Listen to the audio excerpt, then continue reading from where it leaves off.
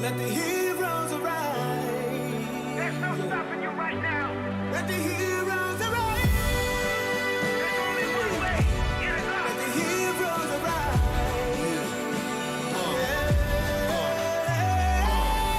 It is what it is, I'ma get it. And I'ma push it to the limit.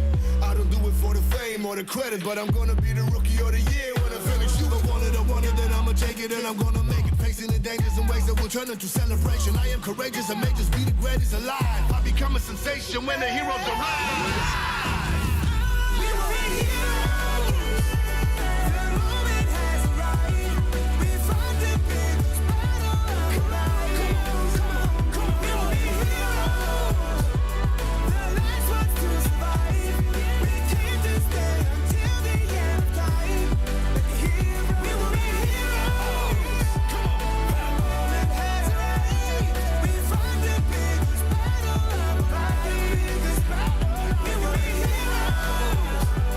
The last ones to survive. We came to stay until the end of time. Let the heroes arise.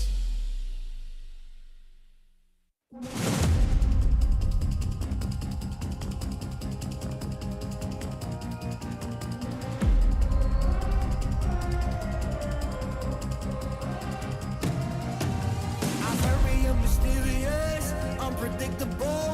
If you don't know, we've come a long way, but we ain't done here. Are you ready? Just like the sunshine, we level up. What a great view from the top. It's in our nature, it's in our blood. We can stop, never stop. We don't stop with the squad. Like the sunshine, we level up. What a great view from the top. It's in our nature, it's in our blood. We can stop, never stop. We don't stop, 'cause we turn up in flames. 'Cause we turn up in flames. 'Cause we turn up in flames. You can deal with us, with the whole squad. We just can't be stopped. We invincible, undefeatable, but still you try it. Like the sunshine, we level up. What a great view from the top. It's in our nature, it's in our blood. We can stop, never stop, we don't stop, 'cause we turn up in flames. 'Cause we turn up in flames.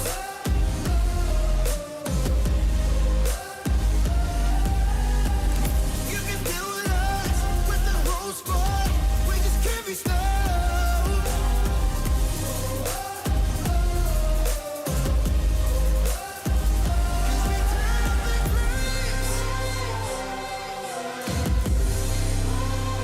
'Cause we turn up in flames.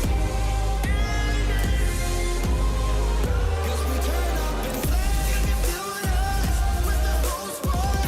We just can't be stopped.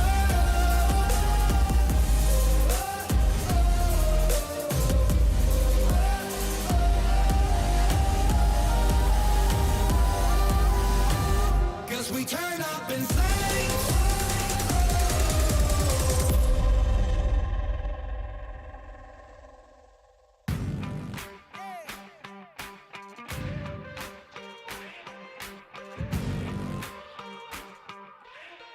Time to level up and pay attention. Only the best can win, and I got a vision. I'm gonna be everything you said I couldn't be. I'm gonna leave my footprint, P.S. I know you see. I do believe that some things might be destiny. I do believe that I'm gonna give the best of me. I know you can't see, but I'll be on top. Team name tag on every spot.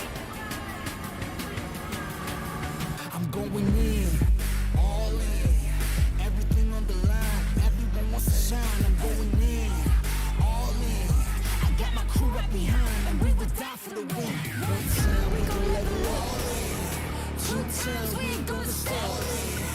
3 times like a loaded, every ready to hunt. Yeah, it's all said and done, you better run. In the battle, I'm sharp, I'm a rebel, I'm a shoot the stars. Yeah, we're fighting for that one cause, one team, one dream, shoot stars. In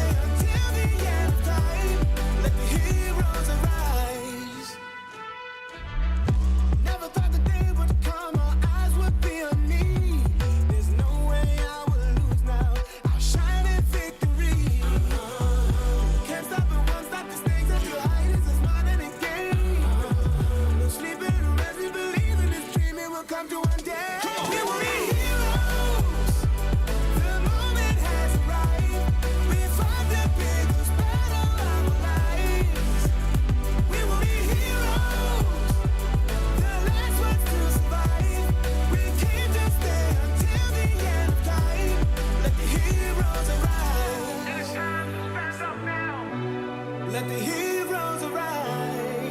There's no stopping you right now. Let the heroes arise. There's only one way. Get it up. Let the heroes arise.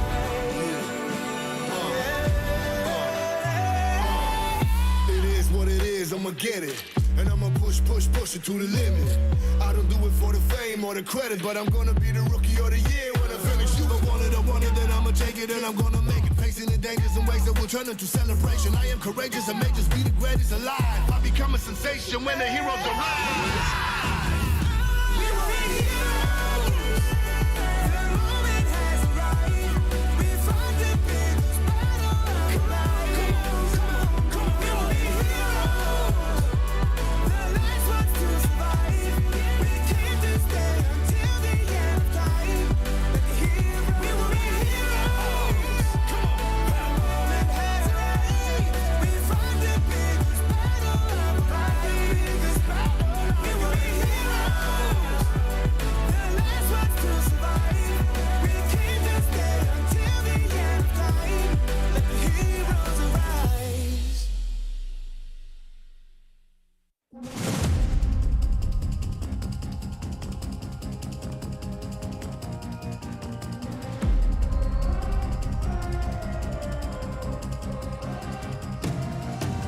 I'm very mysterious, unpredictable. If you don't know, we've come a long way, but we ain't done here. Are you ready? Just like the sunshine, we level up. What a great view from the top. It's in our nature, it's in our blood. We can stop, never stop. We don't stop with the squad. Like the sunshine, we level up. What a great view from the top. It's in our nature, it's in our blood. We can stop, never stop. We don't stop, 'cause we turn up in flames. 'Cause we turn up in flames. 'Cause we turn up in flames. You can deal with us, with the whole squad. We just can't be stopped. We invincible, undefeatable, but still you try it. Like the sunshine, we level up. What a great view from the top. It's in our nature, it's in our blood. We can stop, never stop, we don't stop, 'cause we turn up in flames. 'Cause we turn up in flames.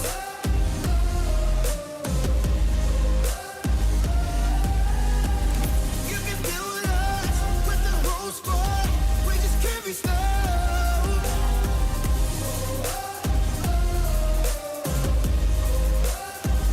'Cause we turn up in flames. 'Cause we turn up in flames. 'Cause we turn up in flames. You can deal with us, with the whole squad. We just can't be stopped.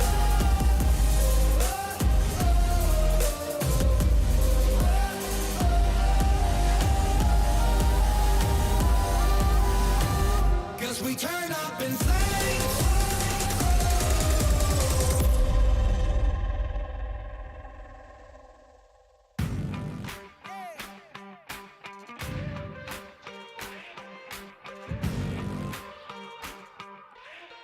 Time to level up and pay attention. Only the best can win, and I got a vision. I'm gonna be everything you said I couldn't be. I'm gonna leave my footprint, P.S. I know you see. I do believe that some things might be destiny. I do believe that I'm gonna get the best of me. I know you can't see, but I'll be on top. Team name tag on every spot.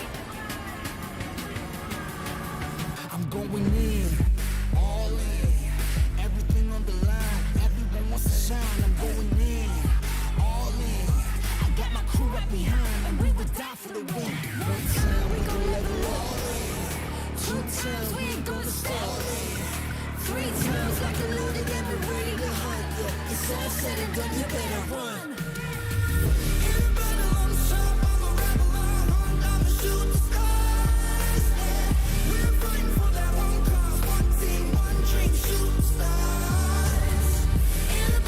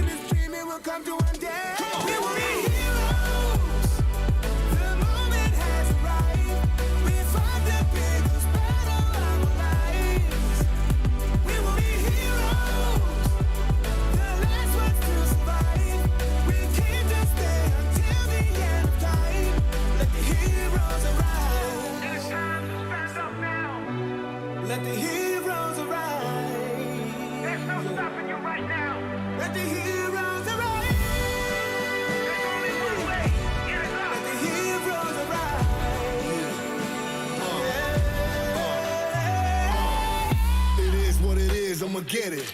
And I'ma push it to the limit. I don't do it for the fame or the credit, but I'm gonna be the rookie of the year when I finish. You don't want it, I want it, then I'ma take it and I'm gonna make it. Facing the dangers and ways that will turn into celebration. I am courageous and may just be the greatest alive. I become a sensation when the heroes arrive. We were heroes. The moment has arrived. We fight the biggest battle of life. Come on. We were heroes. The last ones to survive. We came to stay until the end of time. Like the heroes. We were heroes. Come on. The moment has arrived. We fight the biggest battle of life.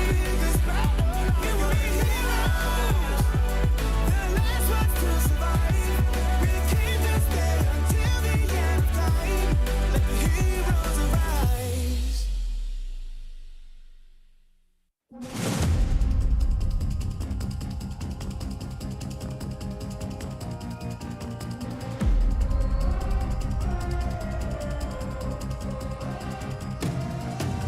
I'm very mysterious, unpredictable. If you don't know, we've come a long way, but we ain't done here. Are you ready? Just like the sunshine, we level up. What a great view from the top. It's in our nature, it's in our blood. We can stop, never stop. We don't stop with the squad. Like the sunshine, we level up. What a great view from the top. It's in our nature, it's in our blood. We can stop, never stop. We don't stop, 'cause we turn up in flames. 'Cause we turn up in flames. 'Cause we turn up in flames. You can deal with us, with the whole squad. We just can't be stopped. We invincible, undefeatable, but still you try it. Like the sunshine, we level up. What a great view from the top. It's in our nature, it's in our blood. We can stop, never stop, we don't stop, 'cause we turn up in flames. 'Cause we turn up in flames.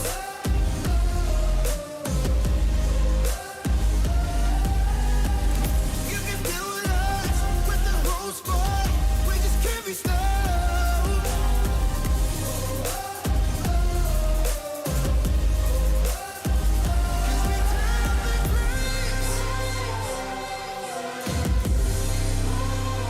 'Cause we turn up in flames.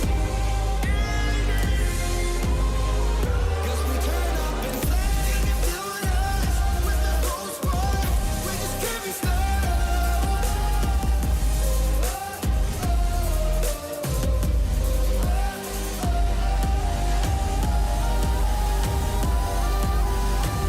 'Cause we turn up in flames.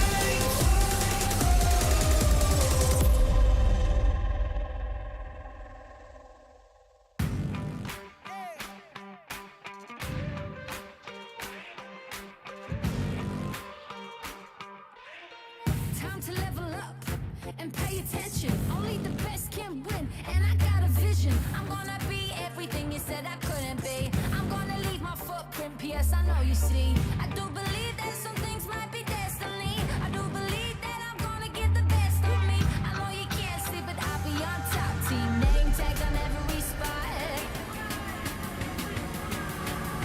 I'm going in, all in, everything on the line. Everyone wants to shine. I'm going in, all in. I got my crew right behind, and we would die for the win. One time we gon' level up. Two times we ain't gonna stop. Three times like a loaded and we're ready to hunt. Yeah, it's all said and done, you better run. In the battle, I'm sharp, I'm a rebel, I'ma shoot the stars. Yeah, we're fighting for that one cause, one team, one dream, shoot the stars. In the battle, I'm sharp, I'm a rebel, I'ma shoot the stars. Yeah, are you ready for the battle? You know we won't stop. All eyes on me, I smell the danger. Can't turn back now, I can't erase ya. Did they tell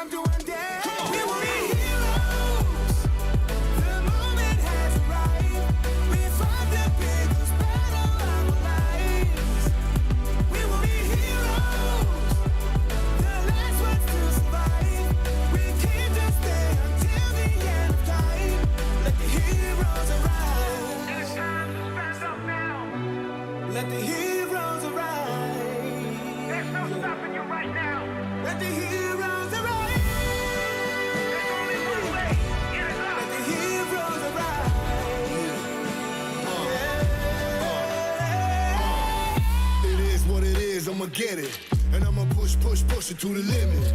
I don't do it for the fame or the credit, but I'm gonna be the rookie of the year when I finish. You gon' want it, then I'ma take it and I'm gonna make it. Facing the dangers and ways that will turn into celebration. I am courageous and may just be the greatest alive. I become a sensation when the heroes arrive.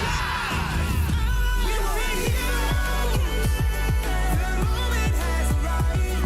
We fight the biggest battle of life. Come on. We were heroes. The last ones to survive. We came to stay until the end of time.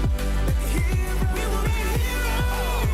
Come on. The moment has arrived. We fight the biggest battle of life. We were heroes. The last ones to survive. We came to stay until the end of time. Let the heroes arise.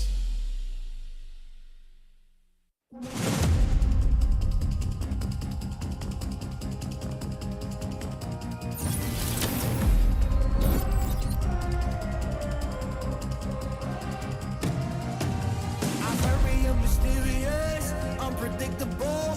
If you don't know, we've come a long way, but we ain't done here. Are you ready? Just like the sunshine, we level up. What a great view from the top. It's in our nature, it's in our blood.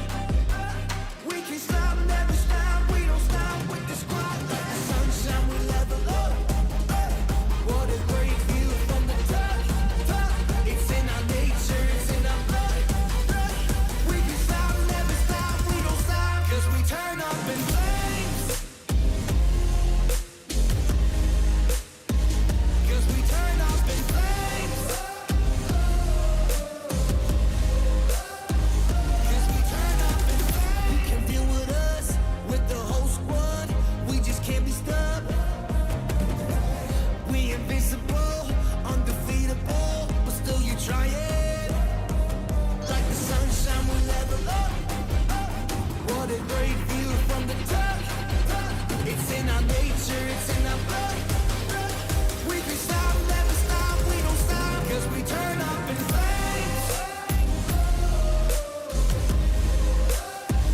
'Cause we turn up in flames.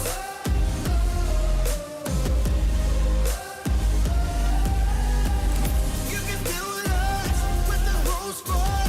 We just can't be stopped.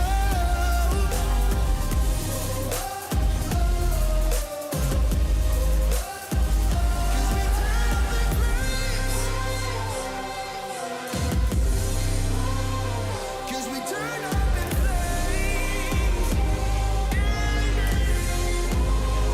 'Cause we turn up in flames. You can deal with us, with the whole squad. We just can't be stopped.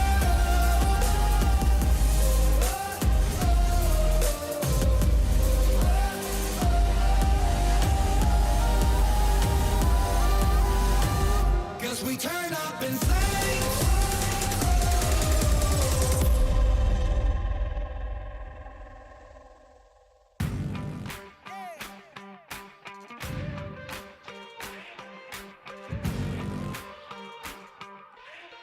Time to level up and pay attention. Only the best can win, and I got a vision. I'm gonna be everything you said I couldn't be. I'm gonna leave my footprint, P.S. I know you see. I do believe that some things might be destiny. I do believe that I'm gonna give the best of me. I know you can't see, but I'll be on top. Team name tag on every spot.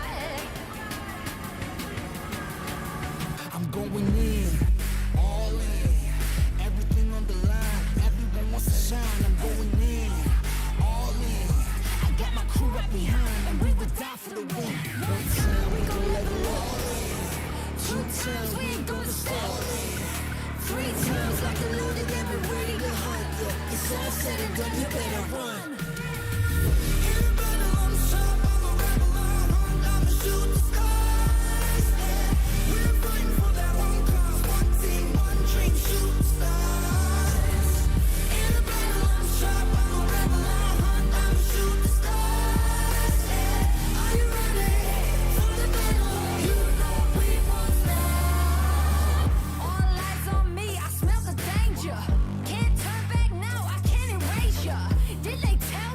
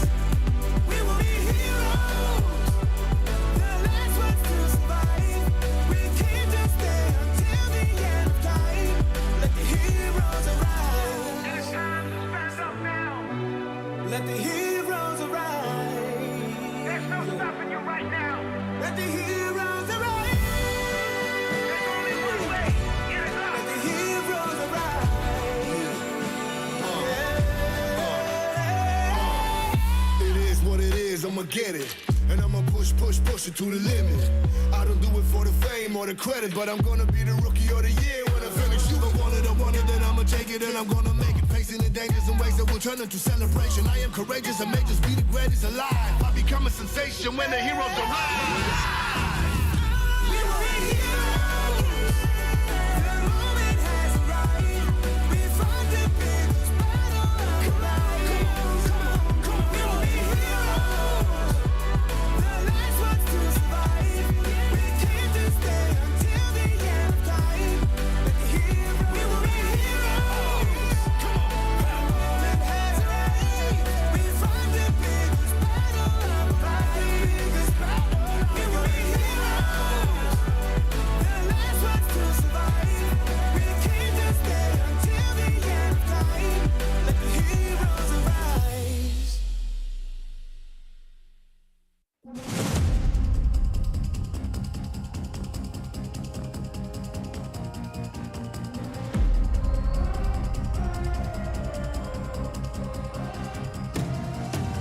I'm very mysterious, unpredictable.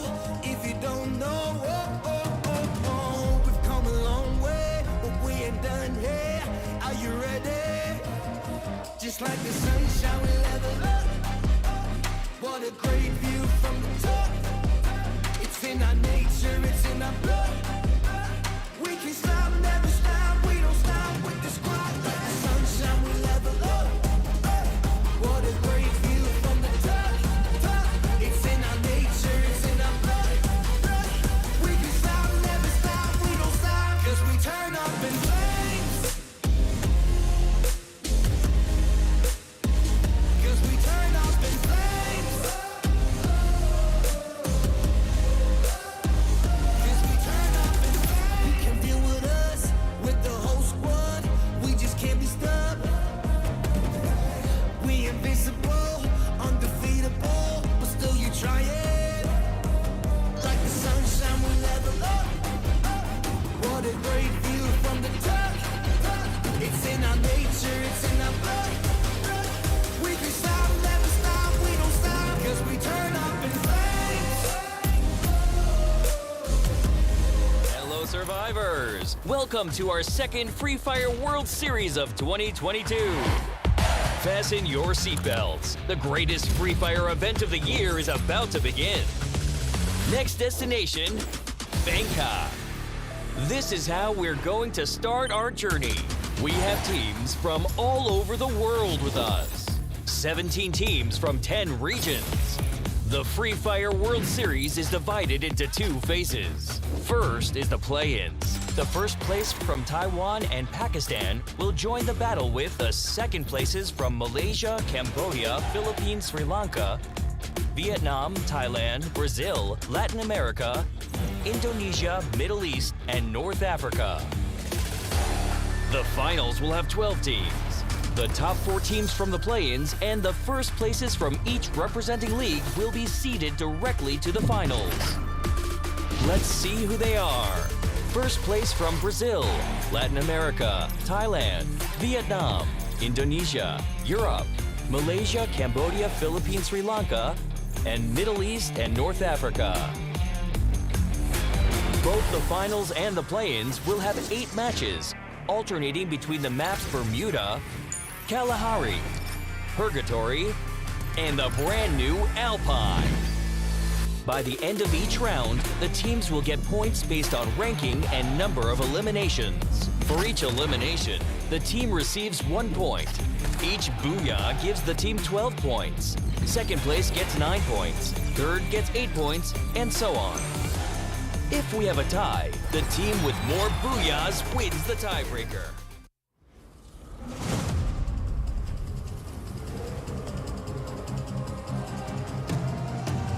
I'm very mysterious, unpredictable. If you don't know, we've come a long way, but we ain't done here. Are you ready? Just like the sunshine, we level up. What a great view from the top. It's in our nature, it's in our blood. We can stop, never stop, we don't stop with the squad. Like the sunshine, we level up. What a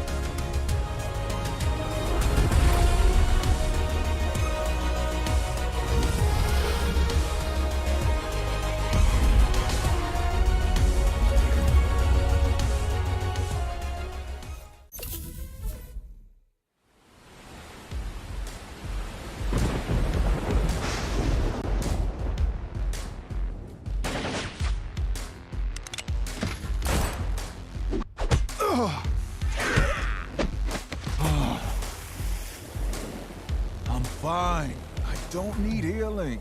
What? Your arm is broken.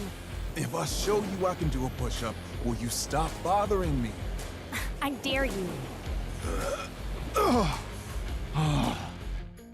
Hate to say it, but I told you so. You don't hate it at all. Oh, my grumpy love of my life. You can be so stubborn. I am strong-willed. I'm not stubborn. Introduce them to their new home. You're the captain of the island. You do it. Fine, fine. Thank you for taking us in. What is this place called? Ford, you didn't tell them? Slipped my mind. You're in safe haven, the safest place on Earth. Welcome to your new home. Hey, who's behind this mural?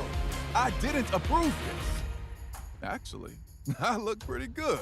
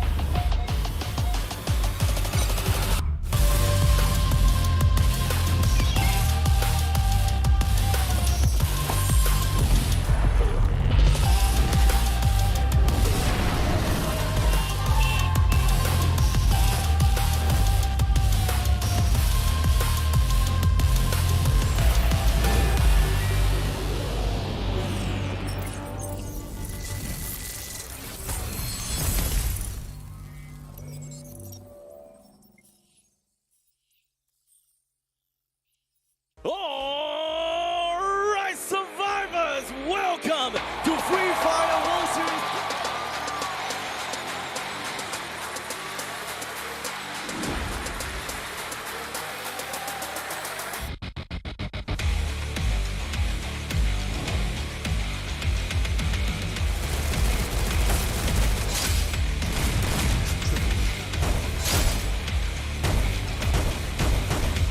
Going up against the other playing champions of Echo Esports. That was a super dangerous one for both teams. High risk. There was so much at stake right now. Directly below him is not going to be Fernando at all. But initializing shot that sekarang ini. Shot telah disumpah tapi. But here comes Moji. The good name from JLX.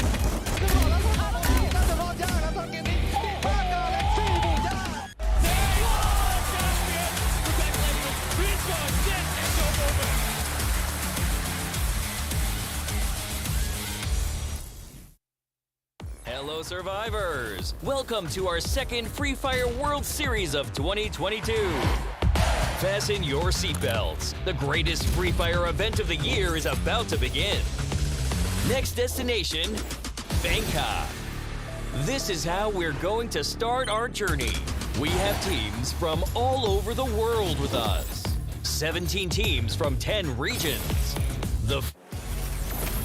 Ladies and gentlemen, boys and girls, survivors of all ages, welcome to the Free Fire World Series 2022 Bangkok. I am the Mustachio AJ down here with my good friend Husky. Later on, we also have Holler who will be joining us. The three of us will be your shoutcasters for the day. The show's not starting just yet. This is just a little bit of a pre-show banter between the two of us as to what's going to go down today. Yeah, we've seen a lot of smack talk, some taunting Yep. videos yesterday. We figured that we would take some time to do it To ourselves. smack talk them as well? No, Just to see who has the better prediction. You know, you always say that my predictions are wrong. I'm here No. I'm here to prove you wrong with numbers. Never have I ever said his predictions are wrong. I only say he curses teams, right? He predicts that they're going to rise up to the top. They usually, unfortunately, bow out a little bit too early. Thankfully, Husky, there's no bowing out today. It's Yeah. the grand finals, man. Everybody's a winner. The only difference is how big of a winner you are. Honestly, I think this finals is probably the best finals for the Free Fire World Series since the inception of the World Series, right? We've seen amazing play-in games yesterday. The 4 teams that made it through, I think, were the fan favorites as well. We have Magic Squad, we have Nagwara, we have Evo's Phoenix, and also RQ Kazu. And it was one of the closest play-ins that we've ever seen in the history of Free Fire World Series. Now, be careful what you wish for, man. I mean, that's exactly what Holler and I wished for at the start of the day. We got it towards the end. We were not happy at all because it was quite heartbreaking, especially for Expand. I mean, if you lose by a landslide, I guess it's a little bit easier to accept because some of the teams out there are way better than you. But when you get so close to getting the job done and then you falter, it kind of hurts a little bit more. And I tell you, some of these teams know that feeling, right? We talk about Expand missing out the finals by 2 points. Alpha has been in that position before during the 4 series in Sentosa a couple months ago. They were playing under the name All-Star Esports. They missed out the finals by 7 points. Well, I turn it up a notch. Evo's Phoenix knows that feeling. They missed out a trophy, a podium finish, a trophy, a second championship title by 1 point. And you know that 1 point cost them $250,000, right? So, you know, for everyone, it's like, it's just 1 point. Don't worry, second place is better than no place at all. But yeah, man, I mean, everybody wants that massive bonus for themselves. Of course. Today's going to be a little bit different, obviously. Alpha, they don't have to play for no play-ins. They're already here at the grand finals. They're waiting to show us exactly what we can all see out there on the battlefield a little bit later on. I mean, if yesterday was going to be a day where you thought it was just aggressive gameplay one after the other, today it's a whole other level of gameplay that we can expect, Husky. I mean, let's talk about a few of these teams here. First off, AV Radicals, the Filipinos. They are making the nation proud. This is the first time ever since the inception of Free Fire do we have a Filipino squad on the global stage. Absolutely. You know, for the Malaysian fans, it's heartbreak. It's the first time that we don't have a Malaysian team on the grand final stage. But like you mentioned, AJ, we have a Filipino squad. And this was 2 years in the making, right? It took them 2 years since the first MCPS major for them to finally win a major title, scraping by a 7 to 8 point advantage and qualifying for the finals directly. And even up to this point, I still think a lot of players, a lot of people still doubt these players, right? How good they are. I think Expand are better. But none of that matters anymore because AV Radicals are the one representing the region. They most definitely are representing the region, and they're representing the region really well. If you are an MCPS fan, if you're from the region of MCPS, you have to be proud that this is the team getting the job done out there. We've also got the stats of AV Radicals Wine. Now, this guy is an absolute insane monster. We've seen in time and time again, nobody rushes in like Wine. Everybody else waits for backup. Wine does not care where backup is. He's there for the fight first. Yeah, you know what they say? Some things age like fine wine, and AV Radical Struggles has delivered exactly that, right? This team started as PXG Radicals at one point, and at that time, they were the super team of the entire region. They dominated the local league group stage, fell short in the finals, disappeared for one season, came back as AV Radicals, and absolutely crushed the competition. Absolutely, man. And of course, we wish that is not the same case for them here because like you said, they do really well during the league. Grand finals time is where they falter, but this time they've made it to the grand finals. Hopefully it's not going to be the same case. They only have 8 rounds to get the job done. Let's shine the spotlight a little bit on Alpha as well. We've been talking about this squad for a long time now. Yeah, and I think Alpha is also a squad that you need to keep your eyes on because they have been a part of the local league, the Arab League, since the very beginning. And they bring in a very interesting play style. If they want to go offensive, they will definitely do that. But most of the time, they will just stay and watch. Just like a bunch of eagles. They're just watching their opponents. And when they want to shift that gear, they do it phenomenally. And this is also a team that, like I pointed out just now, they were at FFWS last year at MBS, and they finished 7th place. And the reason why at Sentosa, they didn't even make it to the play-in. So this is a redemption arc for them. Absolutely, man. I mean, to know that they can make it to FFWS, even to the play-ins level itself, this is a world-class team. Obviously, just like how Expand found out yesterday, that regardless of how good you are, there are going to be some of the squads out there who are a little bit more well-prepared. But this time around, as they squeeze themselves into the grand finals, we are expecting way more from Alpha. Let's take a quick look at Remind's stats here. 1,684 on the total damage average for this guy. 25% accuracy. That's not too shabby in a game of Free Fire. Yeah, and this is all stats from the local league finals, right? Correct, so yes. you only have a limited amount of rounds to look Yeah. at how good a player is. And when you are able to hit those numbers in just 2 days of playtime, that is, I think impressive is an understatement. That is amazing. Absolutely, man. Even more amazing than them might just be the squad of Ignis right now. Ignis has been making a lot of noise in the recent past. They've brought literally their whole family of Ignis squad here to the stadium as well in terms of support. Let's take a look at Kano. Average damage 1,465, 29% accuracy. I mean, if we talk about 25% not being too shabby, 29% is most definitely one that you want to have on your side. And I'll make it even more interesting. The 1,465 total damage is just the tip of the iceberg because Ignis Esports, if we've talked about aggressive playstyle yesterday, Ignis Esports is the embodiment of aggressive. It's all about 4v4 rush. They like to get up and close and personal. This damage doesn't justify what Ignis can bring to the table, and I think later on when we see them play on that main stage, it will really shine through. This is the second World Series experience for Ignis Esports. Yes. The first time around, they came through, they got into the plains at Sentosa. Unfortunately for them, just like Expand, they just managed to walk away with that 5th spot. They didn't make it through to the grand finals. And, you know, hopefully this is something that Expand kind of learns from. Just because you don't make it through in 1 year doesn't mean your journey is over. You can hustle for it a little bit more, just like what Ignis has done. Gotten that first seed straight into the grand finals. Today is where we see how they can prove themselves. And just as a footnote, this is the only team that is considered the 2-time champions of the Latin region. Absolutely and that really correct. stays alone. We never had a 2-time champion in any regions. But this is a team that has done phenomenally on their home ground. Yeah, and of course, within LATAM itself, you can be the best not just once but twice. But on the world stage, how far can you go, right? Because you're taking on teams like Vasto Mundo, you're taking on teams who have got not just a little bit of experience, but vast amounts of experience, not just doing battle, but dominating the rest of the teams out there in the world of Free Fire. It's not going to be an easy one for them at all. But speaking of that, Vasto Mundo, they are here and ready to rock as well. Yeah, this team has retained the same roster from Season 3 of the local league. So they've been together for a very, very long time. They built up their chemistry. Like you mentioned, 3rd place at Free Fire World Series Sentosa, which was a few months ago. And this is not considered, I think it's regarded as the best team from the EU region. And it was not even close. They have such a huge fan base. And every time you look at Vasto Mundo, people will instantly tell you they will qualify for the finals of any World Series anytime. Yeah, it's not the best, it's not the most popular just because they've got a huge fan base. You're talking about a team that has got 5 major European titles under their belt, and that's not the only titles that they have under their belt, right? They've got multiple podium finishes as well. They're extremely lethal out there at the battlefield. One of the more aggressive teams that you'll find out there. I really want to see a matchup between Vasto Mundo and Cade at some point today, because I think that's going to be a battle none of us will ever forget. Yeah, and their star player Luca would definitely deliver that pain to these opposing teams. And just as it's kind of the icing on the cake, this is the only team from the EU region, right? Which says even more. There's no EU teams in the play-ins, so there's a lot of weight on their shoulders. They are the popular team. They are the favorites from EU, and I'm pretty sure all eyes will be on them. We talked about the top dogs already. Let's talk about the underdogs as well. We've got the dark horses of the competition. Magic Squad,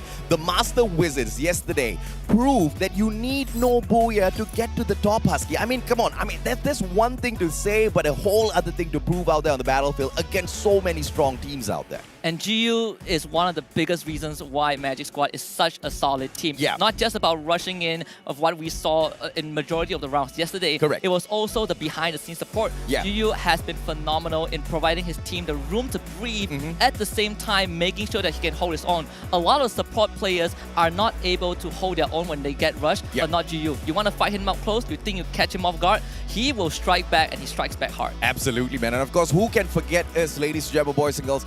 We do have the start of the show coming up for you guys. A quick trailer before you jump into the action.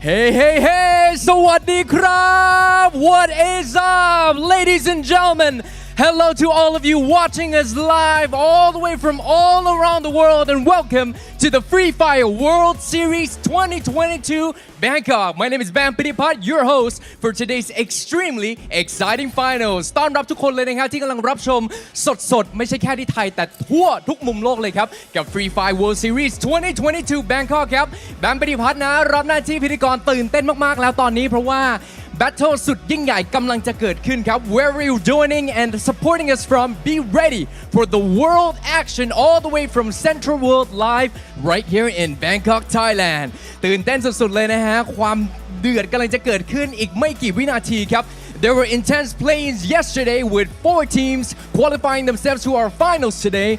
Joining them are 8 other teams that have been waiting in the finals, vying for desired trophy and the title of Free Fire World Champion and the prize pool of $2 million. Yes, you heard it right, $2 million.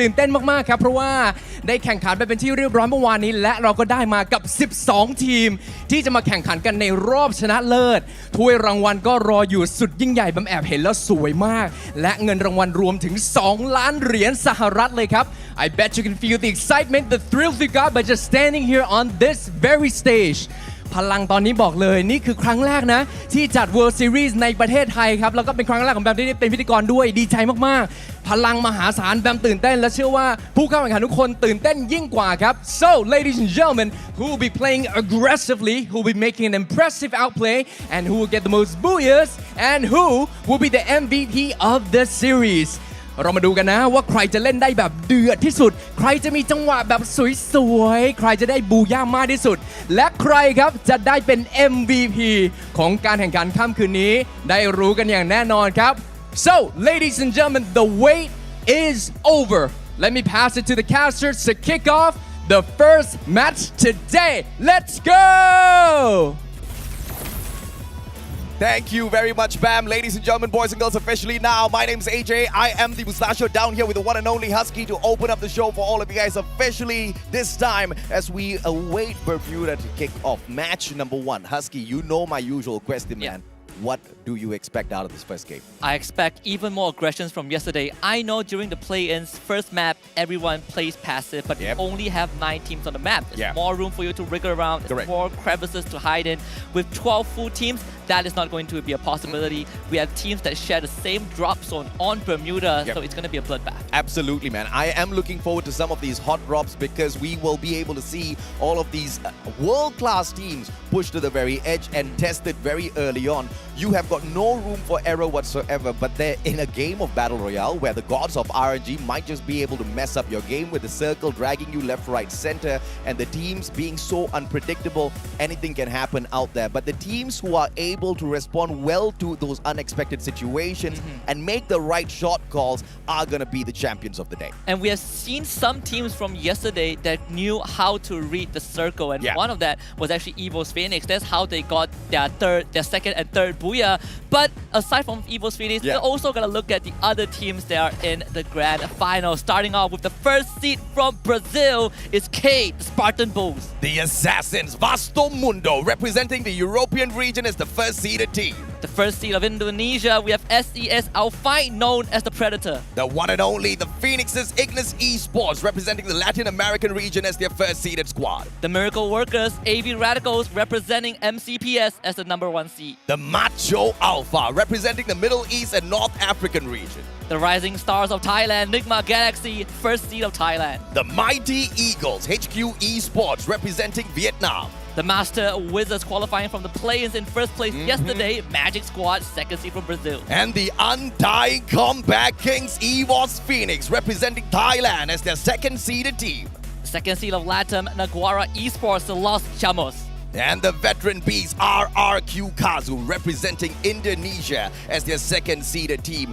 And all of these teams are going to be going all out. Why, ladies and gentlemen, boys and girls? Because $2 million on the line, Husky. And the champion walks away with pride, glory, triumph, a trophy, and $500,000, AJ. That is life-changing cash right there. A fat pocket, a very fat bank. And I mean, the bankers are going to be ecstatic when these players walk into their bank and say, okay, I would like to deposit this amount into my bank account, please. Yeah, absolutely. And of course, going down the standings, every team will get a piece of the pie. Yeah. It just matters to how much of a piece of the pie that they get. But to get to that point, we're going to look at the point system. Each and every single elimination gets you 1 point. This is how you sandbag yourself if you cannot get enough placement points. Talking about placement points, if you hit that booyah, you get yourself 12. Second place gets you 9 points. One rank below that, each and every single consecutive rank below that, you dock away 1 single point. But the 11th and 12th spot gets no placement points at all. So take note of this because it is very important to hit the golden ratio of elimination and placement points. But what if we run into a deadlock? Do not worry, survivors. We have the tiebreaker rules for you guys out there. First of all, we will look at the number of booyahs between the two teams that are tied together. If that number is tied, we will look at the total eliminations that those two teams have. But if that is tied as well, we will finally look at their placement in game number 8. And I sure hope we don't get to that point because it's going to be a big heartbreaker. I mean, yesterday was close, but we did not need any tiebreaker rules. Hopefully today's not going to be the day where we invoke that because, you know, the teams up there, it's already nerve-wracking to sit down on the stage. It's already nerve-wracking to take on some of the best in the world. To be put into a tiebreaker would just absolutely crush them. But someone's going to come out there a winner, so maybe that's something that we can look forward to. But the map schedule for the day, we start things off at Bermuda, then hop on into the dry desert of Kalahari. Third map is going to be a burger tree map. We didn't get no water circle yesterday. Maybe today is the day we will be able to see a couple of those players swim, right? Yes, we did have a body of water in there, but I want to see a full-on water circle. But of course, Alpine, 4th map, and then we hit the reset to do it all over again. Yep, 8 rounds, a couple of hours left on this set, and we will have a new world champion, or maybe a returning world champion. Who's to say that's not possible? We have a team eyeing for that, but I'm just very, very excited to see how it's going to play out because the teams were absolutely loud. You heard that on stage yesterday, but even behind the scenes, while they were in their prep room, they were extremely loud. The noise, the chance that they have going into this finals is amazing. The energy is there. You feel the electricity. You feel the energy, you feel the electricity, but it is for 2 reasons, right? Number 1, to pump yourselves up. They were using all of those shots to pump themselves up. Number 2 is to unnerve their opponents. You know, you make a lot of noise, you shake them up a little bit, you show them exactly who's super confident, you get the job done out there on the battlefield, and you crush their confidence once and for all. And that is usually the tactic played here by a lot of the squads out there. I'm looking forward to seeing exactly how hard Naguara can hit once again, because yesterday they were the team that surprised me the most. Yeah, and we do have a taunt video coming up, and we want to see what the players have to say. Enjoy. Enigma? Nunca ouvi falar nesse time antes. Esse ano a FFWS não será fácil para vocês, estreantes. Os times que foram campeões da última vez tiveram apenas sorte. Eles não são tudo isso. เวอร์ทีลี่เนี่ยอย่าให้มันน่าเบื่อแล้วกันอยากได้อะไรที่มันท้าทายขอตึงๆได้ปะจำชื่อนิกมากับเล็กซี่ไว้ให้ดีพวกผมนี่แหละแชมป์ในปีนี้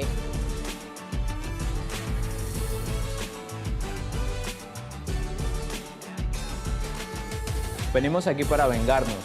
Traten de no encontrarnos al principio de la partida porque lo van a pagar muy caro.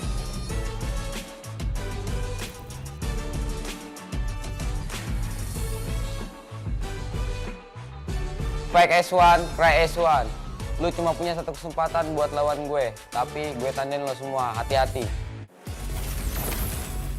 Ay, caramba! I absolutely love the warning by Enigma Galaxy, man. I mean, they are confident, to say the least. Yes, they are super confident, and it's warranted. When they play in the local league, out of 12 rounds, they got 7 booyah. They won the finals by an advantage of 88 points. And guess who's in second place? Evo's Phoenix. The These guys Undying got comeback. some bung and they deserve it. Yeah, the Undying Comeback Kings could find no comeback at that point. But question is, were they playing possum? You know, this is a question that I've asked many a times in the past competitions. But this time around, I don't think there's any room to kind of dodge away, right? Only 8 of those rounds there. But let's take a look at some of the stats here for Cade. 4,979 on the average damage. But look at the average eliminations this squad gets, though. Yeah, this squad is absolutely incredible.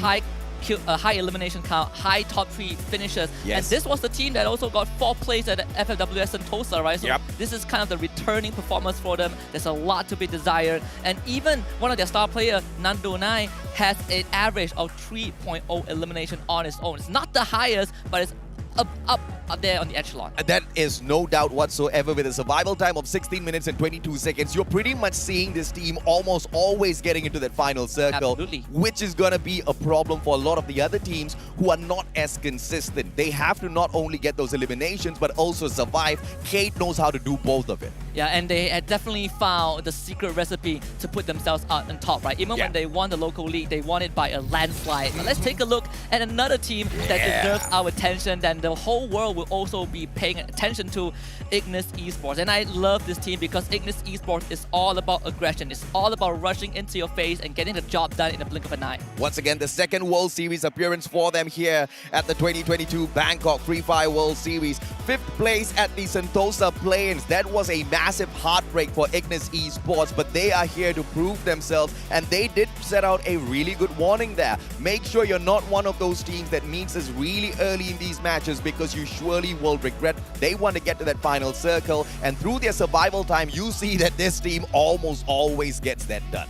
And a big part of the 7.5 average elimination came from one player and one player alone, Carlos. 20 eliminations in the local finals and 140 total eliminations during the regular season. That is crazy numbers. Yeah, 24% accuracy, nothing that they want to shy away from. That's really good on average for your whole squad. Let's take a look at a couple of player stats as well before we take a head-to-head here. Nando 9, one of the craziest MVPs that you guys can look forward to. Awaken Hayato, that's the favorite character that he uses most out there on the battlefield, and very recently everyone's kind of realized how greatly useful those glue walls are. Mr. Wagger provides them when you are in most need. Yeah, Mr. Wagger came into the game with style and now is one of the most beloved pets of the entire Free Fire community. And on the competitive stage, you can see exactly why. We have so many glue wall masters that run Mr. Wagger. Oh yeah, absolutely, man. And of course, we want to look at Nando 9's stats here. I mean, this is, I believe, one of the first times I'm actually seeing that the blue region kind of fill it up all the way towards the edge, man. 3.0 elimination average for Nando 9. This guy's a monster out there on the battlefield.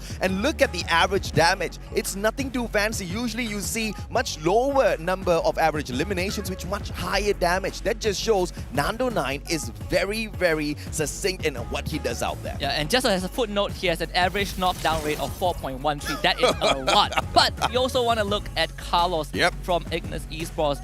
Almost the same lineup with the Awakened Hayato and Mr. Wagger, but Carlos himself, he might not sport as high as a number compared to Nando, but this guy is one of the top eliminators of their local league, and now leading the rest of Ignis Esports. I think they will stand a great chance against K. And we most definitely do believe that Ignis Esports is going to be one of those trailblazers out there on the battlefield. Let's take a look at some of Carlos's stats and see exactly how that kind of stacks up against Nando 9. 2.5 average eliminations, damage 1,463 on average. He's got about half of his shots getting that headshot for him, so that's not too shabby at all.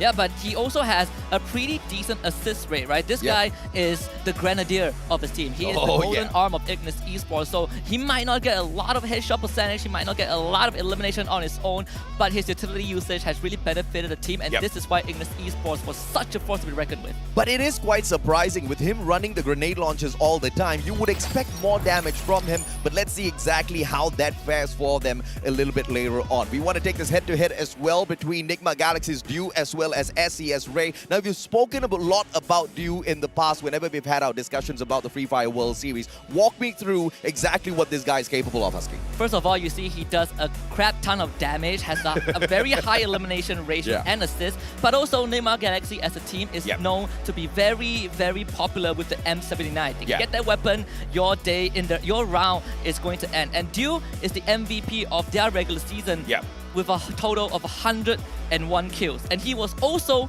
the finals MVP for their local league. I also want to take a quick comparison between the eliminations and the damage. You can see eliminations part, it's not too different from both of these players. Damage, on the other hand, is quite different. Dew requires more damage to get the 3.4 to elimination. Ray, on the other hand, is a little bit more efficient out there on the battlefield, and that's mostly skewed towards him because of the headshots that he manages to get out there. Yes, both players are great, but it's all going to depend on who gets the lethal shot first. But let's take a look at the profile videos as well.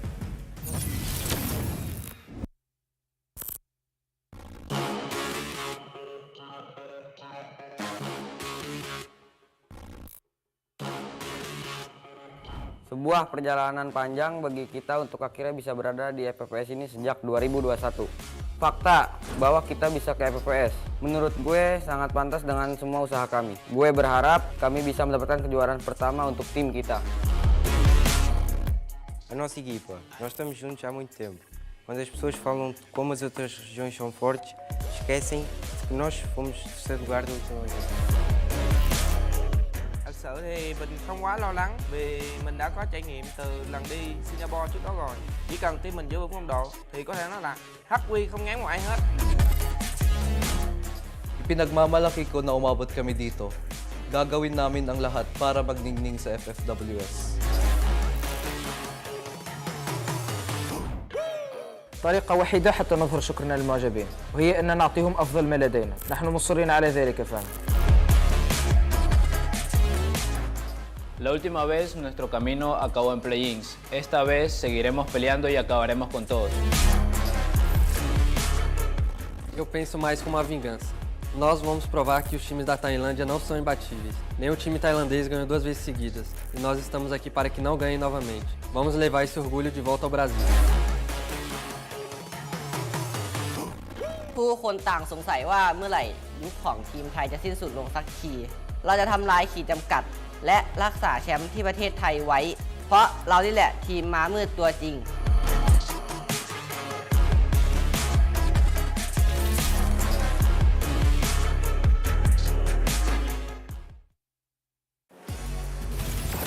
After watching that trailer, the stage is set, my blood is pumping, the players are electrified for the final 8 rounds of this World Series.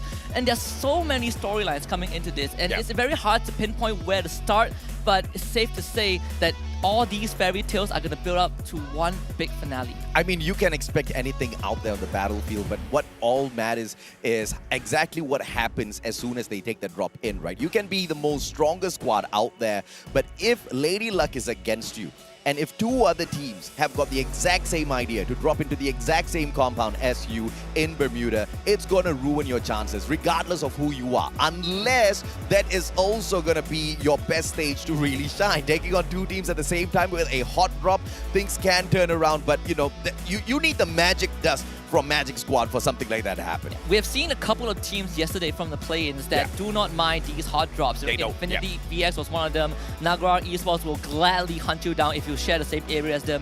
But we also have teams in this finals that love to hot drop. For example, AB Radicals. Know where the blue zone is where you will find them. Correct. And this could be a worry for AB Radicals as a team because more aggressive squads might just seek them out. More aggressive squads might most definitely seek them out. But, you know, from what we saw yesterday, a lot of them within the Free Fire World Series try their best to avoid that blue circle because they anticipate heavy firepower there, right?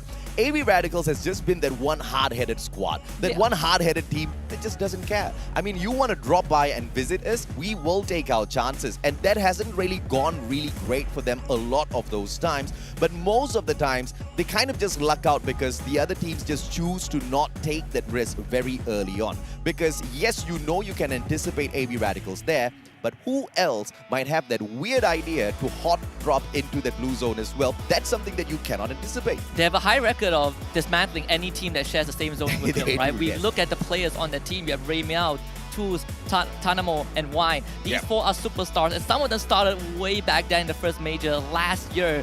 VPH Velocity, Tools and Ray Meow were from the same team, and the moment they show up on the battlefield, we dub them as the wonder kid of the Philippines. And right now, a year plus later, they're on that world stage. This really says a lot about these individual players. I'll have to agree, man. Of course, they come from the exact same server that we shoutcast for a lot as well. So we know this team extensively. But we also know that AV Radicals is unfortunately riddled with a little bit of inconsistencies that usually hurts them towards the end of the run, right? We see massive league stage runs from them. Grand finals is where they bomb out. But the biggest of difference was in MCPS this time round. They broke their own record by maintaining that consistency. But the problem here is it's not a team that is hot on day one in itself. It's a team that takes not just a while, but a long while to wind up. That's my biggest concern for the Filipinos in here today. I have to second that. I think there's something that they need to shake off, bring their best game for this 8 rounds, and maybe and perhaps they will show us a different role and do the region justice. But speaking about inconsistency, I want to kind of draw a parallel. I want to talk about a consistent team that is already in the finals. I want to talk about K from Brazil, because this team not only dominated the Brazilian league, the fact that they reached in such good form with the numbers that they have could make them a force to be reckoned with to go for that trophy. I think they might be a big threat to teams like Nigma Galaxy, or even stop EVO's Phoenix from repeating that 2-time victory. I don't think that's going to be a question at all, Cade. They've proven themselves at Sentosa already. This is one of the most aggressive teams that you can have out of the Brazilian region as a whole. And I mean, if Magic Squad was phenomenal yesterday without doing much, Cade is the team that does a lot out there on the battlefield. So imagine how much of action you can expect out of them. But, that just shows the level of competition that we've got in FFWS. One of the most aggressive teams still can't get that #1 spot. Then you know exactly what you can expect. I also want to kind of focus on Nigma Galaxy here, because we saw exactly what EVO's Phoenix was capable of yesterday. 2 games, they might have just not played those 2 matches. They dropped on in, they bombed out in the most miserable way possible, and at the end of the 2 rounds, they had, 9 points? Yeah. But where were they at the end of the day? Made it through it well. They finished the playoffs, the play-in in second, and they got more than 100 points. That is very, very impressive, right? The only team ahead of them was Magic Squad, but that is a team that has shown us consistency since the very first round. And there's also kind of a hidden plot line that I noticed yesterday from the play-ins is between the region of Latam and Brazil. Yesterday, it was Magic Squad and Naguara Esports going head-to-head, and I think the only reason that Naguara Esports ended play-ins in 3rd place was because they have one round where they kind of fell short in the very beginning. Other than that, they have been as consistent as Magic Squad. We saw how aggressive they were. They were the ones that were constantly messing up Magic Squad's chance. Every time we look at the top 4 teams in the 6th or 7th circle, Naguara Esports and Magic Squad will always be there. Naguara was also one of those that actually eliminated EVO's Phoenix a little prematurely. We did not expect that turnout at all. EVO's Phoenix, they had the high ground advantage. They had the pre-vision first. They knew that the players of Naguara were approaching them, and that split-second decision-making out of Naguara was so phenomenal to watch, because the moment they started getting fired at, and this was in the open grounds, the first point here was they did not waste a lot of those glue walls. 2 glue walls were popped out, mainly by the player that was spotted first. And the response time, the reaction in terms of communication, the rest of the players from Naguara, like clockwork, immediately stopped, doubled down, flanked towards the right, and annihilated EVO's Phoenix. I mean, teams like that just take my breath away, Husky. And at the same time, Naguara Esports is also one of the loudest teams in this arena. You could hear their calls every single time during a skirmish. I might not understand what they're saying, but those were definitely fighting words. And Naguara Esports always pops off, even when they get a free kill at the very start of the round. That's what makes them so special. But there are some teams that we haven't touched much on, and I think it's the apt moment to talk about them. I want to talk about HQ Esports from Vietnam. This is the first seed from the region and the only representative from Vietnam. And this is a very bite-the-bulk team. Think about LGDS, but from Vietnam instead. Very methodical, very macro-intensive. Yesterday, macro-intensive playstyles didn't really work out. And this raises a question for me. How will HQ Esports fare in this final? Quite a mechanically skilled squad. They are very sound in terms of their strategy making. And one of their best qualities is how they rush on in for some of these battles, right? Tyson especially, he is a star player for the squad, always manages to deliver. But, I'm just worried a tad bit for their inconsistencies. FFWS 2021, though, they did manage to get that 5th spot. So this is the kind of team that really knows how to get the job done when it truly matters. And they've got that experience from the world stage of the past already. They know what to expect. And obviously, they haven't been sitting on resting on their laurels for the past year. They would have been strategizing how to get back on this stage and smash the rest and grab the championship for themselves. So I think it's surely a team we need to watch out for. Yeah, this team has superstars. I think Tyson, like you mentioned, is definitely kind of the one that attracts all the eyeball. Correct, yeah. But they also have another player, Neo, which I think contributes a lot to the squad. What's scary is that if you look at the star players of every single team and you look at their performance, the numbers from their local finals, Neo actually averages below a lot of these players. And if they're putting a lot of those eggs onto Tyson's basket, it might be an attack point for the other squads to kind of go after HQ Esports and say, you know what, if Tyson is down, HQ Esports gets crippled. Yeah, and that's something that I have to agree with. But overall, when you take a quick comparison in terms of the stats of HQ versus any one of the other teams, for example, like Cade or Vastamundo, these are titans of the competition right now, right? Titans within the top 12 in itself, they don't fare up well at all. On paper, HQ looks like they're going to be eaten up alive out there on the battlefield. And this is just purely comparing those numbers. So it's going to have to be a strategic-based approach for HQ no matter what, because if they just want to go in there guns blazing, I don't think this competition is going to fare well for them by the end of the day. And I honestly think that there are too much cooks in the kitchen for aggressive plays. We have more than half the teams in this final are regarded as very aggressive teams, very high octane. They like to run at you and take you out. And we've seen some good examples yesterday. Again, Naguara Esports being one of them. Magic Squad also show a bit of the prowess, even though RRQ Kazu as well, but that's more up in the air, right? Because RRQ Kazu, out of 8 rounds, they had 3 rounds where it felt like they were prepping so much for the late game that they never really truly made it to the late game in one piece. We've seen incidents where they revived their members and those members parachuted into a firing range and they end up getting eliminated again. So I would put RRQ Kazu on the sideline just if we talk about raw aggression, because RRQ Kazu is a late game centric team and this team requires a lot of time to get there. Yeah, and of course they do plan for the late game. Everybody wants to get to that final circle, but RRQ Kazu is also one of those teams that's not afraid to take a gunfight before getting there, right? Push comes to shove, you know they are tagging you up first.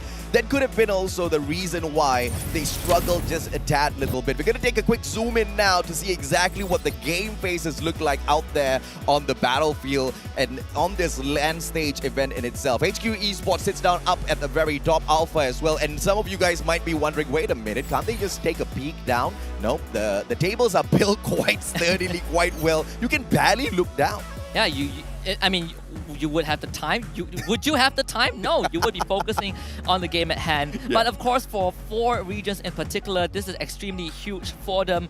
AV Radicals on our screen right now, the representative of MCPS. Also, just like Expand, this is their first debut on the international stage as a region, as a team. So you can kind of feel that pressure, but they look ready as ever. But back to the 4 important regions, we have Brazil with 2 teams in the finals. We have Latin with 2 teams. We have Indonesia with 2 teams. And last but not least, we also have Thailand with Nigma Galaxy, the Rising Stars, and Evo Sweeney coming back for the potential second championship title. Dude, I really don't know what to expect here, man. I mean, you've got the Thai team that is just showing us on paper that we should be expecting a lot out there on the battlefield today, right? And I'm mainly talking about Nigma Galaxy.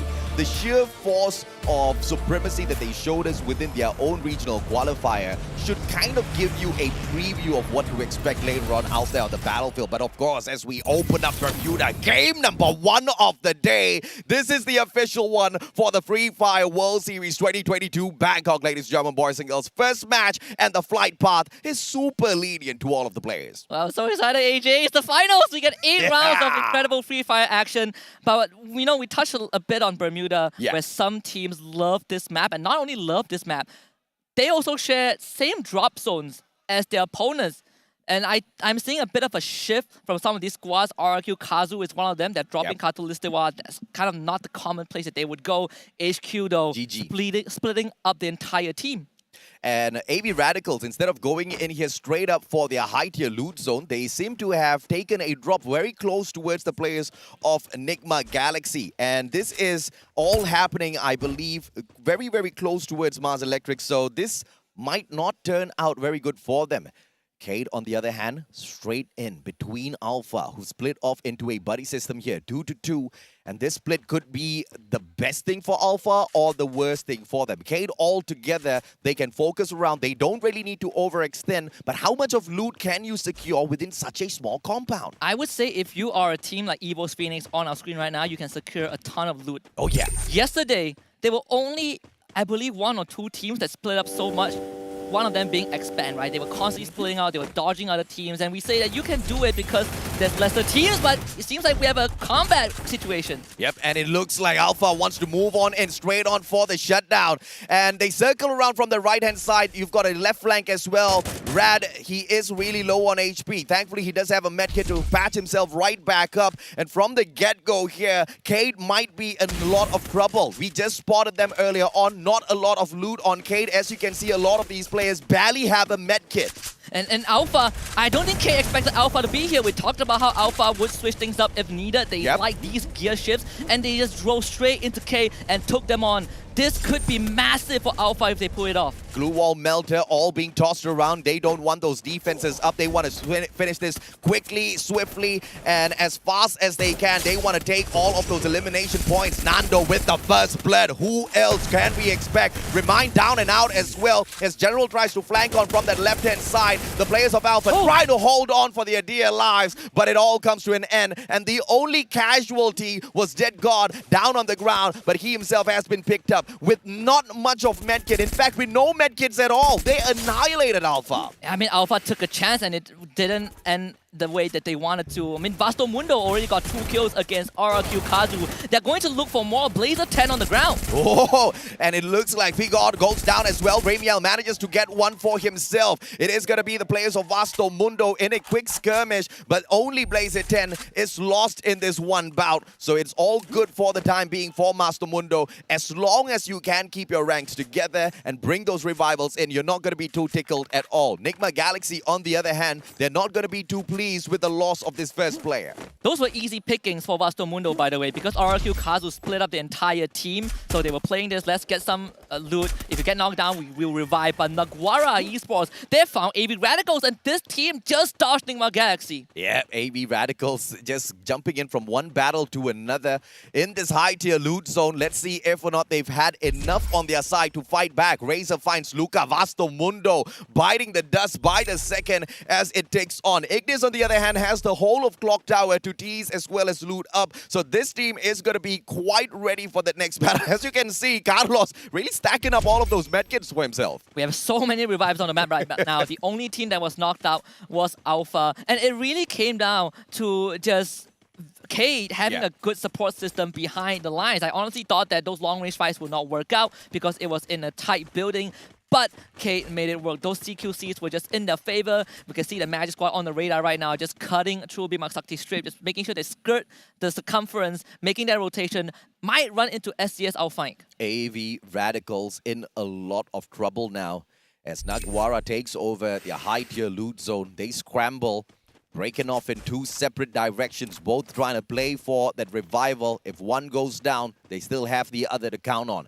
EVOS Phoenix, they've rotated into peak, and they're still undisturbed. This is a good looting process for the Thai squad. Yeah, I mean, EVO's Phoenix have been playing a very slow game towards the tail end of yesterday's as well. And they are not really phased. We've seen them caught in a very bad position on Purgatory. That was round 7, and they came out with a booyah. Sure, you can say they only got 1 elimination, but there's not much teams that can survive until the end in that fashion. I think RRQ is like the richest team out here on the battlefield. I think that's the 2nd or 3rd player they're buying right back into the matchup. They keep losing players, they keep getting them right back into the mix. That might sound like a great play, but it is terrible for the prep for that final circle because you're barely sustaining any of that loot on you. You have to drop right back into the map and you have to loot up that whole area once again and expect the rest of your team members to back you up. That wastes a lot of time. You don't move for that circle. You don't find a defensive position for yourself. So the Indonesian squad of RRQ, they need to figure out exactly how they can get their pace back together here. And that's exactly the worry that we slightly touched on in that pre-show. RRQ Kazu, ever since yesterday, have had these moments where they split up, gather resources, get enough coins, buy the teammates that have been eliminated back into the round, and they end up with nothing. They end up poorer than they were when the round started. And it is a big concern for RRQ. Kazu, I would love to see them take a bit more initiative because that was how RRQ Kazu squeezed into the finals with a 2-point advantage over Expand. It was because they took those first moves, they took the initiatives, and they took the fights. Right now, we're seeing them default back to a very passive gameplay, solely focusing on that late game. But getting there is a problem if you keep losing members. Yeah, man. Feel good. Right back in the mix with the rest of the Enigma Galaxy squad. Luca back in as well as Crusher revives his buddy. And the rest of the squad of the Cade squad here, moving straight towards Clock Tower. Doesn't seem to be coming through, but Ignis flies straight on in towards Clock Tower instead. Vasto Mundo already there, but Crusher's just a little bit too far away. And remember, Luca just made it back, so the guy barely has any loot on him. If Ignis strikes now, Ignis can get a lot of those elimination points at the expense of Vasto Mundo. But Vasto Mundo saw them flying on in, and they won nothing of this bout. They back away from Clock Tower. Yeah, smart decision from Vasto Mundo. Lovely choice. Ignis Esports actually have been at Clock Tower since the start of the round. Vasto Mundo ran into them. They were like, you know what, we're not going to take this fight. And Ignis Esports not only get to keep their stronghold, but it is also a stronghold that is within the circle. They are very, very safe. We've seen how teams like Expand played Clock Tower yesterday. There's so much room to maneuver around. And you really don't want to make that mistake of trying to take over Clock Tower and underestimating the crevices that the players could be hiding in. Ignis Esports, they're hiding these high ground, these elevated points, and they're not going to allow Vasto Mundo to just run in. HQ Esports and RRQ. That battle is about to break down on a high ground just beyond this compound here. EVOS Phoenix, on the other hand, they don't have much of a defensive position, but what they do have is a very stray Cade running straight towards them. And this might just be the advantage that EVOS Phoenix can play against them, because they do have that elevation on that high ground that they can use as defense whilst they take those long shots against the players of Cade. But as you can see, the movements out of Cade as well, super slow. They don't want to take any chances. They're waiting for some sort of action out there on the battlefield or distraction before they can move out in the open space. I like the strategy by Cade. And I like the strategy by EVOS Phoenix because they're taking so much space. Yeah. And sure, you would argue that some of these members are out in the open. Jonah is one of them. Magic's on the way too. Getting them a lot of info for themselves. And Magic squad, like you pointed out, might just run into these teams. But I think we would probably see a temporary truce between EVOS Phoenix and Cade, because I don't think Cade will want to take this high ground fight. EVOS Phoenix have controlled so much space. It's really hard to attack unless you push through with that numbers advantage, which Cade are not willing to take the risk right now. At this point, it's very clear that EVOS Phoenix knows that there is a squad right there in front of them. Cade, they have to play this as carefully as possible. Naguara is just beyond. And Vasto Mundo finally catches up with Ignis Esports once again. Crusher, 7 more HP left, has got 2 medkits to work around with. If Kano does have a grenade here, he can go in here for the toss, but instead it is Crusher that lobs that grenade over. Does he get the tag? No, he doesn't. Carlos should be able to get this save, and Ignis survives this. And Eric just got that knock. Crusher needed to survive, but Eric delivers that knockdown blow. And Crusher is not going to get saved. His teammates aren't near enough, and this is going to give Ignis some space to work with, but there's return trades from Blazer onto Carlos. Yep, Nunes. Shots onto Kano can perhaps give them a little bit of an advantage here, as Carlos is super low. One good nade, even if it clips him slightly, should give that advantage over to Vasto Mundo and slow the defensive reposition of the Ignis squad. But Vasto Mundo, as they try to chase them, they are being aided and at the very same time pressured by the blue zone, tagging up one of their players. Circle found by Vasto Mundo first, but Ignis is going to be circling away from them in towards Bhima Sakti Strip. A lot of this compound here that they can use as a defensive structure. I wonder if Vasto Mundo saw this, because look at what Ignis is doing. They're splitting up. It's a 2-2 formation. They can pincer Vasto Mundo if they want to, and they've decided that unanimously. We see that instant split, and Vasto Mundo also don't have a numbers advantage. It's a 3 versus 4 in favor of Ignis. Jason, he tops his health right back up. Carlos, on the other hand, outside the circle. This is not a position that you want to hold on to, but Carlos getting super aggressive, cooking up that nade. Is Luca going to get caught halfway through, or will Luca manage to trade Carlos out first? This is just an insane setup, as Vasto Mundo. Crusher's been taken out already, so this is a 4v3, and the advantage to the side of IGS. Carlos still cooking up the nade. The guy hasn't tossed it in just yet. Finally does. Blazer, Luca goes down, and that is Carlos' toss for you. Kano with a backup as well. Blazer Den still alive. alive and kicking. But Carlos cooking up yet another special delivery for both of them. And here comes the flag. Ignis is going to be able to finish off Vasto Mundo. But Nunes has managed to escape this already. He's trying to provide backup for his team, but he's just not going to be able to do enough. We saw this pincer coming from miles away. AJ, we talk about how Ignis Esports, they split up 2 by 2 because they knew they had the numbers advantage and they can do this unexpected crunch. Vasto Mundo did not see that coming, got punished dearly. And I don't think Nunes can run away in time. Nah, this is all over for Nunes. There's no way in hell he gets away unless RRQ manages to interfere. Legaloth, he has got the VSS from afar, man. Knocking Jason down, or Eric is going to be slowing them down, but they can also take those spot shots against Vasto Mundo's Nunes. Nunes 7 in a sticky situation here. Just a boulder between him as well as Ignis Squad with 3 eliminations in hand. They want to make it a special 4 for themselves, all at the expense of Vasto Mundo. No grenades in the hands of Eric, so Nunes is going to be able to stay alive for a little bit longer. But I have to say, the finish on to Vasto Mundo, the MVP for that fight, was the one and only Carlos. AB Radicals might just get rushed. Nigma Galaxy once more at the horizon. Good glue wall by Tanamo to block that nade. But Nigma Galaxy, they're putting on so much pressure because they need to get onto that high ground. Kane is behind AB Radicals. This fight needs to conclude as fast as possible. Yep, Juice, good shot right back. Woodpecker in hand stop. Manages to reposition. Tanamo cooking up the grenade already, very aggressive, and only manages to knock about 50% of that HP of Field God. Field God goes down, grenade responds, but Tanamo manages to dodge that one. Nigma Galaxy taking on the Filipinos, and can Juice toss one right in as well. He does have one grenade on him, but also the Mag 7, one of the best shotguns to use out there on the battlefield. CQC, you can get the shots out of this auto shotgun, and I believe Juice manages to get that done. Wine is just a little bit too far though, and here comes Kate as well. AB Radicals are in danger. They took that close quarter combat. It didn't work out. Now NGX have time to bring the rest of his team back. AB Radicals have little space to work with. Wine and Ray Meow, they're cuddled up together at this point on the map.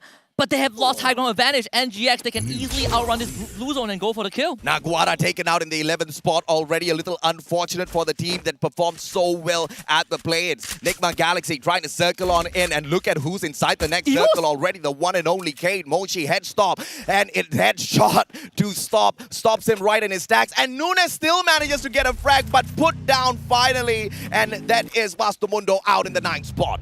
Horribly bad news for NGX. They thought they had a free prey in the form of AB Radicals, but they're getting taken down. And Magic Squad also found SCS Outfight. GU turns the corner, gets an easy elimination. And SCS Outfight's hope rests on just one member, and that one member is also out. Jojo is eliminated, and Bobs lands the killing blow. Quick and easy. Magic Squad. Pixie does still in full action here. 8 eliminations. They are on fire through the play-ins. They want to prove that they are the best Brazilian squad. As Wine goes down, that is AB Radicals in that 7th spot, taken out a little prematurely. We'll have to wait to see exactly what they have for us a little bit later on. But I want to see Bobs in that final circle with this grenade launcher. This guy can do a lot of damage. Keat and Evo's Phoenix have been holding that circle for the longest time, but I would argue that Kate just have a better compound to work with, more space to maneuver around, more angles to look at. They just gotta make sure that Evo's Phoenix doesn't punish them. Moshi got a couple of damage in, but it's not enough. You need to get those knocks. Nigma Galaxy are on the horizon, and HQ Esports are out in 6. You can't afford to have that sniper and really just tag the player up twice and not drop him at all, man. That's just a little unfortunate.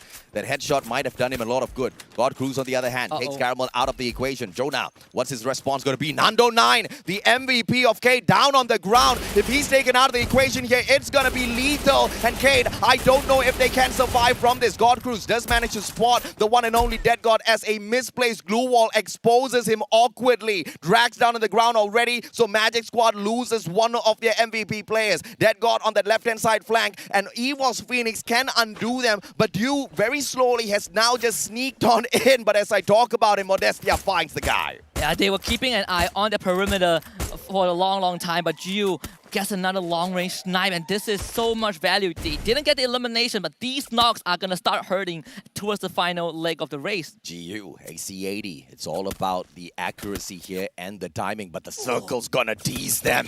And Italo and GU, they don't have an opportunity. This circle is going to hurt you, my friend. GU, less than 30 of that HP on him, finally gets snagged up. Evos Phoenix gets the knock. Bye-bye, GU. And Evos Jonah manages to get that elimination secured for the squad. squad. And EVOS Phoenix, they want to continue to barrel roll over all of the other squads. Cade right back up on their feet. Magic squad, their magic pixie dust finally runs out. But RRQ Cade, coming. RRQ backstab as well. Cade might be the ones who are in the most trouble. This is the final stronghold for Cade. It is a big test. It might be a 2 versus 1 at this point. Cade still have all members alive, but you can see that they're getting pressure from multiple angles. Modestia tries to find a flank.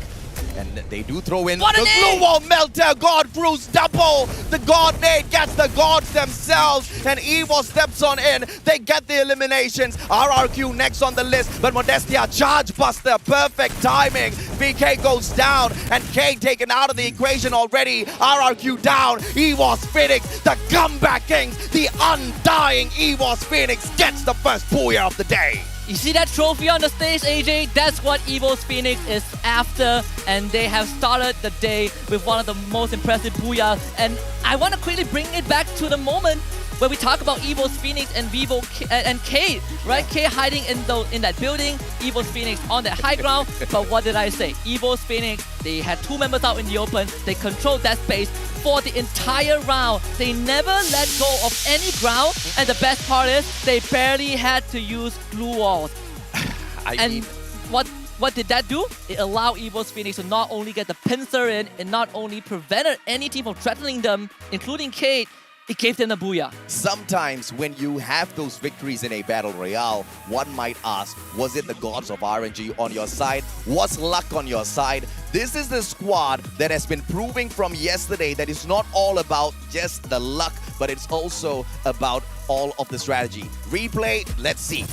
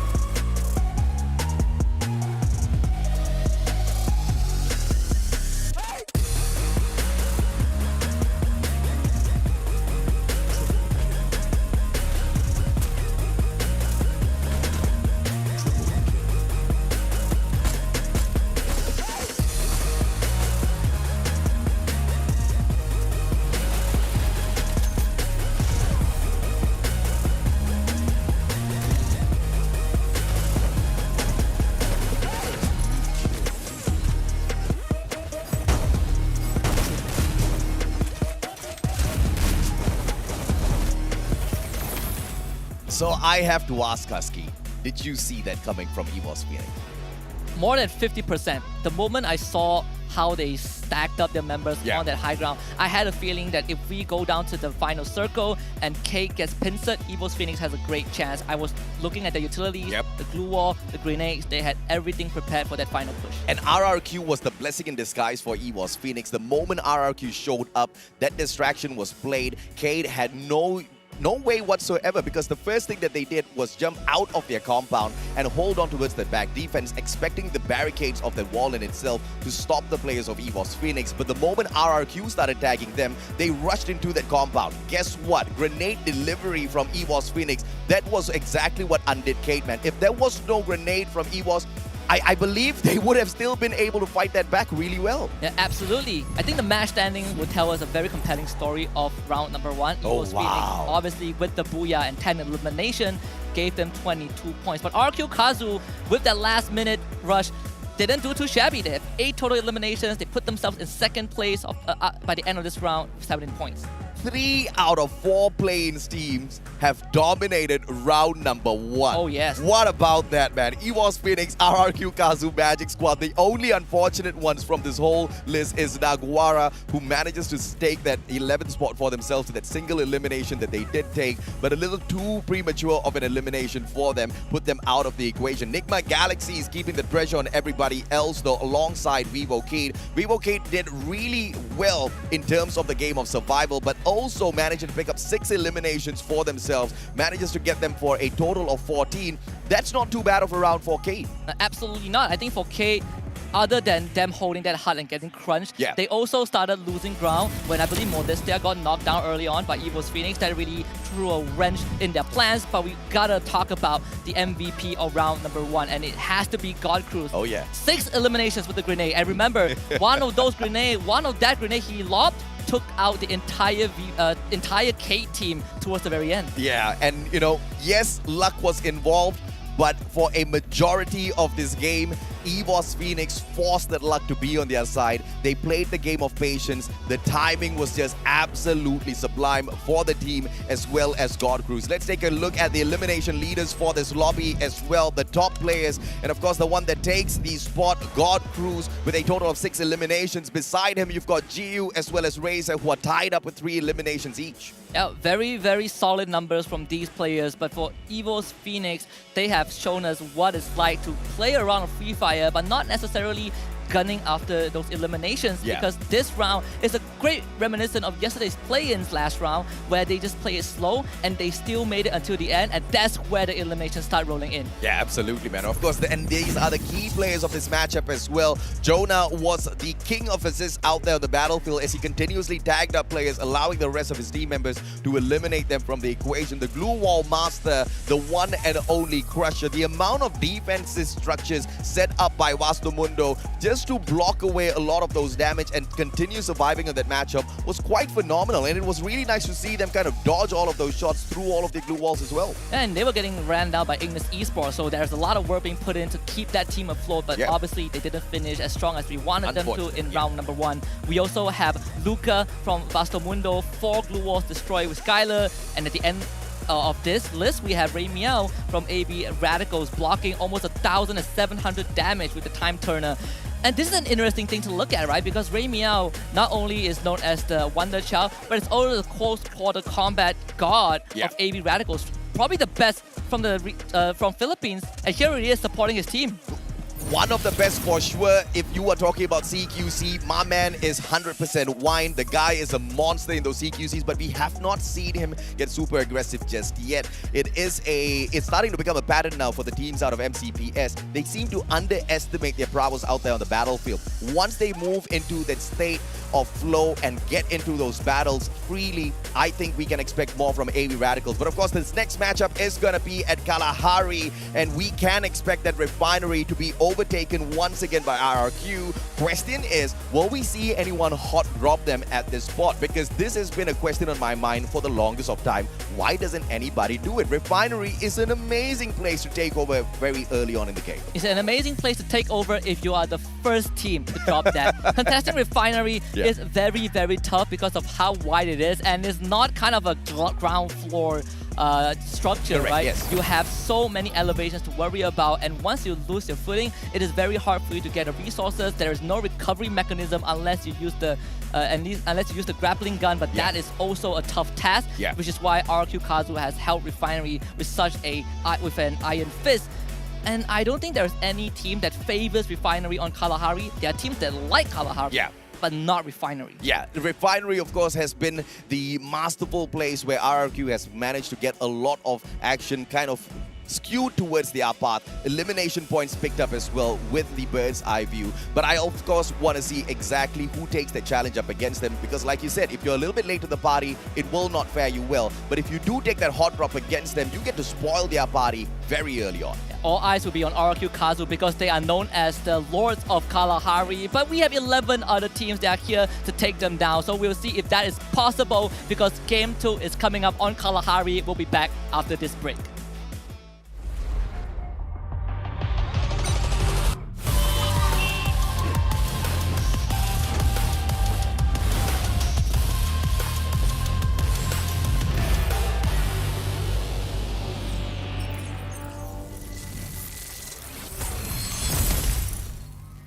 Acho que nós não temos um time como o maior rival. Todos os times são bons, estamos estudando todos e temos um bom plano para todos. O jogo decorreu como era para ser, nos classificamos, que era a nossa meta, e ocorreu o que nós esperávamos. Sim, estou satisfeito, foi uma estreia de mundial muito boa. Se Deus quiser, vamos conseguir muito mais e sempre tem que melhorar. คิดว่าใครเป็นผู้ปรับก็น่าจะเป็นนิกมาครับเพราะว่าแผนการเล่นเขาดีครับ แผนรับมือโค้ชได้เตรียมไว้ให้แล้วครับรู้สึกยังไงกับวันนี้ก็รู้สึกเหนื่อยครับแล้วก็ดีใจด้วยคิดว่าเต็มที่กันแล้วครับเพราะว่าทุกคนก็ทำเต็มที่กันทุกคนเลยครับวันนี้ Nuestro mayor enemigo somos nosotros mismos, ya que si mejoramos eso no nos para nadie. Fue algo inesperado, pero lo veníamos trabajando y la verdad teníamos bastante confianza con el equipo. Le quería decir gracias al staff, al coach, a los jugadores por dejarlo todo.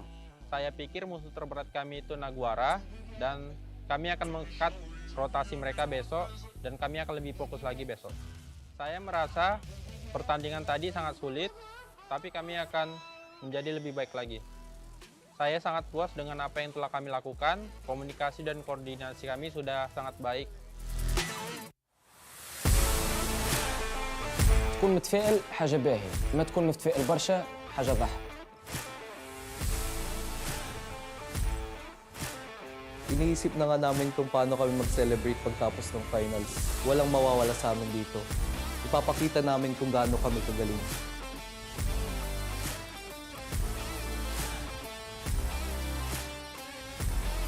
Chúng tôi không cần biết đại diện của bạn là ai, nhưng các bạn muốn lấy chức vô địch thứ 3 ư? Chúng tôi sẽ mang nó về Việt Nam. Ei, vocês não têm apenas a Phoenix e a Enigma, vocês têm-nos também a nós. Ficámos à vossa frente no Mundial passado. Enigma, eu não vos conheço, mas vocês devem nos conhecer do Mundial passado. Mas se ainda não nos conhecerem, vão-nos passar a conhecer, porque na final vamos ficar sempre à vossa frente.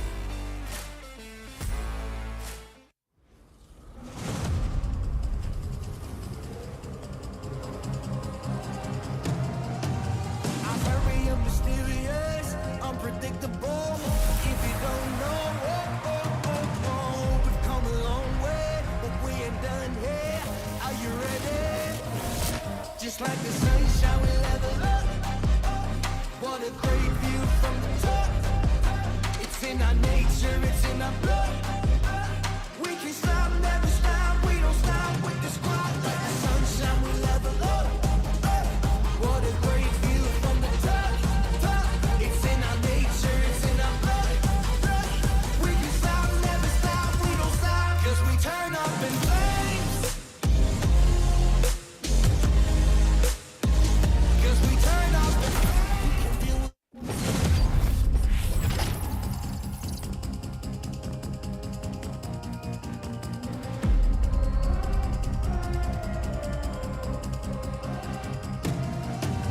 I'm very mysterious, unpredictable.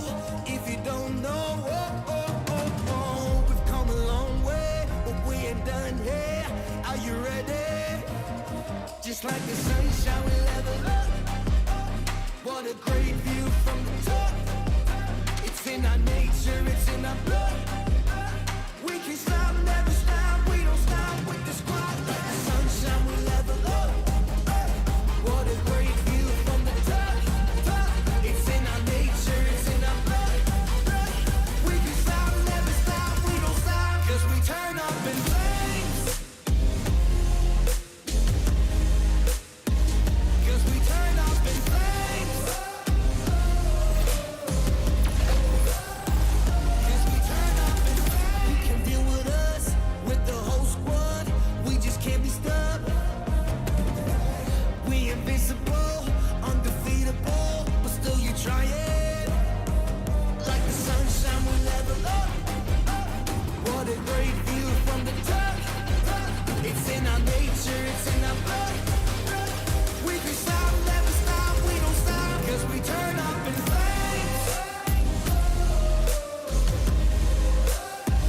'Cause we turn up in flames.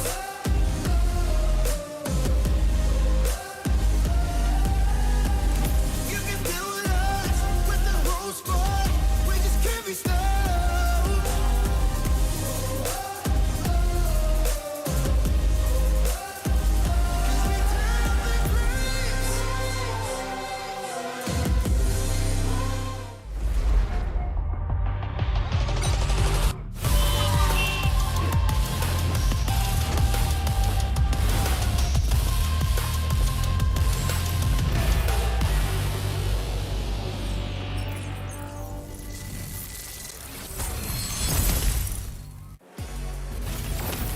The returning titans of Thailand, Evo's Phoenix, soared to their first Booyah in this finals with a very impressive round 1 on Bermuda. This is the Free Fire World Series 2022 live here in Bangkok, Thailand. And we are your commentators. My name is Husky alongside Mustachio AJ. And you know, yesterday we dubbed them the Undying. Then today we had to add on the title of the Comeback Kings, right? And what a comeback they're making in here. And I'm not talking about a comeback of any sorts. I'm talking about a comeback as the world champion in itself. And they desperately want it. And the most surprising thing here is the kind of domination that we saw out of Nigma Galaxy within the regionals for Thailand was not seen on Bermuda. And a very, very fun fact, of all the World Series that we had, this is the 4th one.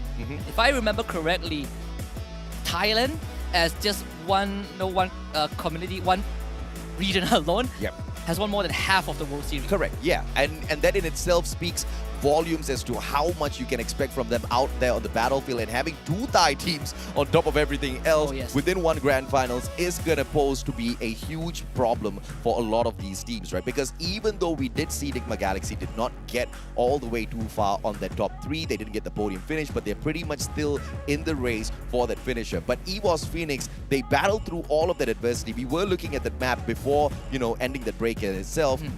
They were, to a certain degree, lucky because the circle didn't force them to move away a lot. But there were teams approaching their compound, which they skillfully prevented in terms of an engagement, continuously firing at them and playing possum at the same time. Yeah, absolutely, and that's what makes them so special. But before we talk more about EVOS Phoenix, we're gonna remind you guys that there is the Esports Award that is still ongoing, and we want your help to vote for Free Fire for the best mobile esports game of the year. We've done it 2 years in a row.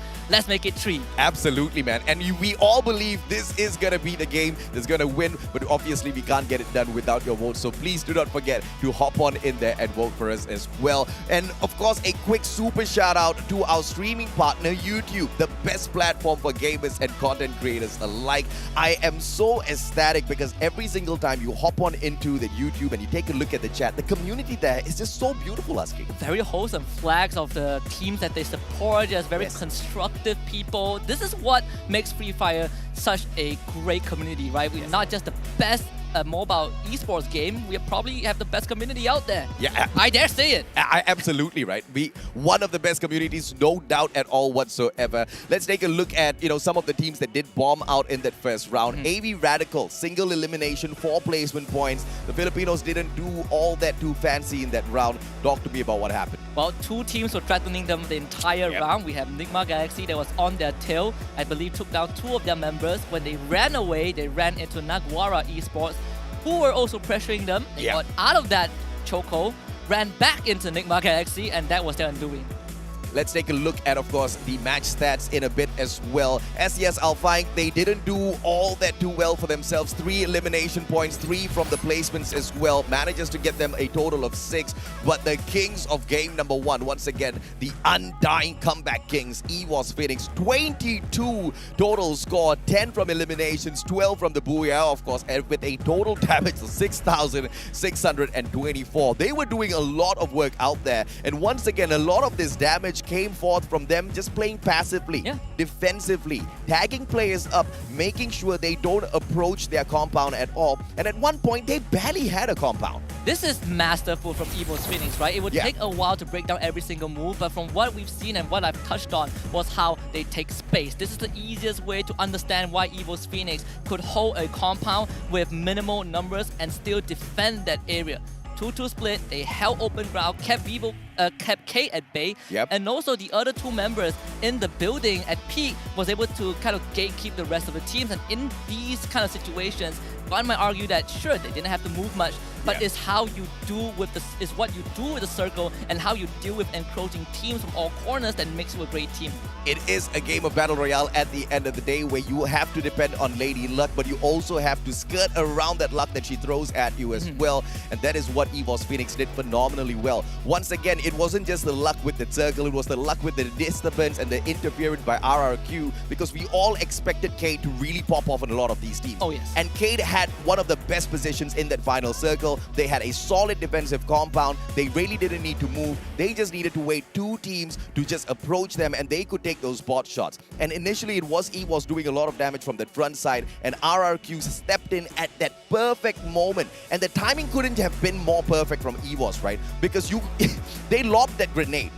But the players on the side of Cade were not inside of the compound when that nade was lobbed. They ran in as the players of RRQ were shooting them down. And that was just so unfortunate to see the whole squad of Cade just in an instant get wiped out. Yeah. One final player, but he was barricaded in with the glue wall in itself. Barely anything for him to do. You're kind of just EVOS Phoenix, just looking at EVOS Phoenix reading the movements of Cade, right? You see a third party coming in to pressure Cade, you know that there is only so much space that they can work with and retreat back into, and that is just another foresight by EVOS Phoenix. But at the end of the day, we're looking at a team that is back for the possible second championship title for the organization, and they're going to do it on home soil again. And it's, again, a region that has won majority of the World Series, right? Even though they missed out the last one, they came in second with 1 point differential. This is a redemption arc for EVOS Phoenix. If yesterday they are undying, today they are resurrected. Yeah, they most definitely are resurrected, living true to their name. EVOS Phoenix as a whole has been the team that never says die whenever they are pushed. I mean, yesterday, after the first two matches, we thought, okay, we can finally write off the die team. They were way too arrogant at the very start. They were just way too confident at the very start. And then after Game 3, Game 4, Game 5, you start to see exactly where all of that confidence is coming from. Obviously, we expected it from their past performances, but you cannot underestimate the current scene. You cannot underestimate all of the improvements that the other regions have, of course, been working on before the world stage once again here in Bangkok. But none of that has compared to the strategic advices that the players of EVOS Phoenix clearly seem to be getting from their coach in terms of when to execute some of those plays. It is, yes, positioning is amazing. Yes, their accuracy and their gun skills amazing, but the timing was phenomenal. And it's not just today, the timing that they played yesterday as well. How many times have we seen EVOS Phoenix surrounded by multiple squads and they still survive to get that booyah for themselves? I believe yesterday they were surrounded by 4 teams with just 2 players and they still got it. That was on Purgatory, right? And it's off of a decision to rush into a fishing hut and not really knowing who's around them.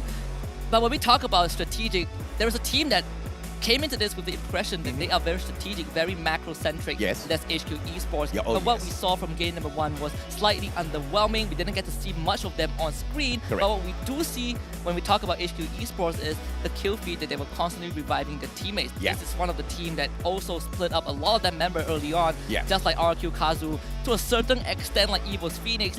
The difference being that HQ Esports never really got it together. RQ did the same, but they made it into that late game. They made it into the final phase, and that's what makes them such late game centric team and such a good team to pull it off. I'm actually shocked that RRQ Kazu even made it into that final circle based on how many revivals they were playing. And what surprises me even beyond that, because okay, to a certain degree it might be, I can't say easy, but it might be easy for RRQ Kazu to play the game of survival. But through all of those revivals, with those players having to have looted up themselves once again, over and over again, they still managed to rip away 8 eliminations by the time the game ended. That is a shocker for me. And I want to talk about a couple of teams that had implemented the strategy that we saw from Expand yesterday, right? You spread out all 4 members to different parts of the map and you start gathering loot, you start gathering space. And we also discussed how important this is because it not only gets you info, it gets you a lot of resources, and most importantly, it gets you space. EVOS Phoenix, RQ Kazu, and I believe Magic's HQ Esports were the 3 teams that did it. But what sets these teams apart is EVOS Phoenix knowing how to use that space. We saw they not only gathered a lot of resources, but they were able to avoid fights, they were able to survive, and they were able to rendezvous where they feel like the circle will go towards, and they read it correctly. Unfortunately, I'll have to say that luck really plays a huge role in here because yes, they went in there, they split up a little bit too far away, but none of the ones who had that capability. I mean, Nando9, you throw him right beside EVOS Phoenix. When they split apart, he will single-handedly sort the whole of EVOS Phoenix out. He has got the mechanical capability to do so. None of the other teams who had that mechanical supremacy over EVOS Phoenix were around them to punish them. And that's what makes me so worried for some of these squads. as they take the approach that Expand was taking yesterday. Expand was a great example as to how that strategy sometimes can work, can do miracles for your squad, but that strategy can also break down and force you to, in a way like RRQ, continuously have to revive your players. Yeah.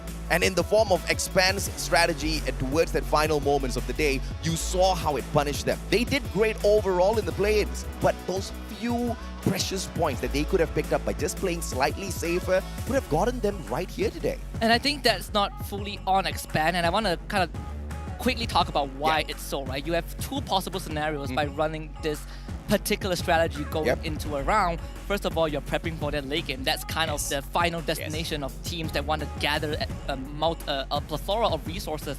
But the second thing you could do is to use their resources and take initiative. You kind of want to kind of catapult your lead by taking fights, getting pickups, and getting enough points while still maintaining enough armory towards the final circle. A lot of teams opt for the first way, which is to just stock up and save for a rainy day. And a lot of times it didn't work out. RQ Kazu being one of the exceptions. But I also want to quickly touch on Alpha and how Alpha fell as became the first team that fell.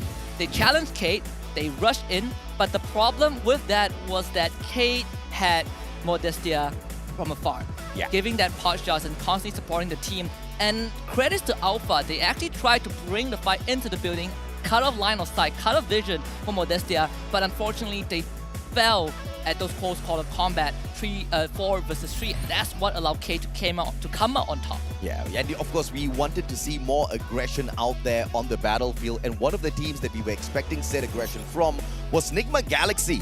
Here's the surprising thing, they only got 3 eliminations from that first game, and 6 of the other points came purely through those placement points. And this has got me wondering if or not Nigma Galaxy is going to turn it up a notch in the second match, as they have found their comfort spots already, as they have kind of warmed up their fingers. Because if they are about to kick it into high gear, I think the teams that did make it from the play-ins have to start being on guard now, because all of the titans that we know have gotten that first seed and booked their place at the grand finals, waiting for everyone as the play-ins was being played yesterday, they are getting ready and they are geared to get into that next mode now.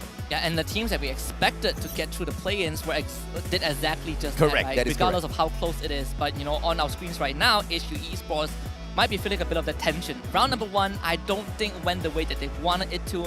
Maybe a couple of those moves were according to plan. Split up, we get those revive, and it has been a habit of a lot of teams, regardless of how they approach the game, where when you have a member that's away from the team, he's going to play that responsibility of finding a revival point or a buy point to get fallen members back into the round. That's why we saw RQ Kazu do that often. That's why we saw HQ Esports do it.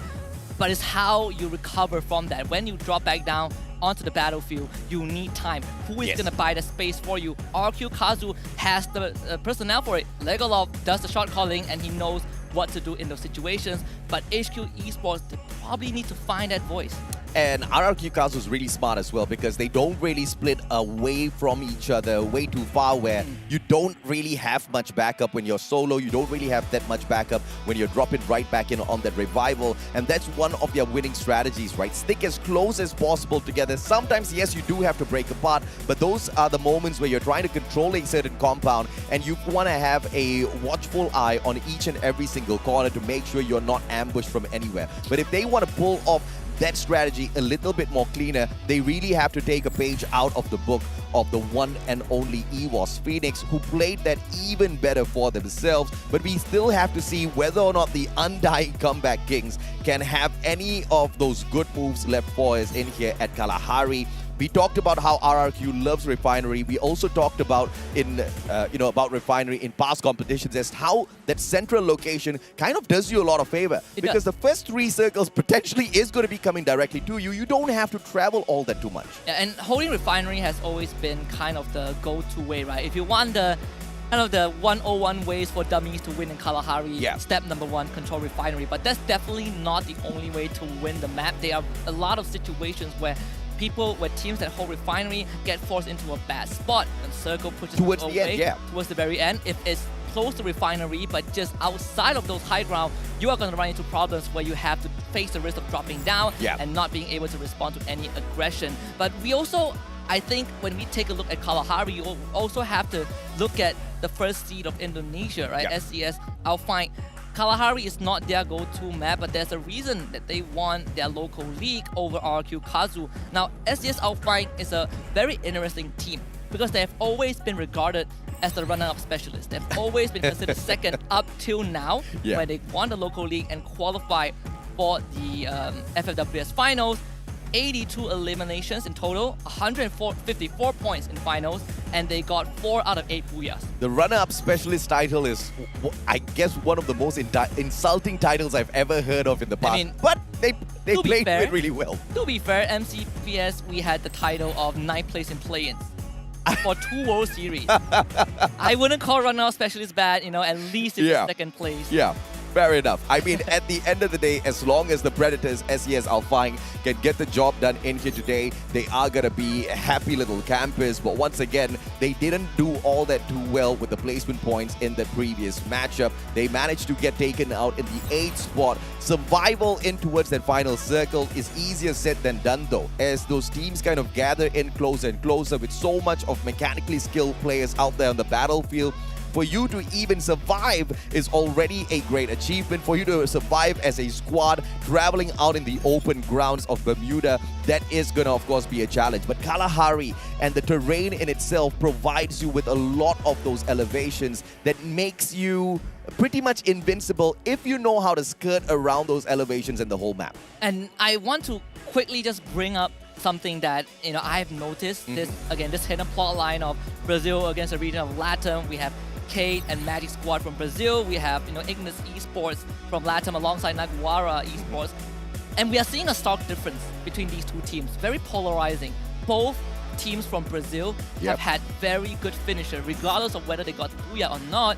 But both teams from the Latin region have been struggling, and partly is because, sure, they are teams that like to be aggressive, but they're not winning a lot of these CQCs. Contrary to both Magic Squad and Kate, who have been very comfortable taking head-on fights. Yeah, I mean, at the end of the day, it's all going to be about the mechanical skills as well. Yes, you navigate. Yes, you reposition yourselves. Yes, you've got this strategy. But if you've got no mechanical skills to get both of those engagements done, those long-range engagements as well as those CQCs, you are going to be at the losing end. But I still do have a little bit of hope here, especially for Ignis Esports. They bring a lot of promise into the competition. This is one of the best that you can find out there within the LATAM region as a whole. And for them to get that 5th spot at the Sentosa Plains, that would have been one of the greatest heartbreak for them, which I believe motivated them enough until they worked up for that #1 seeded spot.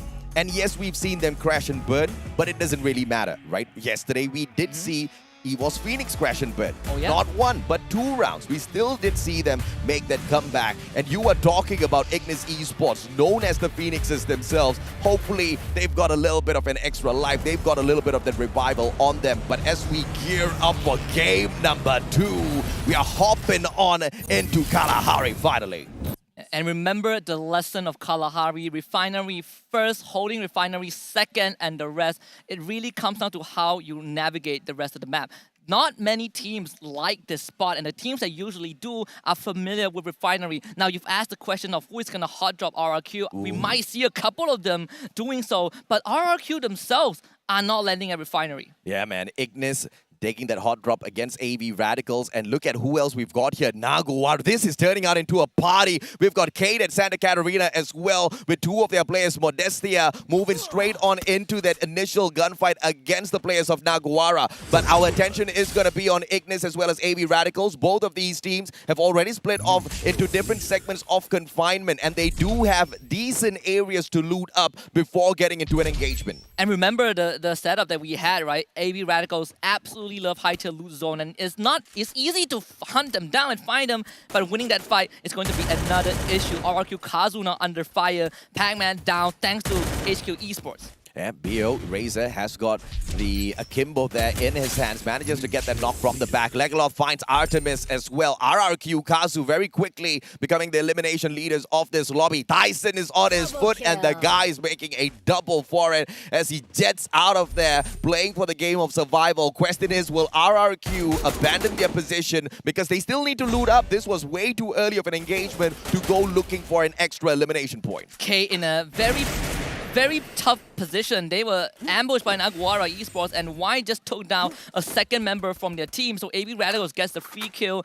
K tried to split up and get much space as possible, just like what Evo's Phoenix did in round number 1. But this time they ran into the Lion's Den. Now Ignis Esports and AB Radicals are still in this deadlock. Tools is going to play a very important role in making sure that Ignis Esports don't cover too much space. Yeah, but here comes Naguara as well, and this might just prove to be one of the worst situations for AB Radicals. The distraction, all it depends in, of course, is Naguara. How do they flank around into this area? Faku's already with that bird's eye view. He's looking at everything as the situation breaks down. Look at this guy. He's got that info. He knows exactly where AB Radicals is. Ramiel tries to take him off of his perch. Faku getting tagged up and up in the air. Gets knocked down onto the ground as well. AB Radicals, do they want to go in here for the finisher? Naguara can still fight back. I think you can just wait because Ignis Esports is unintentionally helping them out. Sure, they got that elimination, but Wine will pick up a second one. This is easy peasy lemon squeezy for AB Radicals just because Naguara Esports tried to play their style. But you have to respect the fact that there might be other teams here. Ignis sees exactly what's going on. They hear those gunshots as well. They want to flank around from the back and they want to take this advantage as Ignis Esports now spots out AB Radicals. Dude's getting tagged up, double glue walls erected. Then that's going to block all of the shots off from Carlos. He repositions towards the left-hand side and Naguara are already on the standby there. Brand is just waiting for that opportune moment where he can sneak away a couple of eliminations at the expense of these two teams. Remember we talked about the role of Tool and Ray Meow to not let Ignis Esports get a lot of space? That has completely changed thanks to Naguara Esports. AB Radicals broke formation and now you see Ignis Esports getting a bit of that pincer. They know exactly where the members of AB Radicals are at. As Luka goes down, Ramiel really low on that HP, does manage to patch himself right back up. Wine's too far away for this backup. Two's all alone, 1v2. Can Two survive this? Grenade's gonna tag him up as Two tries to run away. Ramiel from up top, but he doesn't have the kind of gun to handle a CQC. Eric needs to bust down this glue wall as Two's goes down. Karos with that backstab. Eric should be able to secure yet another one for himself, but Ramiel keeps the distance between himself as the rest. They fall back, they got Brand from the side of Naguara Esports, so it's not all too bad for AB Radicals, but they also had to surrender confinement over to Ignis Esports. They managed to revive Two, so that is good news for AB Radicals, but some of the members are still trapped here. It really felt like they have nowhere else to go and they are forced to take this fight. White, how in the world did he find him? Wine taken down with a headshot. Nobody's going to be able to save him Ramiel from up top there. Ramiel, and the CQC specialist not just possible as he only has a sniper in his hands. And he tried to take all of those engagements from afar. It's all going to be up to Deuce now with a secondary in hand. Barely any loot on him. AB Radicals going to crash and burn right after this engagement. And IGS with the best opportunity here. Ignis with 4 eliminations already, trying to go for the 5th one. And look at Deuce just teasing him with the secondary. If only he had a better weapon. There's nothing much that he can do in the situation. They're just going to boost Kano up on each other's shoulder. Wine finally whips out his rifle, gets a knock on Kano, but he needs to do so much more to help Tools. That is not going to work out. Tool gets knocked down. Can Wine save this? It seems like it's very hard because Ignis Esports keeps reviving. Yep, they keep picking their players up as well. No nades on the side of Wine, but if there's anyone who can get this clutch done, it is this guy. Tanamo, right back into the equation as well. One grenade, but no distance to lob it, and he wants to get that secured shot for himself. He backs away. Ignis tries to split away from this equation as well, and therefore I think AB Radicals will go ahead to some horse. I was about to say that Wine gets taken down by Kano. It's just so hard to move away from that situation. And it all started because they gave out ground for Naguara. At the end of the day, it was them who lost everything. They're still in this round, but it's looking very bleak for AB Radicals. On the other hand, Jonah getting knocked down. by SES Alpine. Ray with a great shot up top. Yep, Alpine managing to get the advantage here. EWOS Phoenix. Moshi has got the double barrel. Can he turn around? He goes in for the flick. Everybody's playing this on the very edge and get high with that combination of God Cruise. They both managed to settle down the players of SES Alpine, but no elimination just yet as Jojo manages to sneak away from them. But inside of this danger zone, is he gonna get capped? Jojo has managed to put great distance between himself as well as the rest of EWOS Phoenix. Moshi with that high ground advantage might be able to do them dirty. Jonah bought right back in. EWOS Phoenix will be able to continue to pressure SES Alpine. Can't stop for the revival zone. Was in a danger zone anyways. Very, very tough time for SES Alpine. The circle closing towards that northwestern side. You have NGX there, RQ, Kazu, and Magic Squad around. Refinery still included in the equation, but EVOS Phoenix, they're not too far away. Jojo finds a revival platform for himself. Cade a little too far away to pressure him. Question is, will Jojo take this opportunity to revive the full squad, or will he buy a little bit too much of time for himself and mess up that opportunity? We will still have to wait and see. EWOS Phoenix, on the other hand, 3 eliminations, and they are doing great. They're keeping a hold onto this command center high ground advantage, but nobody else is going to sneak in and disturb them just yet. They are on the verge, on the very edge of this next circle as well, so it's not going to be for long that they get to hold on to the bird's eye view. And we see Naguara Esports encroaching towards Refinery, that not helped by RQ Kazu, but by Magic Squad instead. So Naguara, they have to be really cautious with how they move. Gio has already seen Yeko going up to that high point at the tower. So Magic Squad knows that Naguara Esports is nearby. You have NGX who are very far out to the west, so that's going to take some time for them to join this. But so far, Naguara under pressure from Magic Squad. Naguara, they try to slow things down. Magic Squad, they've got everywhere covered already. Faku, good blue wall erected. He's not going to be pressured from the back just yet, but you can see Bob's trying to break on through. Faku, he does have that double barrel. Just needs to get that one good headshot. Should be able to continue holding on to his ground. Maxi, on the other hand, is just scrambling around. He knows that at every single angle here, Magic Squad can flank him from anywhere around. Here comes the double challenge, 1v2. Maxi, this guy's running out of time. It's going to be a very tough fight for him to get out of. It felt like Magic Squad have him in a chokehold.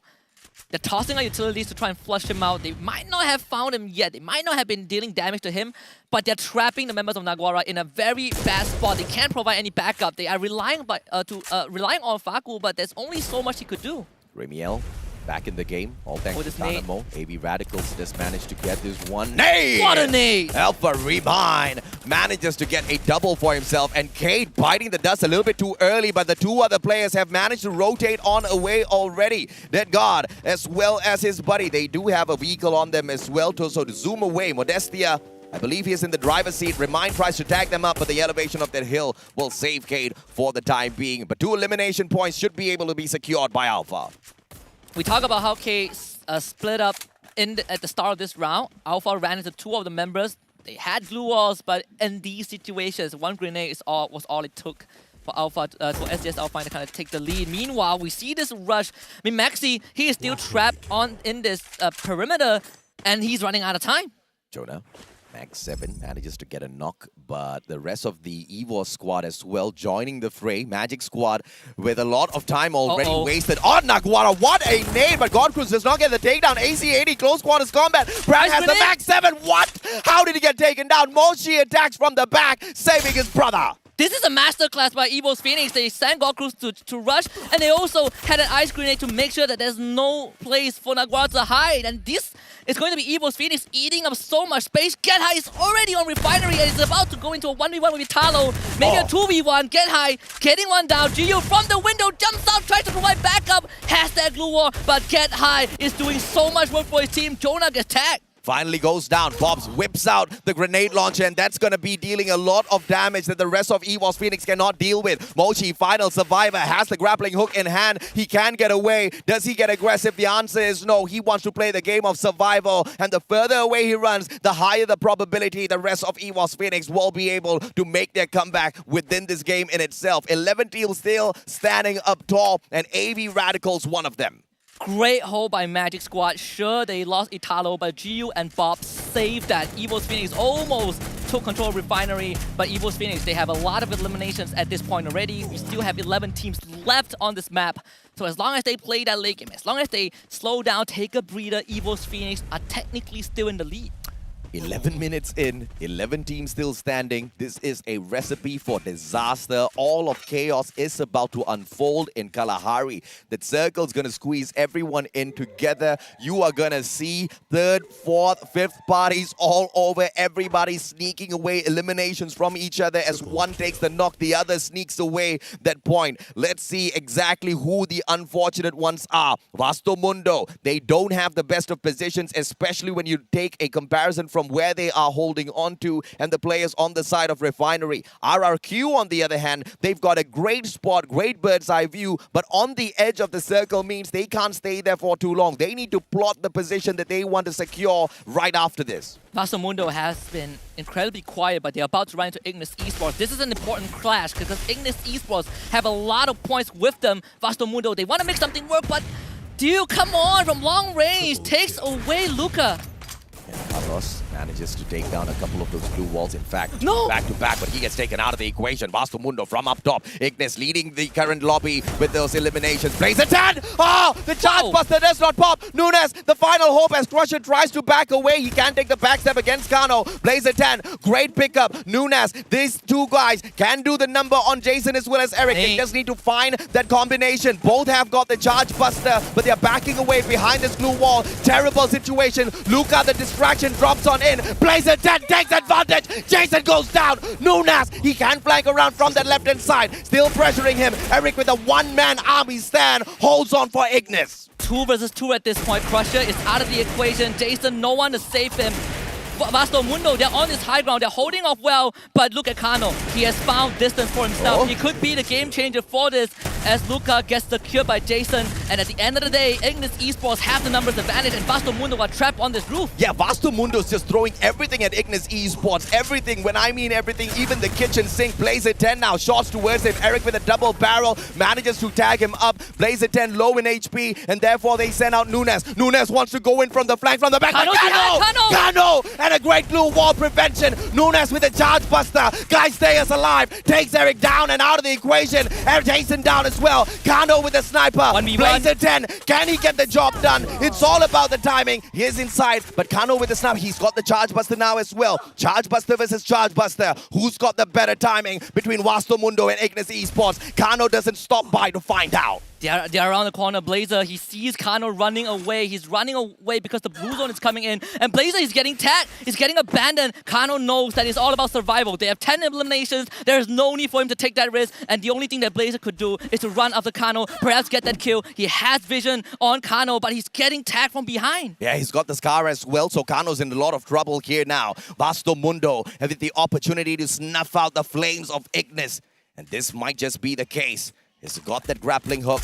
As he repositions himself, we take a quick spot at Cade, who've managed to revive the full squad already. Phenomenal success from a run. And Blazer does manage to get that backstep with the charge buster. Ignis taken out of the equation. Cade, on the other hand, struggling to find this circle as they get tagged up one after the other by Nigma Galaxy. Yeah, tough times for K. There's no way for them to do much. There's nowhere for them to go. They have glue walls, but Nigma Galaxy have the firepower to blow through that structure. Modestia needs to make a big difference. He has the Charge Buster in hand as well if he needs to use it for CQC. But look at what Nigma Galaxy is doing. They're all stacked together. It's so hard for them to do much. And Nando knocked down by the play zone. Jojo also in danger. I don't know what the play was there for Nando. He just kind of held back outside of the circle. Blue zone takes him down and out of the equation. And this was that platform play that we were talking about. Refinery is going to be your answer. That bird's eye view gives you a lot of that advantage. But you need to abandon this Refinery platform before it gets a little bit too late. And that perfect situation that we were talking about. When that circle drags you away from that platform, you are going to be in a lot of trouble. It's all about timing now for Nigma Galaxy. This can turn out very bad for them. Another nade from the Green Launcher did got easily snuffed out. Caramel reading that trajectory perfectly.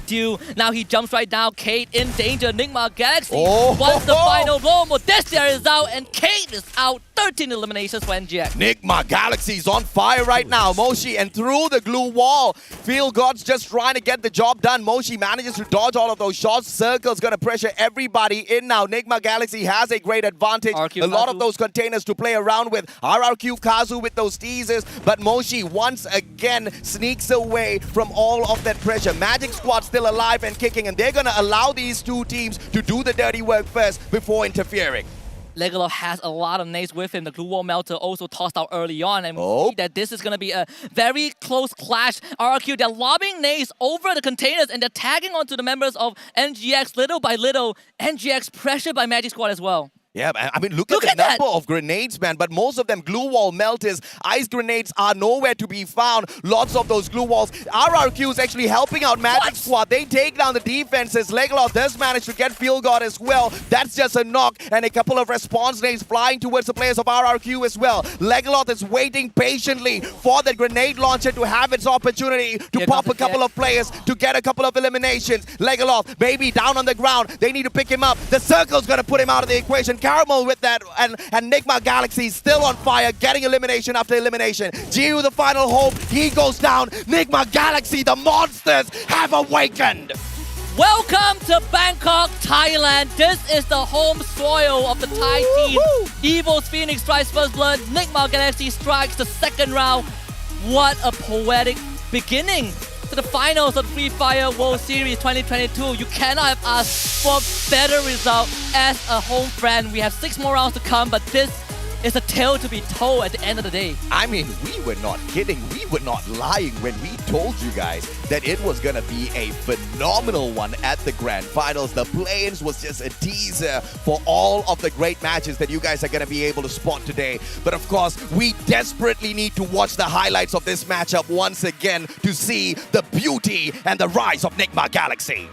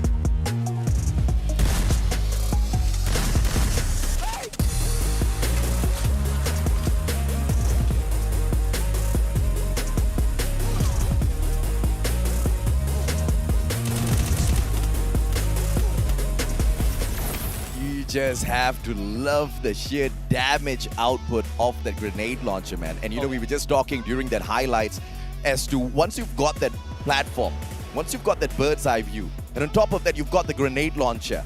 No, you are unstoppable. I call that final sequence between RRQ Kazu and Nigma Galaxy a baby shower.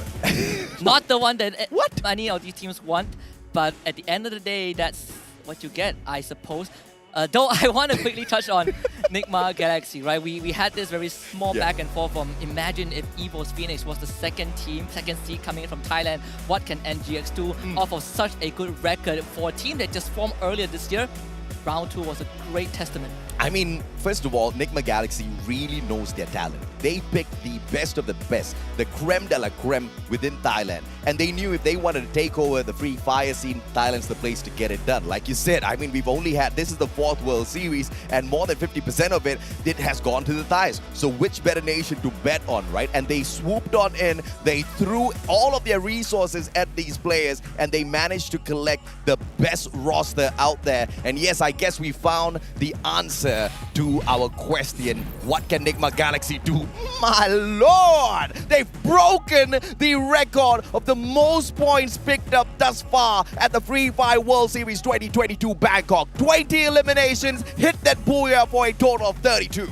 Yep, most points got in a single round, most eliminations in a single round. And a part of me, I don't know why my brain is wired differently, but I kept thinking that the creme de la creme is not creme de la creme. The best players is creme brulee, but maybe because Nigma Galaxy is already here for desserts and RQ Kazu only tailing behind. Second place, 16 points. EVO's Phoenix, the eternal rival of NGX in third place with 14. You owe me 2 explanations, baby shower and creme brulee, but we'll get back to that in a little bit. EVO's Phoenix keeps the pressure up. The Thais are here to dominate on their home ground. 14 points, 7 from the elimination, 7 from placements. Ignis Esports, this was a phenomenal round from Ignis, man. 3 placement points.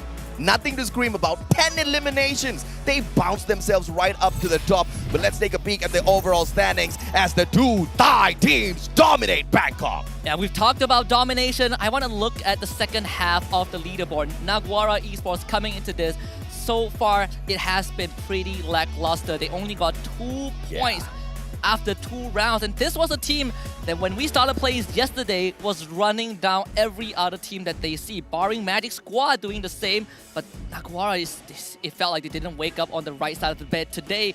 And so far, it has been reflected on that point. At this point, it's only SES Alpha that's kind of spoiling the party here, because if they sneak away the 6th spot away from Ignis Esports, you're going to have 2 Indonesian squads, 2 Brazilian squads, and 2 Thai squads on the left-hand side of the leaderboard. They're just messing it up. My ADHD side is not allowing me to take my eyes off of the position that they hold on to. But Vasto Mundo, I really like how they took that attack against Ignis Esports a little bit earlier on, and I want to see exactly what more they can bring in these future matches. But the MVP of that match, who can deny it, from the one and only Dew. You highlighted this boy many a times, and he got the job done out there in this round for the squad. Give him an AWM, give him an M79, give NGX the space to work with, and Dew delivers. Of course, the rest of Nigma Galaxy also gave us a heck of a show, but it was how they held their one platform, completely stopping 2 teams from getting through and giving themselves so much room to work with. The way they dealt with the baby shower from RQ Kazu was also phenomenal,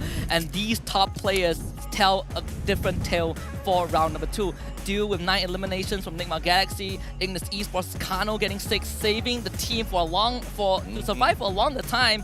But of course, Caramel from NGX also with 6 eliminations. Kano single-handedly saved Ignis and their overall placement on the overall leaderboard through those 6 eliminations, right? Fantastic. But of course, who are the key players for this Kalahari matchup? The one and only Dew once again shows up. 2 of those headshots. This guy is phenomenal. That AWM way too accurate. Caramel, the glue wall master, he laid it out, man. Nigma Galaxy were bagging, and Nigma Galaxy were untouchable, all thanks to Caramel. And that was how they survived RQ Kazu, right? A big part of it was because of Caramel. He not only built the glue wall, the fortress to keep his team safe, he also had a lot of utilities to flush out the enemies. His grenade launchers, his grenades, his glue wall melter, it all came from Caramel and Caramel alone. But we also have Case Nando 9 with most glue walls destroyed, and finally Case Modestia with most damage blocked by the time turn. Kate might have been able to do slightly more in that matchup if only Nigma Galaxy did not hold on to that platform with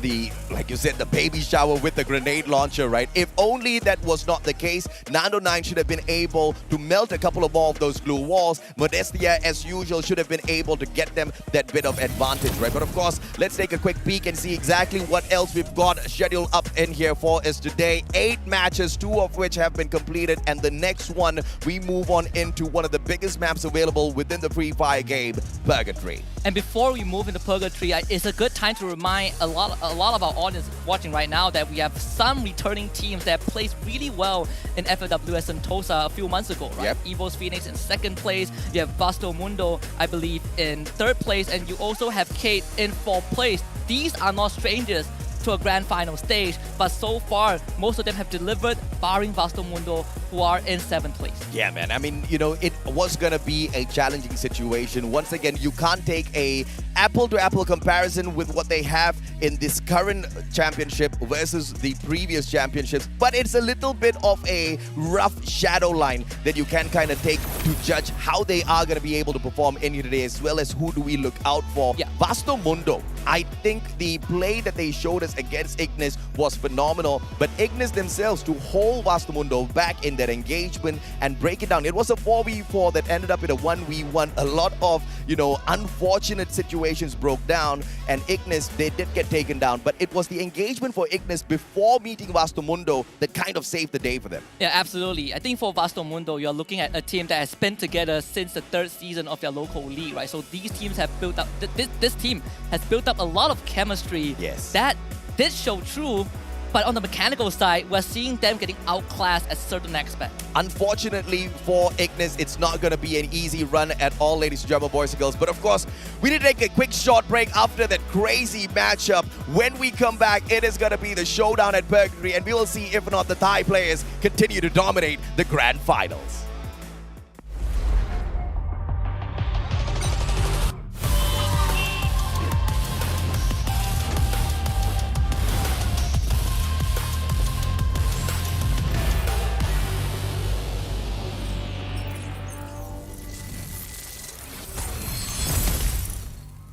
Acho que nós não temos um time como o maior rival. Todos os times são bons, estamos estudando todos e temos um bom plano para todos. O jogo decorreu como era para ser, nos classificamos, que era a nossa meta, e ocorreu o que nós esperávamos. Sim, estou satisfeito, foi uma estreia de Mundial muito boa. Se Deus quiser, vamos conseguir muito mais e sempre tem que melhorar. คิดว่าใครเป็นผู้ปรับก็น่าจะเป็นนิกมาครับเพราะว่าแผนการเล่นเขาดีครับแผนรับมือโค้ชได้เตรียมไว้ให้แล้วครับรู้สึกยังไงกับวันนี้ก็รู้สึกเหนื่อยครับแล้วก็ดีใจด้วยคิดว่าเต็มที่กันแล้วครับเพราะว่าทุกคนก็ทำเต็มที่กันทุกคนเลยครับวันนี้ Nuestro mayor enemigo somos nosotros mismos, ya que si mejoramos eso no nos para nadie. Fue algo inesperado, pero lo veníamos trabajando y la verdad teníamos bastante confianza con el equipo. Le quería decir gracias al staff, al coach, a los jugadores por dejarlo todo. Saya pikir musuh terberat kami itu Naguara, dan kami akan meng-cut rotasi mereka besok, dan kami akan lebih fokus lagi besok. Saya merasa pertandingan tadi sangat sulit, tapi kami akan menjadi lebih baik lagi. Saya sangat puas dengan apa yang telah kami lakukan, komunikasi dan koordinasi kami sudah sangat baik.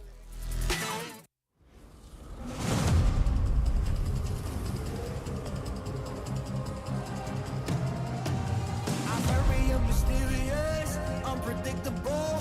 If you don't know, we've come a long way, but we ain't done here. Are you ready? Just like the sunshine, we level up. What a great view from the top. It's in our nature, it's in our blood.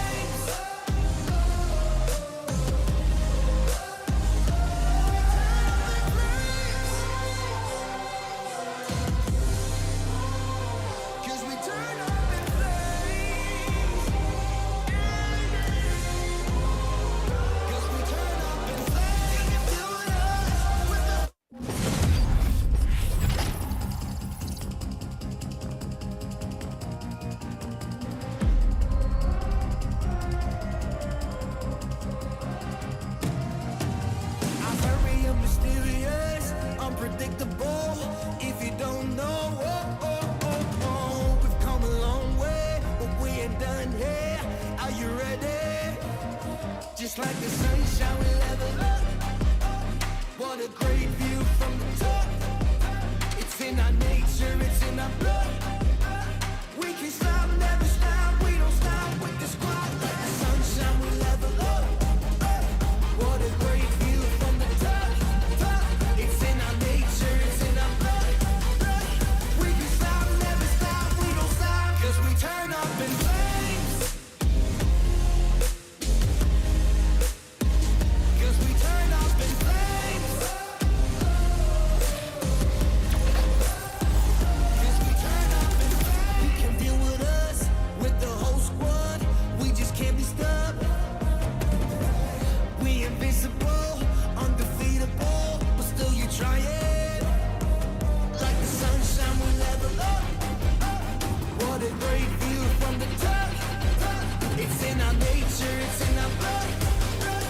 We can stop, never stop, we don't stop, 'cause we turn up in flames. 'Cause we turn up in flames.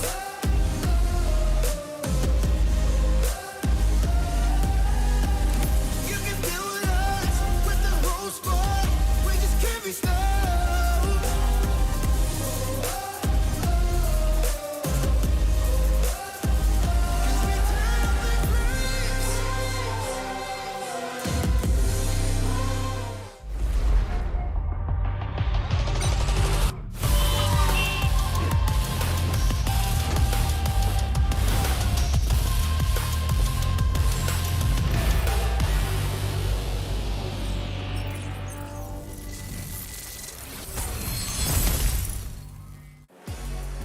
And welcome back to the Free Fire World Series Bangkok 2022. My name is Holler, and with me is AJ Mustachio. And we just saw first 2 games, and it looks like the host countries have been playing spoiler for both of them. I mean, it's their home ground advantage. They are super confident. And this is something that I've told many of Free Fire teams in the past. When you want to step on into there for a couple of matches against the best in the world, yes, you've got your mechanical skills sharpened up. You've got your strategies all sound. You've been practicing on this game for the longest of time. What you need now is untouchable confidence. That's exactly what Nigma Galaxy and EVOS Phoenix has, and they are proving it out there on the battlefield. And even if EVOS Phoenix does not prove it very early in the competition, after what we saw yesterday, there's no way you can count them out. With them popping off so early on, all of the other teams, they better figure out a good solution for these 2 squads. Yeah, and you talk about confidence, and I think that that's a testament to what happened yesterday in terms of the play-ins, right? If we're looking at the top 5 right now, 3 of those teams, except for Naguara, they unfortunately are kind of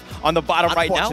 Unfortunate for them, but the other teams as an RRQ, EVOS Phoenix, and of course the Magic Squad have been just stepping it up, understanding, continuing that momentum going into the finals, which has been huge for all 3 of those teams. Absolutely, man. And of course, RRQ doing slightly better than SAS Alphaing, the #1 seeded team out of Indonesia. That in itself speaks volumes as to how much RRQ wants this for themselves. They are known as the veteran beast. They've been in the Free Fire scene for such a long time, Holler, but they have always stayed silent. They have not made big moves whatsoever, and they even, kind of took a break for a little while. When they came back with the storm. They were telling everyone that they want to dominate, and dominate they are doing out there. They've done quite well. They put themselves in a position to get themselves into a prime position right now. Yes, it's only been 2 rounds, and we'll check in the standings in terms of the previous match stats. Let's go into that one, kind of break down exactly what happened in that last game. Let's take a look and see exactly how this team of Nigma Galaxy scored a massive 32. 20 eliminations, and so succinct with how they were wrapping things out there on the battlefield. The damage is not bombastic. They were very, very good at eliminating those players the moment they met them. 8,534 on that damage for a 32 score, all thanks to the Booyah they managed to wrap things up with as well. Okay, these stats are not normal, even for a top team. The fact that you got 20 eliminations and then the 8,000 damage, that's almost double the average that we've been seeing at least per game, right? Yeah, man. And the fact that EVOS Phoenix were willing to just, Enigma Galaxy was willing to just take it to the enemy team and not be scared, that just proves that this team is ready to win. And, it's all about, I have to say luck, because It's not easy finding that grenade launcher out there on the battlefield. And sometimes players who desperately look for that weapon and they don't find it, you see them biting the dust a little bit too early because they really depend on its firepower. You have seen the massive number of players, the massive number of teams that have just been down and outed just a little bit too quick, all thanks to that weapon alone. And that was the secret weapon of the squad of Nigma Galaxy. But what made it even better was Dew holding on to that high ground and continuously tagging up players with the AWM, securing those eliminations for themselves as well. So long range Dew gets it sorted out. They come in a little bit closer. They bite the dust by eating the grenade up. There was just nothing to stop Nigma Galaxy. Everything was perfect for them in terms of that setup for Kalahari. All right, look, the Thailand region is pretty much the meta in Free Fire, right? Yes. It's one of the top leagues throughout the entire world. You're seeing exactly why. They're able to take and dictate the fights whenever they want. They seem to be very well coordinated. And the fact that you're getting a 20-point bomb in terms of eliminations, that speaks volumes of your team. I mean, that is the record set already for the Free Fire World Series 2022 Bangkok. Nobody has managed to hit the 32 bomber just yet. These guys just did. And the question is, can they be outdone or can they themselves outdo their own performance? If that happens, obviously Nigma Galaxy puts themselves in a really good position to run away with the $500,000 US that we've got on the line here. A total of $2 million USD in play for the total prize pool, but everybody's aiming for that lion's shareholder. Okay, and it's only been two rounds. I don't want to crown them champions as of now, kings or anything like that. All I'm saying is that they're in prime position to do that, right? Yes. If we're looking more towards the bottom of the standings now, right? AV Radicals with only 9 points, Alpha with 6, HQ Esports with 5, Naguara with only 2. Now, if we look at yesterday's situation and what exactly happened, Evo's Phoenix had 9 points after 2 rounds. But they really turned it up. They were able to step up, and they got a ton of booyahs to finish them in the top 4 yesterday, making sure that they had a spot into the finals today. So those teams that are on the bottom looking up, yes, you still have a chance, but you got to turn it up, and you got to turn it up soon. Ignis, they are all light-spirited. You can see the players being super cheeky on cam. Kane, on the other hand, they are trying to sort out a couple of issues there. Clearly, they want to be able to make sure that they've got the best of circumstances to hop on into that matchup and get that victory for themselves. The rest of the teams are gearing up for this next matchup. RRQ Kazu, they're not too shabby in the competition at all. Sitting down in the 3rd place at the moment, 15 eliminations, 18 from placements, a total of 33 points, just 3 points behind EVO's Phoenix. Actually, the way I look at it is that if you're on the top dog, if you're, the Nigma Galaxy or EVO's Phoenix right now, there's more pressure for you because you're on the top. You're one of the top dogs. I think RRQ, and this is kind of what Magic did yesterday, right? Where they're kind of like under the radar. Yes. Nobody's really peeking out, and then all of a sudden you're like, whoa, this team keeps getting eliminations. Yeah, they're not getting booyahs, but they're getting points. I mean, and that's the most phenomenal thing about the Magic squad. Proving the factor that you don't need to be that #1 team when it comes to the placements all the time. You can still get it done, but you need to have supreme consistency. And it was shocking to see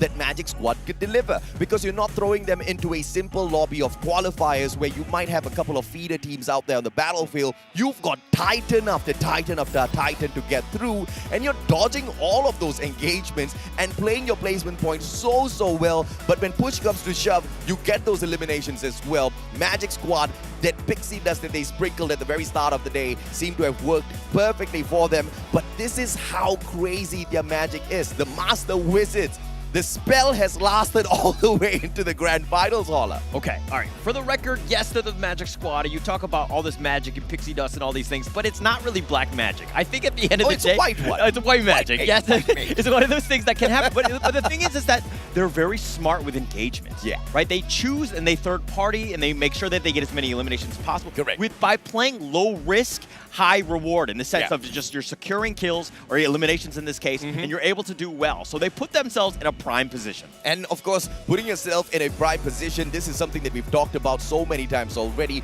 Your focus always needs to be on your placement. Your focus always needs to be on your positioning. As that circle moves on, you need to identify on your minimap exactly which particular location, which compound you want to secure. How do you motivate yourself to circle around into that compound in the safest of manner and get there? But of course, this is something that we have seen done yesterday by Magic Squad, and I expect that out of them today as well. And I expect that out of a lot of teams as we head on into Purgatory. The vehicles are a must to navigate the vast terrain that Purgatory offers us. There's plenty of space. And this is going to be a good change up in terms of what we needed to show in terms of maps that are available. But okay, another couple teams that we didn't really talk about was Keed. Yes, they're in 5th place. They're only 4 points behind Magic Squad, the fellow Brazilian teams. But, you know, Keed is one of those things where they've done okay. Yeah. But they haven't really made that statement game. It's still kind of early. Yes, it's only been round 2 or whatever. But Keed, I think this is, again, under the radar. I kind of like the way they've been playing thus far. Absolutely, man. And of course, there are a couple of fans within the stadium as well, cheering the players on before we kick Purgatory off. And it looks like everybody's getting ready to go. But Naguara, this has been that squad that has been tested not once but twice so far. But they are still high in spirits. They believe that they can get the job done. We saw them pop off yesterday for the play-ins. They've qualified to the grand finals. But today has truly been a challenge for Naguara. 0 placement points on the first game. A single elimination put them at the very bottom. Second game, guess what, Holler? Exact same result. Only 1 point. Out of 2 matches, they've got 2.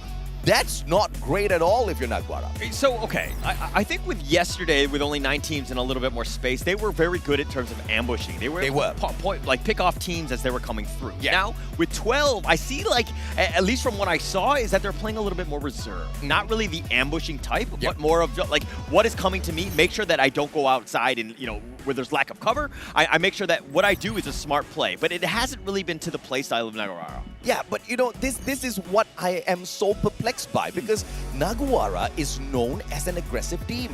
Naguara is known for all of their fantastic rushes that they execute with perfection, but they don't seem to be showing us that play style here today. That is the question why. Because yesterday we saw them in performance. Remember against EVOS Phoenix? Yeah. I mean, they were minding their own business, traveling up the hill. Finally, EVOS Phoenix saw them, took a shot at them, and threw them off of their gameplay. But that instantaneous response out of them eliminated EVOS Phoenix super early. I believe that was in match number 3, Purgatory. And that was the kind of Naguara that I'm expecting here at the Grand Finals, that they are still keeping me waiting on. I want to see more out of them. Ignis Esports as well. We saw a little bit of magic out of Ignis Esports in that first matchup, but a little bit of a downturn in the second match with just 11 points picked up, Holla. Yeah, not the greatest for them, but again, they're doing much better than the bottom play. Let's be honest. I mean, the 17 points doesn't keep them too far away. Yeah. I mean, it's just so close right now. But, I mean, if you're looking at the top with 41 points from Niga Galaxy, EVOS Phoenix with 36, I mean, you're starting to see the tiers. I hate to call it, again, very early, especially at this stage. But, you know, okay, look.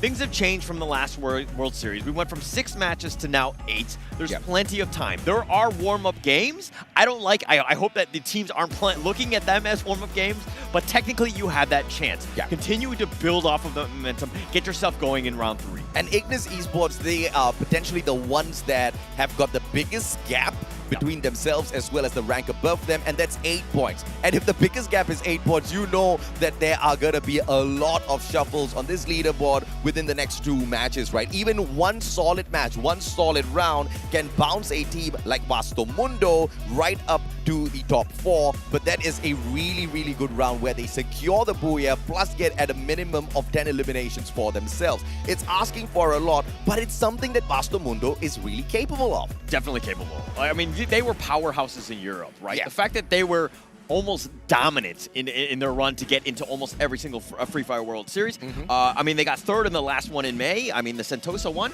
So this is a team that knows how to win. The fact that they're 7th right now, I mean, they're definitely on the bottom looking up. You still have an opportunity for them to get going. I felt like they had a bit of a rough start, kind of a slow start, so to speak, in terms of the first 2 matches. It felt like they were getting picked off and they were kind of just trying to stay alive, which is really not the Vasto Mundo way, which they tend to be the aggressors. Yeah, and we've talked about the Vietnam squad as well.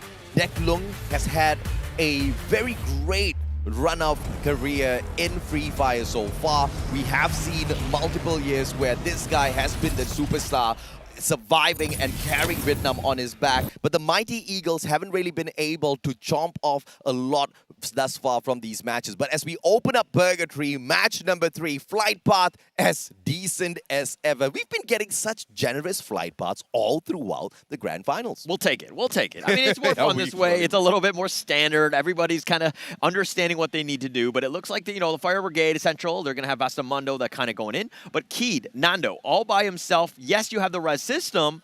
But is this the right play just to kind of isolate them, maybe get a little greedy? I mean, considering the fact that you're maybe going up against Bastamundo 1 versus 4.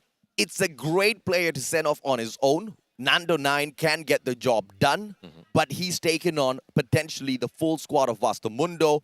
That's going to be a disaster. Ignis Esports needs to be careful as well because they are holding on to a very close compound at Brasilia against RRQ Kazu, who desperately need to pick up solid points for themselves because they're doing phenomenally well already, but you never know when you might start bombing out. So RRQ is going to get super aggressive a little bit later on as well. We did talk about SES Alpine, and they are off to a great start. Alpha bites the dust. Oh my gosh, G18 is the last one alive. He's going to just try to keep them alive, but man, I felt like the drop was very slow. By the time they got down, they were getting shot at. So it's one of those situations where you got to make a move and you got to do it quick. G18 all by himself, hiding behind the rock here, and SES are looking to draw a beat on him. G18 does get eliminated.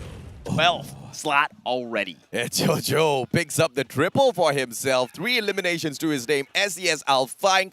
I think they heard me call them out. They want to get towards the left-hand side of the leaderboard as well to make this just a 3-region domination at the grand finals. AV Radicals will find the players of Cade as they once again look for that high-tier loot zone. Dead God from the back manages to top up the health of his partner first. And Cade trying to flank ever so slowly from the left and right-hand side. Shot. General headshot. Deuce goes down, and this might just prove to be deadly for the players of AV Radical. Oh, this is not a great spot right now, and it looks like they're being completely surrounded. Yeah, he has the pickup, but they need to get to safety. Wine is trying to make his way there just to kind of back them up, but they're kind of stuck in this area. Yep. Yes, you have a glue wall. You don't have a lot of space, though.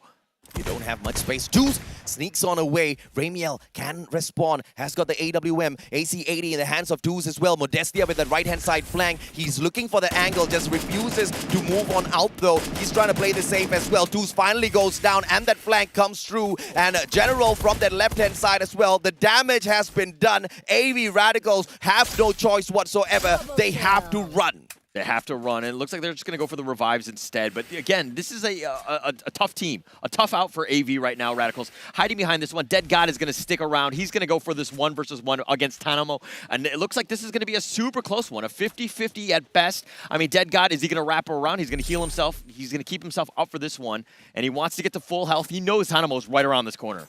High rate of fire on that SMG, so Tanamo can spray him down, but the timing is off. Oh! Modestia with the backstab. Tanamo goes down, but AV Radicals still survives. Triple kill here for the one and only General with 68 HP left. He managed to get the job done, and Cade are off to a phenomenal start. They've now taken away the supremacy of AV Radicals from this high-tier loot zone. They get to enjoy the loots all for themselves. I'll take everything. It's all mine. Keed will happily take that one. They've got 4 eliminations as well, and that was actually a super smart play. The fact that they were baiting it out, and it looks like Tanamo was like, oh, I'm just going to find the guy in front of me, did not check his back or whatever, and he just got completely ambushed. So completely caught off guard. AV's technically still in it, so they have a chance, but again, very difficult situation. Keed in a great spot to start this round 3. I, for some reason, have not managed to spot the final player on the side of AV Radicals. Do let me know if you do find the guy. This is like, where's Waldo? Nigma Galaxy, on the other hand,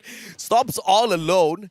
I wish he would stop splitting away from the rest of his squad because he's giving me a little bit of a heart attack here. We want to see Nigma Galaxy show us another solid round, but if he gets taken out of the equation super early, that's going to prove to be very, very deadly for the side of Nigma Galaxy. But I do see what he's doing. He's trying to stake out the mid-segment of this next circle just so that he can clear the area for the rotation for the rest of Nigma Galaxy. They want to play positioning super early, and that's a great idea if you're in Purgatory. Yeah, it's great, but you need to ensure that you have the arsenal, right? You need to loot as much as possible, make sure that you're set. Then you can kind of just stick around, fortify that area, let people come to you. There's so many buildings, there's a lot of cover. It's a very difficult map to play on. So you need to ensure that when you're in that final circle, you've got the best lines of view and, of course, as much utility as possible. RRQ, Ignis in a lot of trouble. RRQ has got that bird's eye view, but they managed to use the roof of this compound to just obscure the vision of Pac-Man. Pac-Man sees nobody coming right towards him,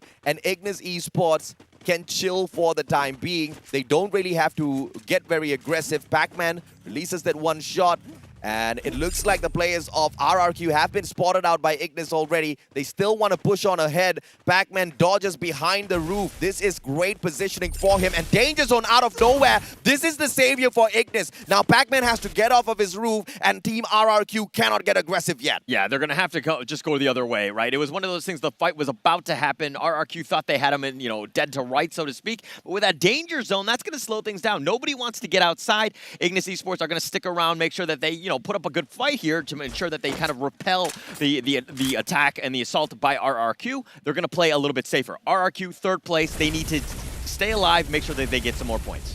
Pac-Man, Legalov. Legalov's holding the front lines here against the players of Ignis. You know exactly why. He wants to lob those nades directly at them. It doesn't seem like he does have a grenade launcher though, so that's gonna be a little bit of a risk if he does continue to push on ahead. He leaves Pac-Man to deal with the rest of the squad of Ignis. He backs away to find a better defensive spot for himself, maybe to protect Maybe as well. Now they've got a triple snipe setup here potentially with Razor holding onto the AC-80 as well. So as long as RRQ keeps the distance between themselves as well as Ignis, they've got the advantage. You don't need to go aggressive, right? Just stay where you are. Understand that there's still plenty of time. I mean, we just hit the 7-minute mark. Yeah. Of course, the circles are there. Nobody really needs to, go over aggressive. There are definitely some open areas getting into building to building, but RRQ, as long as you're spotting the different angles and the possible directions of attack, you should be fine. You need to get yourself set up for the late game. But as I say that, Nigma X coming on the flank right now, and it looks like they're going to get into a fight with RRQ all the way in the middle. Naguara tagging up the players of Nigma Galaxy at the same time as well as RRQ finds that engagement against Nigma. Nigma being sandwiched between two teams. They are the ones doing the traveling. Naguara from up top. They've got that bird's eye view, but they also have to be careful with their positioning because that headshot from down bottom is going to be a little easy, and Nigma Galaxy has got the mechanical capability to get the job done. They back away. Look at who's beyond the horizon as well. Vasto Mundo on the way in to find a couple of picks for themselves. Yeah, they'll take what they can get. Again, the game has slowed down quite a bit. I mean, it's one of those things where, again, teams are still very early. They want to get those placement points, try to get what they can. And again, from the second floor of these buildings, you have so many lines, you can cover almost everything, right? Yeah. Your vision is just almost uncharted. You have a great opportunity to just see what's coming at you. Again, no team really wants to take any risk at this stage. RRQ, as patient as ever. Ignis on the other hand, everybody's together. And Faku from the back, Mac 10. One of the best weapons to use out there. Duel gets taken out of the equation. Stop down as well, Faku. This is just absolutely deadly and horrendous in terms of an outcome for Nigma Galaxy. Yeah, if they were trying to third party, they got caught out. It was eventually going to happen where teams just kind of get the jump on one another. If you're continuing to move, you got to watch your angles, and it's very difficult because there's so much cover, so many different buildings. And to check all the angles, very difficult situation for them. But SES, 4 eliminations, they're going to stick around. Again, just play a little bit slow, wait for that next circle. Caramel brings Stop right back into the equation, buys him back from that vending machine. And therefore, Nigma Galaxy is not going to be tickled at all by that initial ambush. They know that the rest of the teams, they want to play this as safe as possible. Nigma has got a small compound of Brasilia to control, but they cannot take advantage of this position just yet. HQ, on the other hand, HQ Esports, with the potential of that engagement against Naguara. Everybody's playing it patiently, but this is purgatory. You've got enough space to play it patiently all the way up to the 12-minute mark. It's fine. To be honest, I like games like this on Purgatory. The fact that, you have that close to the final circles where there's this mad ambush. Everybody is just getting into each other's faces. It's prime position for those highlight reels with those grenades. Eventually could happen, and I'm looking forward to that. Let's see if or not EVOS. Phoenix jumps into the action. I believe, as I was talking about them, they do take a shot against Ignis Esports. Jonah on the way back in. He gets tagged up. Ignis is trying their best to get an elimination off of EVOS. But nobody seems to have secured a knock just yet, and EVOS backs away. Those warning shots are more than enough to keep the Thai players at bay. And from the back, RRQ spotting out the fact that Ignis is attacking EVOS. They want to get this approach on them and perhaps pull off this backstab. RRQ has been playing possum so far against the players of Ignis Esports. Circle hunts down these same two teams. Everybody else has to rotate in towards them. And guess who's in as well? Nigma Galaxy, so they don't have to move. Yeah, they don't have to move yet. I mean, again, 10-minute mark. Slow it down, right? There's still 44 players. There's plenty of opportunities. But look at this team. Like, all of them are just like, hey, this is my area. I'm going to lock this one. Nigma Galaxy in the top center. The Vasamoto, everybody has that certain location. They're going to lock it down. They're going to stick together. But MGS, they're going to go, you know, almost right into the middle of this, right into Ignite Esports here. Oh, my goodness. It is going to be a terrible situation for GU. He's tagged up already. Drax as well. Hops on off of his vehicle. They're taking the attack straight up to the opponents. Ignis Esports tries to fire down as well, but Magic Squad's not going to get taken down just yet. They've got a good defensive compound for themselves. Kano down on the ground, but that's not going to hurt Ignis. It's just going to pause that approach from them. EVOS now rotating from the outside as well. Magic Squad has got the opportunity to gatekeep them, but EVOS has a lot of time to play with. Very specifically, 10 seconds for that circle to close on in, another 10 seconds for that circle to catch up with the current one. So that's going to be enough time for EVOS to find a better spot for themselves. Okay, right now it looks like everybody's in the circle. Everyone seems to be fine. It's going to be the next circle where it dictates where teams move, which is going to be key. That one's going to be the big one, especially since everybody's so close. But Ray with a nice shot will take out Tyson. HQ Esports now. Artemis backs away, and SES Alfine. I mean, brother, I cannot help but think that they did hear me call them out, and they want to say that Indonesia can get the job done, especially the first seeded team. They are blazing right now, literally, as the elimination leaders of this lobby. Naguara at a disadvantage down on that lower ground. HQ trying to tag up the players of SES, but they barely have a defensive compound to work around with here. So be careful before you stick your fingers into the hornet's nest. Yeah, okay. Well, SES is looking at RRQ on the top right now. Both of these teams from Indonesia. I know that there's going to be some competitiveness between those two teams. They want to be the best in terms of their country. Of course, they want to score very high in the World Series as well, but it's one of those things where bragging rights. You know, you don't want the other team being higher than you in this, right? Definitely don't, man. Han, he backs away. HQ Esports, they lose Neo. All thanks to a great nade out of G'day. Neo down, Artemis tagged up. Ray tries to go in, but Jojo! Someone steals it from the back. We've got no information as to exactly who that is, but SES Alfine now in a lot of trouble. HQ can pincer them down from up top. Glue Wall Melter comes out first from Han. AC-80 in hand, no pun intended. They now just back away. They use the distraction to play some game of safety. It looks like it was Naguara that sneaked away that elimination off of SES Alfine. SES never saw that coming. All right, Naguara doing the ambushing. That's what they did in the play-ins. That's their success rate. But HQ Esports in a bad spot. Bastamundo now in a skirmish with EVOS Phoenix, and it looks like they're going to just kind of back off here, and it looks like they do have the crest of that hill keeping them alive, but Ignite Esports is right on top of them. Grenade, but that's just a nice grenade to force them to reposition. Glue Wall Melter comes forth from the players of Ignis, and that's just gonna break down the defenses of EVOS. And look at this, EVOS very smartly not erecting any of those glue walls, allowing the Glue Wall Melter to run its course, run out of time before whipping out those defenses. Smart response by EVOS Phoenix. They're smart, but they're kind of still out in the open. Yes, you have that hill, and that's keeping you alive. You have the storm behind you, kind of covering your track, so to speak, but now where do you make that move? EVOS Phoenix are still wide out in the open. They're not in a building. They're very vulnerable here. And it's a smart move from them, but they also have got barely any of those glue walls to work around with. And of course, off screen earlier on, we saw Vasco Mundo in action, Nunes, and we managed to snap onto him as he knocks down Field God. And from there across the battlefield here, they still need to deal with AB Radicals. Things are getting heated in the 14th minute of this matchup at Purgatory, as we have way too many teams, way too many players still alive and kicking out there on the battlefield. Bobs manages to get the knock, secures the elimination. Ray brings Jojo right back into the equation. The Indonesians can stay alive, but Dew's the final hope here for Nigma Galaxy. Yeah, he's on the roof right now. He's going to keep himself healed right now, Ramiel. but he's about half. Ramiel does get the shot.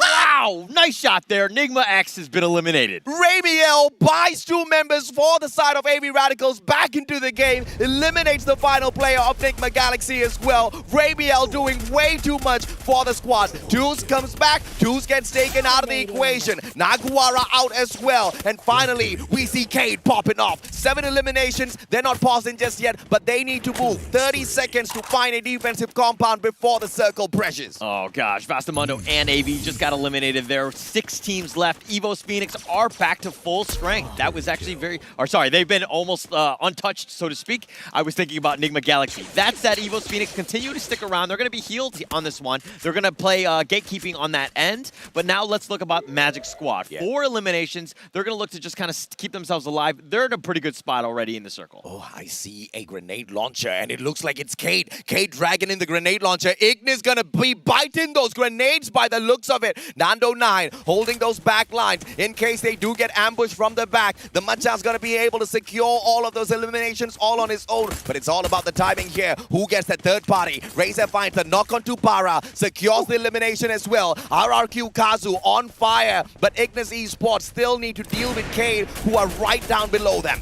Oh, nice Modestia with a nice shot into maybe. He's going to take that one. Evo's Phoenix, again, sticking around, seeing what he can do. Magic Squad are on the move, ambushing the teams, but they're getting shot at by Evo's Phoenix. They do need to be careful. Bops is getting a little bit low, and it looks like that's going to be a bit of a win, I think. Well, I mean, Magic Squad's still alive. Yeah, Evos has to abandon their team member who got dropped there. And out of nowhere, Mochi takes down Italo. Italo, I don't think he's got enough time to be picked right back up. Bobs tries to trade one back out. He get high. Woo! Fantastic nade by Bobs, and Evo's Phoenix pause. Jonah has to back away. Cade now loses Modestia. No pickup for him. Up top is Ignis, but grenade after grenade gets dropped on. In general, gets the slay. Everett gets taken out of the equation. Cade with the 12 eliminations. Make that 13 as well. These guys are on fire. Oh my gosh, Cade, this is the damage. This is the grenade launcher. One just more? throwing it in. Kano's all the way in the more? corner. They do have the grenade. Okay, bounces off. He's going to keep himself alive, but Cade, great position. Magic Squad are right on the flank. Who wants this one? General still has got a lot to deliver, man. That grenade launcher is going to do a lot of damage in the next few seconds. Magic Squad still with the pixie dust, circling on around. They need to hop on into this compound, though. Circle's going to squeeze everybody out, and Magic Squad left out in the open. They've got the grenade launcher. Bobs hops on inside. SCSL Fine welcomes them with open arms, but the grenade finds them, and the Max 7 drops them. SCS out in the 4th spot, and what a booyah picked up. It was all chaos inside of that house all out. That was actually crazy, right? Ignis Esports, the fact that they were able to go in, they were centralized almost the entire map. They understood. They did get a little bit lucky in terms of that score. The circle was right there, but they were right on point, and that's what you need. Sometimes you just need to be lucky. And you remember yesterday I was not on broadcast. I was taking a break. I heard this conversation between you and Husky. You guys were talking about the sofa in some of these compounds. That is the perfect defense for many. And that's exactly what Ignis Esports used for themselves, right? Cade was trying to pop all of those grenades onto that 2nd floor. This guy hides in the tiny little corner behind the sofa, and that just saves his life. A phenomenal survival capability by Ignis. But let's take a look at this highlight to see how that ran down.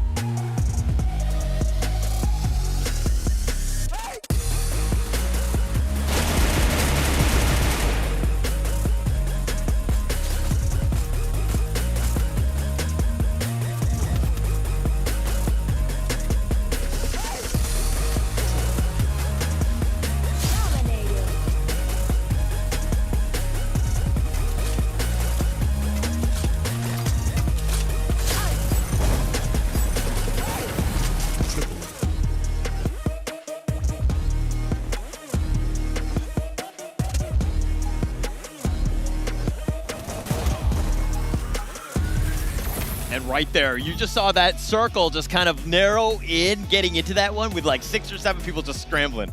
I mean, Kano with the masterful play, he had one of the best weapons, the Mag 7. That auto shotgun gets the job done, especially when things get heated, but it was all about the timing. He stays hidden, he gets tagged up by the circle just a tad little bit, but he knows all of the actions downstairs. Yeah. He stayed upstairs for a majority of the time because he was waiting for everyone to get lumped up into a tight circle, brings down that auto shotgun, sprays everybody down to the ground. Ignis picks up a phenomenal booyah for themselves. They definitely needed that one, and that's the first one outside of Thailand has got that booyah. This is, of course, the third round, but it's actually key, right? Yeah. It's going to come down to eliminations. I think that Vivo Kid, we talked about that they had like 12 or 13 eliminations. Yeah. I think that they're going to be in the top. I think in terms of points, they might have gotten there because, again, it's all about eliminations, at least for me. Absolutely, man. And of course, when it's so close in matches like this, we have to take a look at the match standings to identify exactly who is above the other. It was a phenomenal round for two big teams out there. Mainly, it was Vivo Kate that picked up 13 solid eliminations, and as you anticipated, they launched themselves up to the top, even though it was only 6 elimination points that they managed to gather for themselves. And, sorry, 6 placement points for themselves. 9 placement points for Magic Squad, 8 eliminations, and the big C does for this Brazilian team, still in effect until today. I cannot understand how Magic Squad is so consistent. They're playing so well. They're sticking together. The ambushing that they've been doing, the strategy is on point. It's like, oh, wow, they haven't got any booyahs, but man, they're under the radar. They're still getting second. They're getting 8 eliminations. Yeah. I mean, their second point, they're doing it without the booyahs. Booyahs can, at the end of the day, can be very lucky, and Magic Squad is like, we don't need luck. We got our skill. We talked about SES Alfang. We talked about the #1 seeded team within Indonesia. We were wondering exactly where they are. They finally show up. 7 placement, 8 of the eliminations gets them to 15. But let's look at the overall standings to see exactly how this has shuffled up the leaderboard, because up top we still see EVOS Phoenix, but right behind them the Brazilians have managed to catch up 46 points. But look at the differential in terms of points here on the left hand side of the leaderboard. Nigma Galaxy 2 points away from them with the 44. Vivo Key tied up with Nigma Galaxy on 44. RRQ Kazu with the 42. What a phenomenal grand finals we've got on our hands, Ola. We knew the teams from Brazil were very good. We knew the teams from Thailand were very good. And they're the top 4, and they're tied, right? Yeah. It's only coming down to the booyahs. That is a tiebreaker. That can be key later down the road. Yeah. Of course, it's still very early. Now, let's look at more of the other teams. RRQ Kazu, 42. Literally right behind them. Very under the radar. I mean, you know, we were just so upset thinking, what's up with LATAM, right? I mean, Naguara kind of went a little bit down under today, but Ignis Esports, they stepped it up for the squad, and this is just amazing to see. Let's also take a look at exactly who the MVP of that matchup was. It is, of course, the one and only Super Slayer of the day, Jason, with 2 eliminations as Team Ignis picked up the booyah for themselves. Okay, not the most eliminations, but they didn't get much. But at the end of the day, they played a smart game. They got that placement point, the booyah, of course, in the end. So they were playing with that in mind. That strategy is what you need to do. Sometimes it's not about the eliminations. And if you can get lucky or you make sure that you're in that right spot at the right time, that's going to be key. But let's talk a little bit about the match kill leaders. There were plenty of them to go throughout. Yeah, I mean, I would have gone with Kano there, man, because without the guy, they wouldn't have been able to pick up that booyah. But of course, those eliminations do play a great role as well. But it was General who was that Master Slayer on the side of Cade, who managed to pick up a total of 6 eliminations for himself. Guess with what? Once again, the grenade launcher. Yeah, that's all you need, right? Yeah. I think like it's one of those things where when the eliminations aren't happening early, you have that time for the teams to just really group up, and that's really key. But let's talk about the other part that's key, which is the key players here. Headshot, General. He's had 2 kills with that. He's just pretty much a sniper. Blazer 10 on the other end, Blue Wall Master. He's throwing up blue walls left and right, making it very difficult to draw a beat on Bastamante. And EVOS Phoenix continuously with all of those defensive compound they held on to. It was Moshi that was shooting out each and every single one of those Riptide Rhythms, taking down glue wall after glue wall, shooting them down so that the defenses of the opponents can be ripped apart and they can pick up a couple of extra eliminations. Unfortunately, not a lot of those engagements went their way, as that circle was just way too jam-packed with a lot of squads out there who were sneaking away all of those eliminations off of one another. But it was Wine that blocked the majority of the damage out of his Chronos time turner, a total of 1,634. That's a lot of damage negated. That's a ton of damage. And I mean, that last circle just reminded me of like musical chairs with like 6 people playing. There's one chair in the middle, right? Like it's just like this mad chaos. Who wants it at the end of the day? And it looks like Ignis Esports was going to get that. But let's talk a little bit more about the maps. We've just played our 3rd one. Every single round has thus far has given a different team in terms of a booyah. But now we're going to go to Alpine, the latest addition to the World Series. The first 2 matches, of course, dominated by the Thai teams. But the 3rd game, we see LATAM waking up in the competition. But this is just the start. We are a long, long way away from the end. Ignis Esports still has an opportunity to steal this away from the home ground advantage holders, Nigma Galaxy as well as EVOS Phoenix. But is that going to be the storyline, or will we see the rise of yet another squad? SES Alpine are slowly waking up in the tournament as well. Yeah, they need to, like, all the other teams need to wake up, right? If you're on the bottom, there is no time. You don't want to go into the second half where you're really behind. Yeah, especially if you're in single digits, that's a terrible place to be in right now. God help you. Whatever you can do to get yourself back into this one. You got to make sure you get some eliminations. Give yourself a chance to really get into this one. At this point is where you really have to be worried. You really have to be extremely disappointed with yourselves if you have not made good friends with EVOS Phoenix, because you got to go and ask them, like, hey bro, how do you bounce back? How do you make an eternal comeback from like having a single digit after 2 to 3 games and then just swoop on into that second spot? EVOS Phoenix might be able to share some of those tips. Okay, for the record, everyone in Thailand has been super nice, but I think that if you're going to ask a team something like that, I'm pretty sure they're not going to tell you the right answer. Ask my coach. Right? Yeah. I'm not giving away my free strats, for everything, right? That's not how we play this. I mean, of course, at the end of the day, in a perfect world, they will be able to get those answers, but they have to figure out the solution because the Thai players are waiting to put up a strong comeback in this next matchup at Alpine. But we're going to take a quick short break before that happens.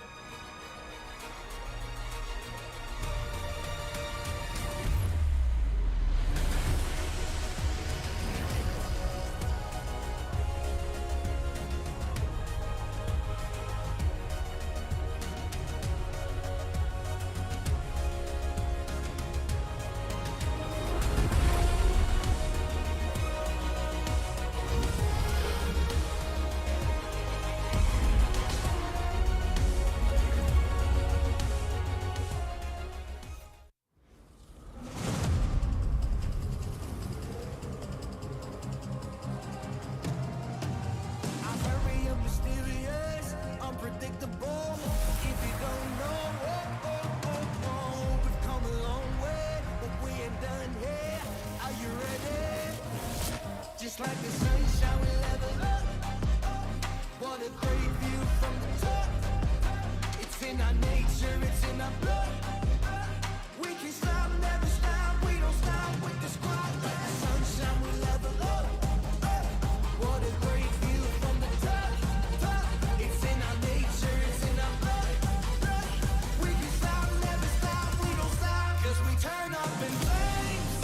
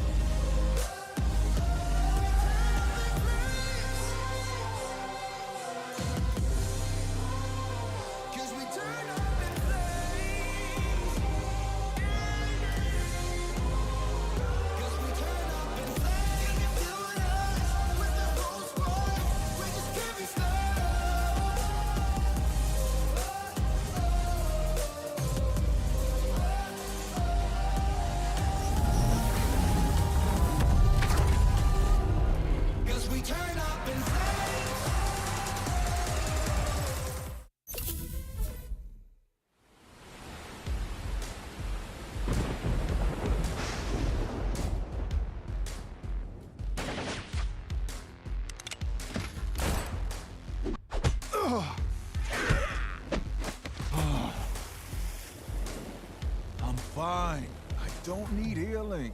What? Your arm is broken. If I show you I can do a push-up, will you stop bothering me? I dare you. Hate to say it, but I told you so. You don't hate it at all. Oh, my grumpy love of my life. You can be so stubborn. I am strong-willed. I'm not stubborn. Introduce them to their new home. You're the captain of the island. You do it. Fine, fine. Thank you for taking us in. What is this place called? Ford, you didn't tell them? Slipped my mind. You're in safe here. The safest place on Earth. Welcome to your new home. Hey, who's behind this mural? I didn't approve this. Actually, I look pretty good.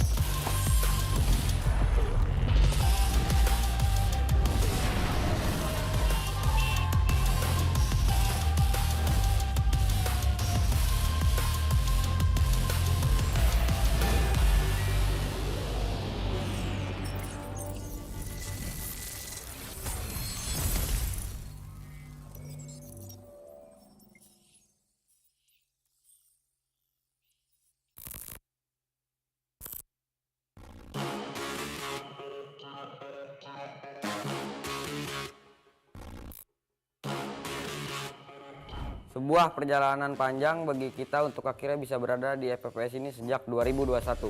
Fakta bahwa kita bisa ke FFWS, menurut gue sangat pantas dengan semua usaha kami. Gue berharap kami bisa mendapatkan kejuaraan pertama untuk tim kita. A nossa equipa, nós estamos juntos há muito tempo. Quando as pessoas falam de como as outras regiões são fortes, esquecem que nós fomos terceiro lugar da última vez. Thật sự thì mình không quá lo lắng vì mình đã có trải nghiệm từ lần đi Singapore trước đó rồi. Chỉ cần team mình giữ vững phong độ thì có thể nói là HQ không ngán một ai hết. Ipinagmamalaki ko na umabot kami dito. Gagawin namin ang lahat para magningning sa FFWS. طريقة وحيدة حتى نظهر شكرنا للمعجبين، وهي أن نعطيهم أفضل ما لدينا. نحن مصرين على ذلك فهم. La última vez nuestro camino acabó en play-ins. Esta vez seguiremos peleando y acabaremos con todos. Eu penso mais como uma vingança. Nós vamos provar que os times da Tailândia não são imbatíveis. Nenhum time tailandês ganhou 2 vezes seguidas. E nós estamos aqui para que não ganhem novamente. Vamos levar esse orgulho de volta ao Brasil. ผู้คนต่างสงสัยว่าเมื่อไหร่ยุคของทีมไทยจะสิ้นสุดลงสักที เราจะทำลายขีดจำกัด และรักษาแชมป์ที่ประเทศไทยไว้ เพราะเรานี่แหละทีมม้ามืดตัวจริง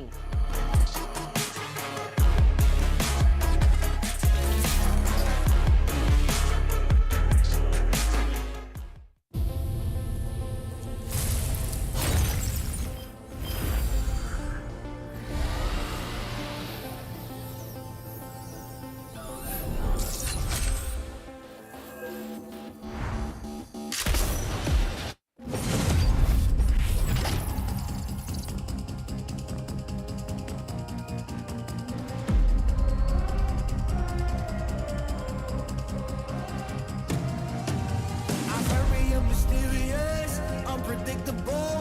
If you don't know, we've come a long way, but we ain't done here. Are you ready? Just like the sunshine, we level up. What a great view from the top. It's in our nature, it's in our blood. We can stop, never stop. We don't stop with the squad. Like the sunshine, we level up. What a great view from the top. It's in our nature, it's in our blood. We can stop, never stop. We don't stop. 'Cause we turn up in flames. 'Cause we turn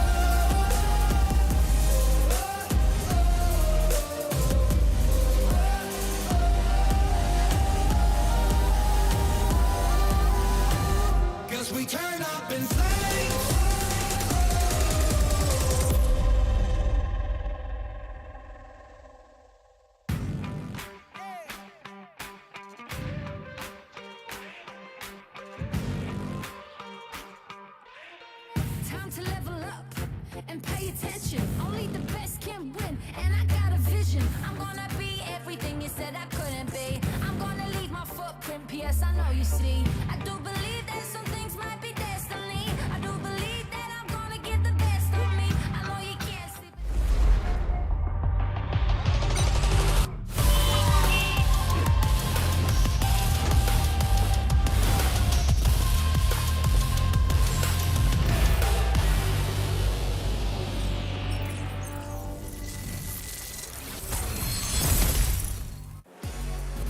Welcome back to the Free Fire World Series Bangkok 2022. My name is Holler, and with me is Husky, and we just saw Ignis Esports make a very good tactical move. They ended up securing that booyah, stealing it away from the other teams, but what were your thoughts on that game? I think that Kano is an amazing player. We saw him pull out a lot of clutch moments in round number 2 against Bastomundo. And sure, Ignis Esports ended up going out early, but they did survive for longer than they should have. And Kano came in clutch in round number 3 and got that booyah. This means that Ignis Esports are still in the race. MENA is here to play. Yeah, they're definitely here, and they want to continue to go on to that one. I think that if we're going to look at the standings, I mean, it's still, again, very early. We have 3 rounds already in the bag. We have 5 more games. We have plenty of games to go through the rest of the night, so I'm looking forward to that. But now the teams, like going into the second half, do not want to be on the bottom, and they need to get themselves within at least, you know, a stone throw of the top-tier teams. And the teams who are within arm's reach of each other are coincidentally both teams from Thailand and both teams from Brazil, right? We have Evo's Phoenix, Nigma Galaxy, Kate, and of course Magic Squad. And we can throw RQ Kazu into the mix, but just like the video that we saw during the break, it feels like this is a personal rivalry between Brazil and Thailand. Yeah, it's not only within the regions, but within the regions themselves. Oh, yes. Right? It's one of those things where you definitely want to do better. It's all about bragging rights. And the fact that that team did better than you is be like, you know, how can you be the best in the world if you're not even the best in your region? Yeah, I mean, as of this point, both Thailand teams have gotten a booyah for themselves. Both Brazilian teams have not gotten any, but they are still in the running. They're really, really close. But we got to turn our focus to the team that got the booyah in round number 3, Ignis Esports. The one team, first seed from the MENA region, and there's a reason why they are so good locally. And I want to talk about Kano just a bit more. He is the clutch master. We look at them, 16 scores, 4 eliminations, nothing much. But Ignis Esports, like you pointed out, Holler, was very tactical, and a huge part of it was because of Kano and off the back of Carlos's IGL. This team works like clockwork because they have a good leader and they know what to do in dire situations. Yeah, they were very smart in that one. I think that they were just kind of, the movement that they made was at the perfect timing. Their teams were starting to enclose on them. They didn't really have a whole lot of space, but they made sure that that next circle was in prime position. They made the move exactly at the right time, and they did it together. They've been like, this is a team that's playing well together, and they kind of, I don't want to say they stole it, but it was kind of, maybe they borrowed it, I would. Yeah, they borrow a bit of space. And it's crazy, right? You look at the time lapse and you think to yourself, how did Ignis Esports even slip through a battlefield where 5 different squads are battling out against each other? But right now, I think if they continue this momentum, Ignis Esports is going to have a really great time and bringing that glory back to the Latin region. Yes, and it's one of those things where, you know, baby steps, right? You make sure that you just get yourself within a stone throw. I mean, yes, they're only like 9 points away from 4th place Vivo Keat, but it's one of those situations where you have a chance. You got to make sure that you do that. Sorry, RRQ with 42, that is. So they're just, you know, again, 9 points away. Ignis Esports have a chance. Many still games, but let's talk a little bit about the bottom. HQ Esports from Vietnam with only 5 points. Alpha from the MENA regions with 6. I mean, these are really teams struggling at this stage. And we saw 2 very polarizing engages, right? Very 2 polarizing ways of engaging every single round. Yeah. For HQ Esports, it's all about the macro game. They were very, very reserved. They're just playing that late game, and they got picked off in all of the rounds that they played in. Whereas for Alpha, we saw a bit of aggression. We saw a bit of initiative.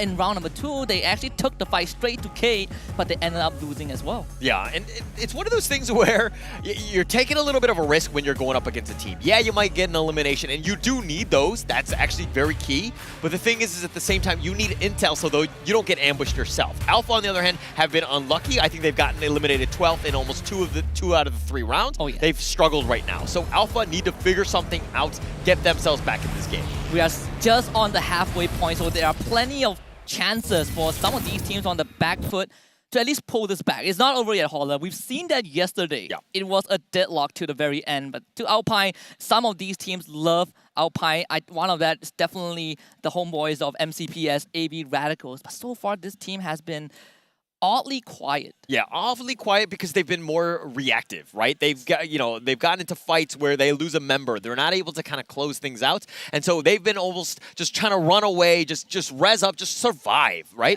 And AV Radicals, this is not the team that we know from MCPS. And they tend to be a little bit more aggressive. They want to get the fights in, but they haven't gotten that ball rolling. Yeah, well, HQ Esports, RQ Kazu has gotten that ball rolling for sure. 2 members of HQ Esports already on the ground. Tyson getting brought back up, instantly knocked back down. Legola doing every single work needed to give RQ Kazu that head start, and so far it's working out. Can Artemis win this one? The answer is absolutely no. RQ Kazu draws first blood. Oh, that's a huge one. I mean, he had a chance, but there were just too many numbers. And HQ Esports on the bottom with 5. I don't know if they actually, I think they might have gotten a couple points or so. But, I mean, at the end of the day, that's going to be a quick first half for them. HQ Esports all the way on the bottom in 12th right there. That did not help their cause.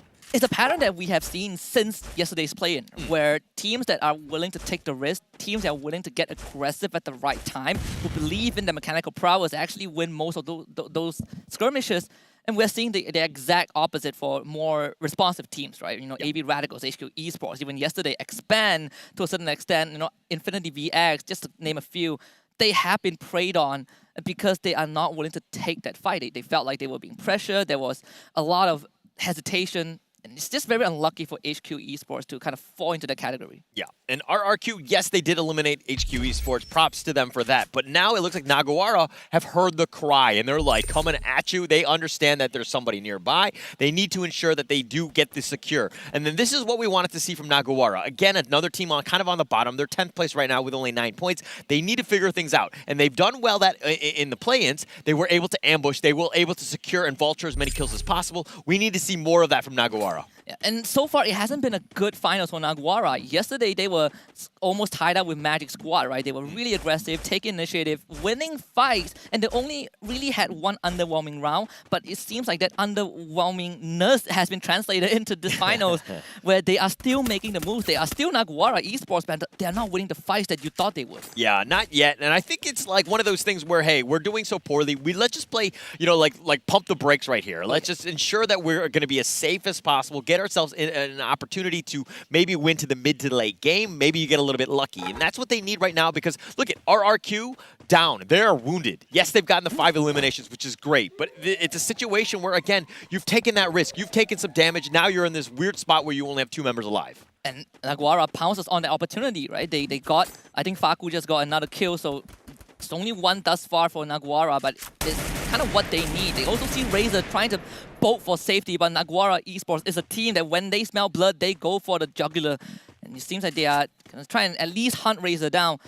This is a team that, in their local region, are known to be slow starters but strong finishers. And if there's anything, if we see them take down RRQ Kazu, that might be the morale boost that they are looking for. That's huge. That would absolutely be huge. RRQ, of course, was in 5th place, behind the Thai and the Brazilian team, so they are definitely one of the top dogs. And if they can get this one, and Razor just trying to run for his life, and Naguara are trying to do what they can, but I don't know if they can draw a beat. They're getting some shots in on Razor here. Naguara, the Rush Kings are coming for blood. Razor, he still has a chance if he can find isolated fights. You can see that he has that double barrel shotgun in his hands, but he needs to make sure that he finds Naguara's member alone. They're just going to go in. Razor does it once.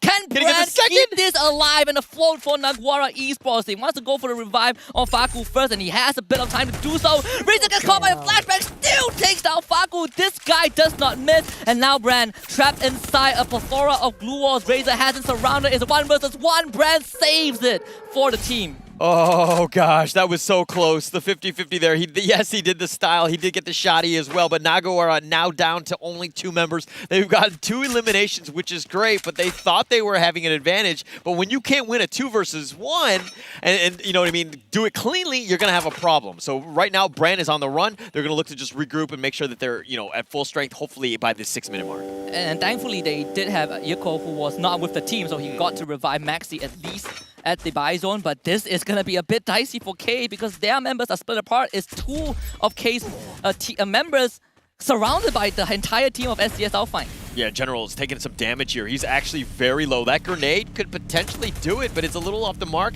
Modesta's taking some damage. Jojo is actually been knocked, and it looks like there's going to be a little bit of a fight here with SES and Keed. Yeah, Modesta and General are doing great work. They are taking down the members of SES Alpine one by one. General finally brought to his knees, but it's only Bara left alive for SES Alpine. Dead God joining. They are rendezvousing with the rest of the team. Kate are coming in for the wipeout, and Kate does exactly that. All right, SES has not had a good run this far as well. They were the #1 seed from Indonesia, just kind of struggling. Yes, they were 7th place. They are okay in that situation, but again, you do not want to get eliminated in 11th there. And it looks like Keed is going to come out the victors on that one, and it looks like the Brazilians are getting richer.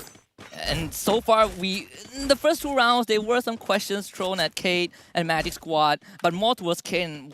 Are they the first seed of Brazil? And if they are, what have we been missing? And I think from last round onwards, they have been showing us that they are persistent, they are consistent. Again, just like Magic Squad, no booyah yet for Brazil, but they are keeping tabs with Evo's Phoenix and Nigma Galaxy. And those 4 eliminations just now are very critical to potentially catapult them into first place. Yes, and that's where you want to be. You know, you just got to be within striking distance. That's the biggest thing. Making sure that you're getting those placement points just enough to kind of keep it very competitive. Magic Squad have been a decent job of kind of, vulturing what they can. They've been very well coordinated, a very patient team. They stick around and they take fights only when the risk is somewhat mitigated, and so that's a good situation for them. And they'll continue to just peek out, again, take things slow. It hasn't even been 7 minutes. And while that was happening, Modestia just got his 4th elimination of this round. And I believe the relators member is from RRQ. RRQ Kazu very, very spread out, so you kind of find yourselves in situations where you get picked off easily. This storyline about Brazil against Thailand is so heated. You know, the trophy of the World Series has not left Thailand for almost 2 years. Brazil they are here to gun for it. All right, every single World Series has been won by a Brazilian team or a Thai team. So there's a reason why they're the top dogs. It's 2-1 in favor of Thailand. Yeah. And so we're going to find out who can, win this one today. I think that was going to be the ultimate, test, so to speak. I mean, the trophy's going to be behind us. It's in Bangkok. Do they have the audacity to take it out by another country? Well, if we look at the patterns, right? Yeah. Brazil won their first World Series, and it was in Rio. Yep. Now in Bangkok, Thailand, maybe just putting out there. But 3 in a row from Thailand, though? It's not possible, right? They're still in the lead. They're very much up there. Even if we come down to a tiebreaker, they are winning by booyah, but just at this point of time. Yes. Naguara Esports stepping up a bit. We saw them got those early eliminations just now. And they're keeping it sit. They're keeping it tight together. And that's what we want to see from Naguara Esports. Definitely, and they're playing smarter, right? And I think that they're sticking together, making sure that they're playing as a team. AV Radicals, another team that's been largely off the radar. They have not had a great start to this finals as well. I mean, yes, this is 4th round. They need some points, get themselves back into this one. They're in 9th place right now with only 14 points, and they are definitely on the bottom looking up.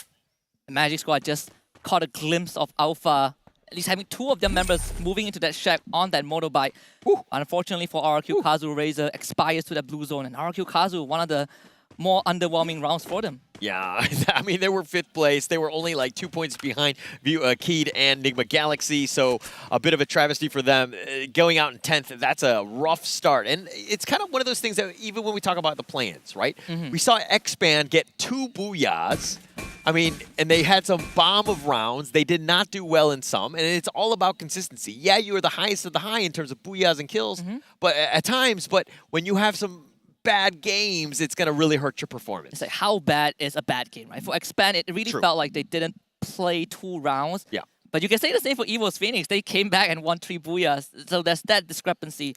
But I do agree on the fact that what has happened to Expand yesterday basically kind of translates into AV Radical, right? It has been kind of an ongoing issue for the MCPS region, where when we look at the bigger leagues, when we look at tougher competitions, the more reserved part of these teams start to show. It could be stage jitters, it could be just not as much confidence, but when we see that reflect on AV Radical's gameplay for the past 3 rounds, it is very evident that they are not confident enough to take these initiatives. Yeah, and it's weird. It's an interesting difference of style of play from what we're used to seeing, right? Because in all of the other leagues, right, you play against teams that you're very familiar with. So you have a rough idea of how you want to play things. And it seems like, you know, the AV Radicals of old have kind of not been what we've seen in the past, right? Where they tend to be aggressive, they tend to take as many eliminations possible, and they're kind of almost reacting to the international style of play, which is very different. Yeah, and this is the debut as a region and as a team. There's a lot to be desired. I think, you know, when you look at AV Radicals, you are looking at the young stars who really pop off. But if you only use that as a pivot, then it becomes really difficult for AV Radicals to show up in tough moments. Meanwhile, we see Ignis Esports getting gunned down by the members of K. They've already had Eric on the ground, but thankfully there's no kills just yet. K, though, they are not going to hesitate to go into that blue zone if they can get a couple of pickups. That's going to be very crucial for Ignis to hold on. Yeah, they're going to look to just try to go on the opposite end of this one. Eric gets left for dead. He's probably going to be killed here. I mean, there's no one nearby, but it looks like Ignis Esports are talking about survival. We got to keep ourselves alive and give ourselves a chance. We don't want to take this fight against Keed. We think that Keed have the far superior position. But now, Evo's Phoenix, for eliminations, this is the #1 squad right now, tied, yes, with Magic Squad. But again, it's all about the booyahs. They've ensured that they're in a prime position to win. They've had momentum even from yesterday's play-in. They're continuing to do that now. It seems like Evo's Phoenix are hitting the ground running. I love what they're doing, right? They have Jonah on scouting duty, and they use that information of Naguara Esports being nearby to just completely dodge them. And Jonah, he's going to be left behind by a bit, but that's very important for Evo's Phoenix to continue tracking their enemies. Jonah's going to be that guy to do so. Evo's Phoenix, even if they lose him, they will still have 2 more members and a Bison to bring their teammates back to life. But on the other hand, Ignis Esports, they just avoid the K and then run into the 2nd seed of Brazil. Magic Squad says hello, and Jason will be eliminated. Yeah, Drax there. That's the MVP, I would say. At least in yesterday's play-ins there from Magic Squad, they've ensured that they're getting as many kills as possible. And Carlos does go down in the end, but it looks like Nigma Galaxy has actually sniped that vultured that one away. And it looks like Magic Squad have only 1 elimination. Alpha, another team on the bottom. They need to get themselves back into this one. They've been playing pretty much, you know, hiding in the corners and don't want to take any fight. Hopefully they get something towards the end. And that was since round number 2, where they failed the rush against Kate. It felt like they decided to take a step back. But Moshi, he is being incredibly cheeky on this truth. I believe he also just got brought back, so there's not much resources for him. The rest of Evo's Phoenix will have to escort him out into safety, but unfortunately it's guarded by teams like Naguara Esports and Vasto Mundo, and Luca has seen that truck pass by. This is very crucial for Jonah to not go down, but unfortunately he has been stranded out in the open with 2 different teams firing at him. And Jonah, his time is running out pretty soon. Luca will get the knock, and I think Vasto Mundo should secure this elimination. Yeah, they'll take that one. And he eventually goes down in the end. But Vasto Mundo will, I mean, they were getting some shots in with Naguara. I'm not sure who vultured that one in the end, but Evo's Phoenix eliminated 8th. That's your #1 standing team right now, already eliminated. Nigma Galaxy, that's another top dog, and it looks like they're going to be going up against Magic Squad here. And Italo saw 3 of the Nigma Galaxy members just walk past him, so there's a lot of information for Magic Squad to work with. GU is going to be the first one to get knocked down. They also have Drax in the red, so Magic Squad don't really have the help to take on Nigma Galaxy right now. It's the best chance for NGX to pull this one out of the bag, take down MGS, and perhaps put themselves in a more comfortable situation. Yeah, you have numbers though. Nigma Galaxy right now with 4 against 3. Magic Squad are playing this smart. They're going around the other side of the flank, and they realize that they're going to use the Storm to advantage. Nobody's going to be behind them. But now, Magic Squad, will they be flushed out? Do they need to make a move? Nigma Galaxy holding down angles, making it difficult for Magic Squad to make any sort of movement. And NGX, they're controlling the bridge as well. That's the doorway that Magic Squad might be looking to utilize. But since the blue zone is pushing both of them back, you can see that these 2 teams are moving in parallel. From house to house, from building to building. NGX, though, have better cover to work with. Oh, nice shot there. Bop's right there, looking to go for Enigma Galaxy. But now, they're in the storm. They do need to be careful. Enigma Galaxy don't want to make the first move. They're going to let Magic Squad make the move there. Some glue walls providing some cover. Perfect shot by Dew. Bobs is down. Drax is in the red. Blue zone pressuring him, and the members of Magic Squad They are just scattering into the wind, desperately trying to help each other out. Bob runs left, Italo runs right, but they all run into Enigma Galaxy's crosshair, and NGX wipes out Magic Squad. Oh, NGX, that's the perfect way to do it, right? Yes, they were in the storm, but Magic Squad made the first move. They flinched first, and they paid with their lives. Enigma Galaxy took advantage of that one. 4 teams left, but Keed, 8 eliminations. Modestia, this guy has been on fuego. 5 eliminations. This guy is an absolute beast. He was also the one that kept them alive when Alpha rushed them on Kalahari. That's the reason why Modestia is such a reverent player. This is gonna give K such a good spot to work with. They might not have the circle, but they have a lot of space as Nando continues to rack up the numbers. But on the other end, it's Vasto Mundo against Alpha. Crusher getting that elimination onto Gata. Unfortunately for NGX, they are also involved in this battle with a 3-way fight. Stop gets a knock, but unfortunately for Gata, he trades right back. Crusher also wants to chip in. NGX, they're looking to push forward. They bring Field God back up. Alpha is already out. We're down to the top 3 teams. Oh, Alpha was right in between Enigma Galaxy and Vastamundo. No real space. All the angles were covered. There was grenades left and right. Very difficult situation for them. I mean, they survived to top 4, which is going to give them some placement points, but I don't think they got enough elimination points. Now, Enigma Galaxy still in great position here. Vastamundo, they're the ones on fire, though. They've got all of the eliminations. NGX is the only team with 3 members left. Crusher crushes that hope with a good nade, but there's still some time. General says no, steals it away from Vasto Mundo. Cade is here to play. We talk about the Brazilian teams, and Cade has used a time turner, broken the Riptide Rhythm, broken the glue wall, and another nade overhead onto Crusher. Cade is here to claim their first booyah from Brazil since yesterday. Modestia with the Charge Buster in the face of Vasto Mundo. Luca, the last one alive. Can he do this on his own? The answer is no, and vamos for Cade to get the first booyah in the finals. Cade right there stepping up. That was like a dominant performance, I would say. I mean, they got a ton of eliminations. I think we're going to have to see the exact numbers, but I think around 13 or so, that's exactly what they wanted to do. Get themselves back into this one. They were top 4. That's going to springboard them up even further. They got a ton of eliminations, and they got the booyah. Yeah, just incredible performance from Cade. We've seen this team from round 1 until round number 4, and we were wondering how high up they would place. When is the time for them to get the booyah? And they finally showed up just nice at the halfway point, putting Brazil in a good spot. But we do have the highlights coming up, and let's take a look. How did K get the booyah?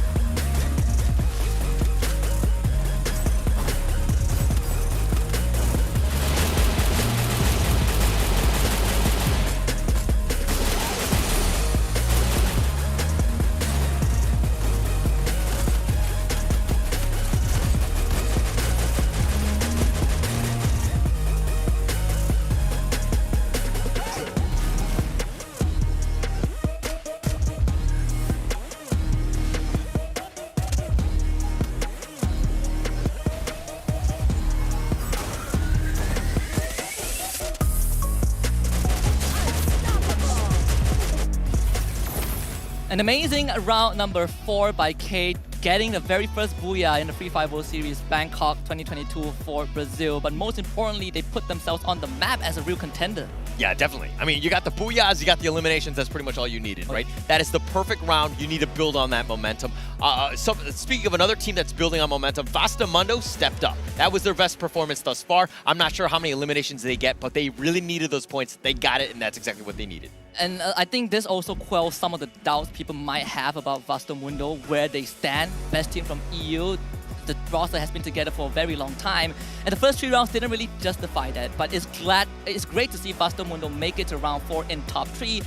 Albeit not getting the booyah, I think they put up a really good fight. It was just very unfortunate that they had to go up against Kate and Enigma Galaxy. Yeah, it was a weird situation that's eventually going to happen, and that's why these games have been so fire, right? Oh, yeah. Because at the end of the day, yeah, EVO's Phoenix might be eliminated, Enigma Galaxy might be eliminated, but then You have Keed, you have, Bastamundo, you have all of these Titans here, but let's talk about the standings going into this one. Keed on top, 26 points, 14 eliminations, plus the Booyah. That's a great match. Yeah, and of course, they haven't gotten the top record, but it's not as important as getting this Booyah and making sure that they get decent amount of points. Bastamundo in second with 17, like you mentioned, Holler, the best round that they've had so far in the finals, and this is going to at least put them on track to perhaps make it to that top 4. But NGX, they have a slower round. They finished third, and they got 14 points. Their counterparts, unfortunately, EVO's Phoenix, getting 7 points, tying up with Magic Squad. Yeah, they're still going to be scoring a lot of points, but again, let's give a little bit of credit in terms of some of the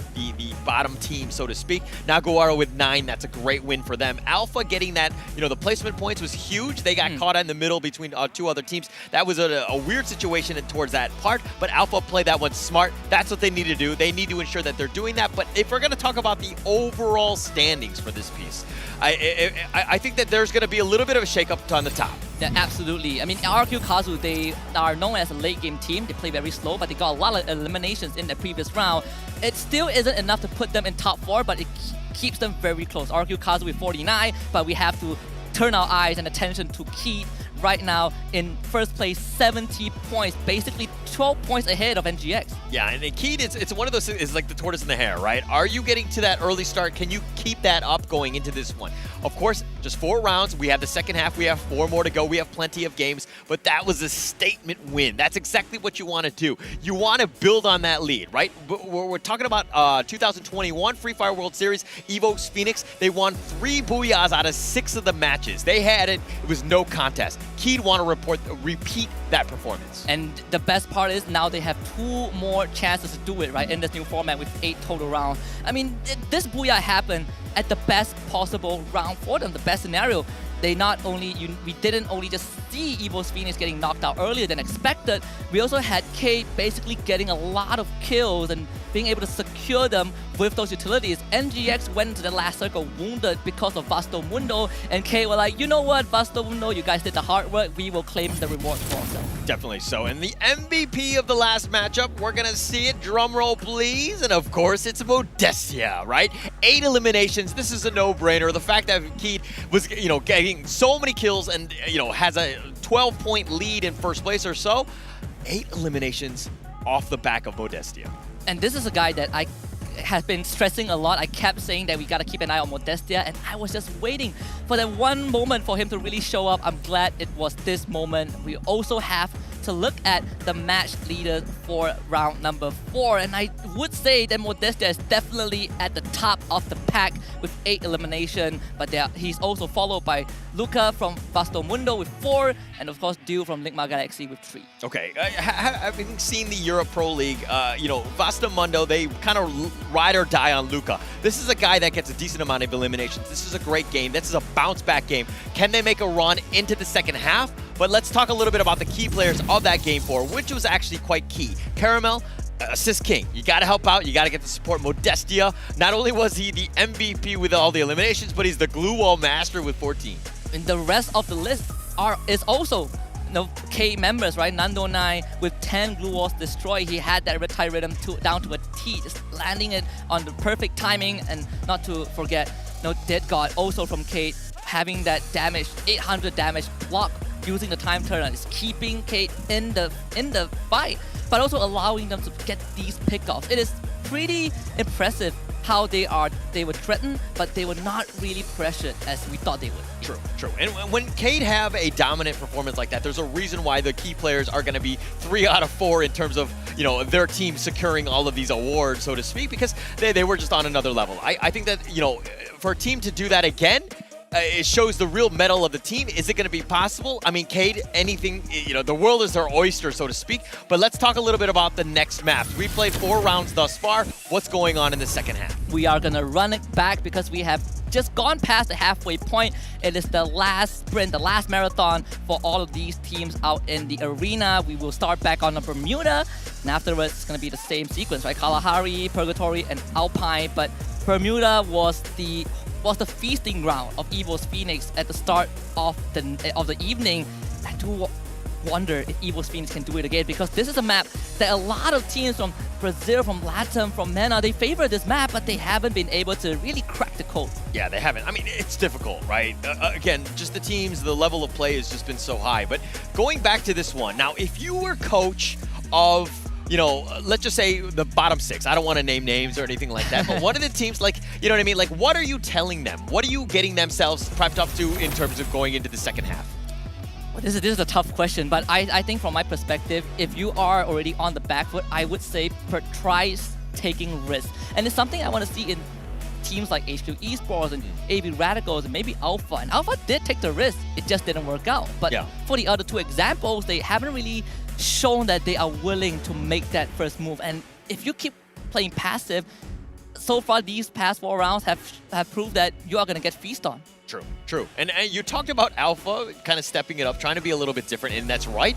But they were unlucky. I think they got 1 elimination in all of that. And yeah, they were like almost in every single fight. But the fact that they were just kind of caught out and not able to do that was, you know, a little unlucky by Alpha. You know what they say, you miss every shot you don't take, you miss every chess piece that you don't move. So at the end of the day, if they are not really doing well passively, you gotta take the initiative. That will be left for the next round. We're gonna take a short break and we will come back for round number 5 of the finals.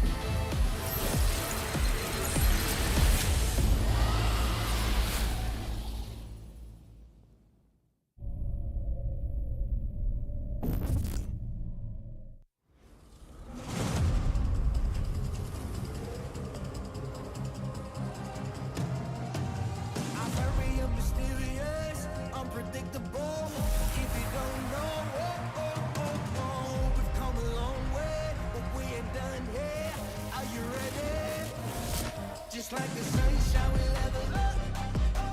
What a great view from the top. It's in our nature, it's in our blood. We can stop, never stop. We don't stop with the squad. Like the sunshine, we level up. What a great view from the top. It's in our nature, it's in our blood. We can stop, never stop. We don't stop. 'Cause we turn up in flames.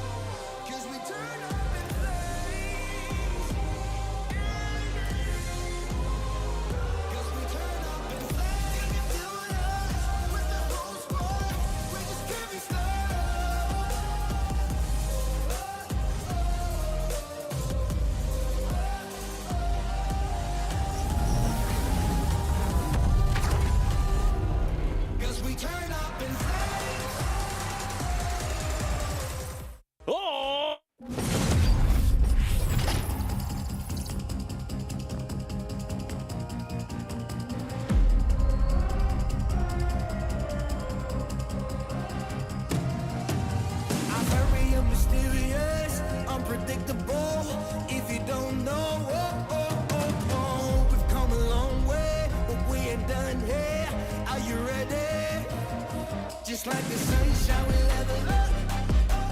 What a great view from the top. It's in our nature, it's in our blood. We can stop, never stop, we don't stop with the squad. Like the sunshine, we level up. What a great view from the top. It's in our nature, it's in our blood. We can stop, never stop, we don't stop. 'Cause we turn up in flames. 'Cause we turn up in flames. 'Cause we turn up in flames. You can deal with us, with the whole squad. We just can't be stopped. We invincible, undefeatable, but still you try it. Like the sunshine, we level up. What a great view from the top. It's in our nature, it's in our blood. We can stop, never stop, we don't stop. 'Cause we turn up in flames. 'Cause we turn up in flames.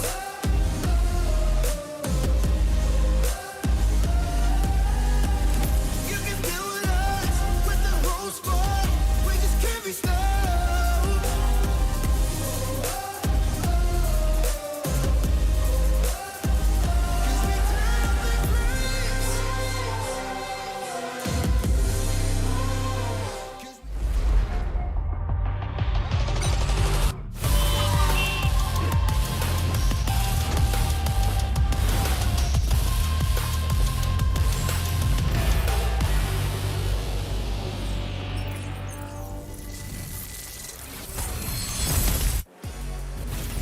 We are halfway through the Free Fire World Series 2022 in Bangkok, Thailand. My name is Husky, and with me is Holler. And we just saw Kate getting their very first booyah for Brazil. And not only just their first booyah, it put them in a very solid spot in first place. Great positioning, great game, and that's what they want to do continuing on. And they're going to look to build that momentum, go into the second half with that. Now, can they keep that up, especially against these top-tier teams? We're going to still have yet to see. There's so much more action yet to be played. And we do see some front runners, right? In the Brazilian teams, the Thai teams, RQ Kazu is also up there alongside with Ignis Esports. And we also saw some teams that are falling behind. They're eating a bit too much of the dust. And so far in the first half, they haven't really been able to do too much to kind of make up for the difference. And to be honest, yes, we have 4 more rounds, but the thing is that this game and the next one, are going to be the key ones because that sets the stage for the final 2.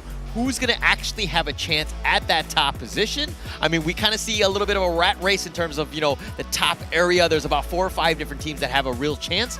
But getting it to that next level, we're going to see the story's going to tell itself in the next 2 games. When the evening just begun, we hardly talked about which team is going to be left behind, right? Because it is all up in the air. But I think it's high time for us to really start looking into it.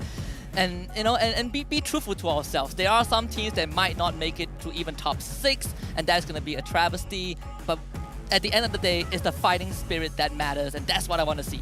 Yeah, I mean, it's going to come back down to which sort of ranking that you are. Yeah, you might not be top 4 or whatever, but you're still fighting for a decent chunk of change. But let's talk a little bit about the Game 4 stats, right?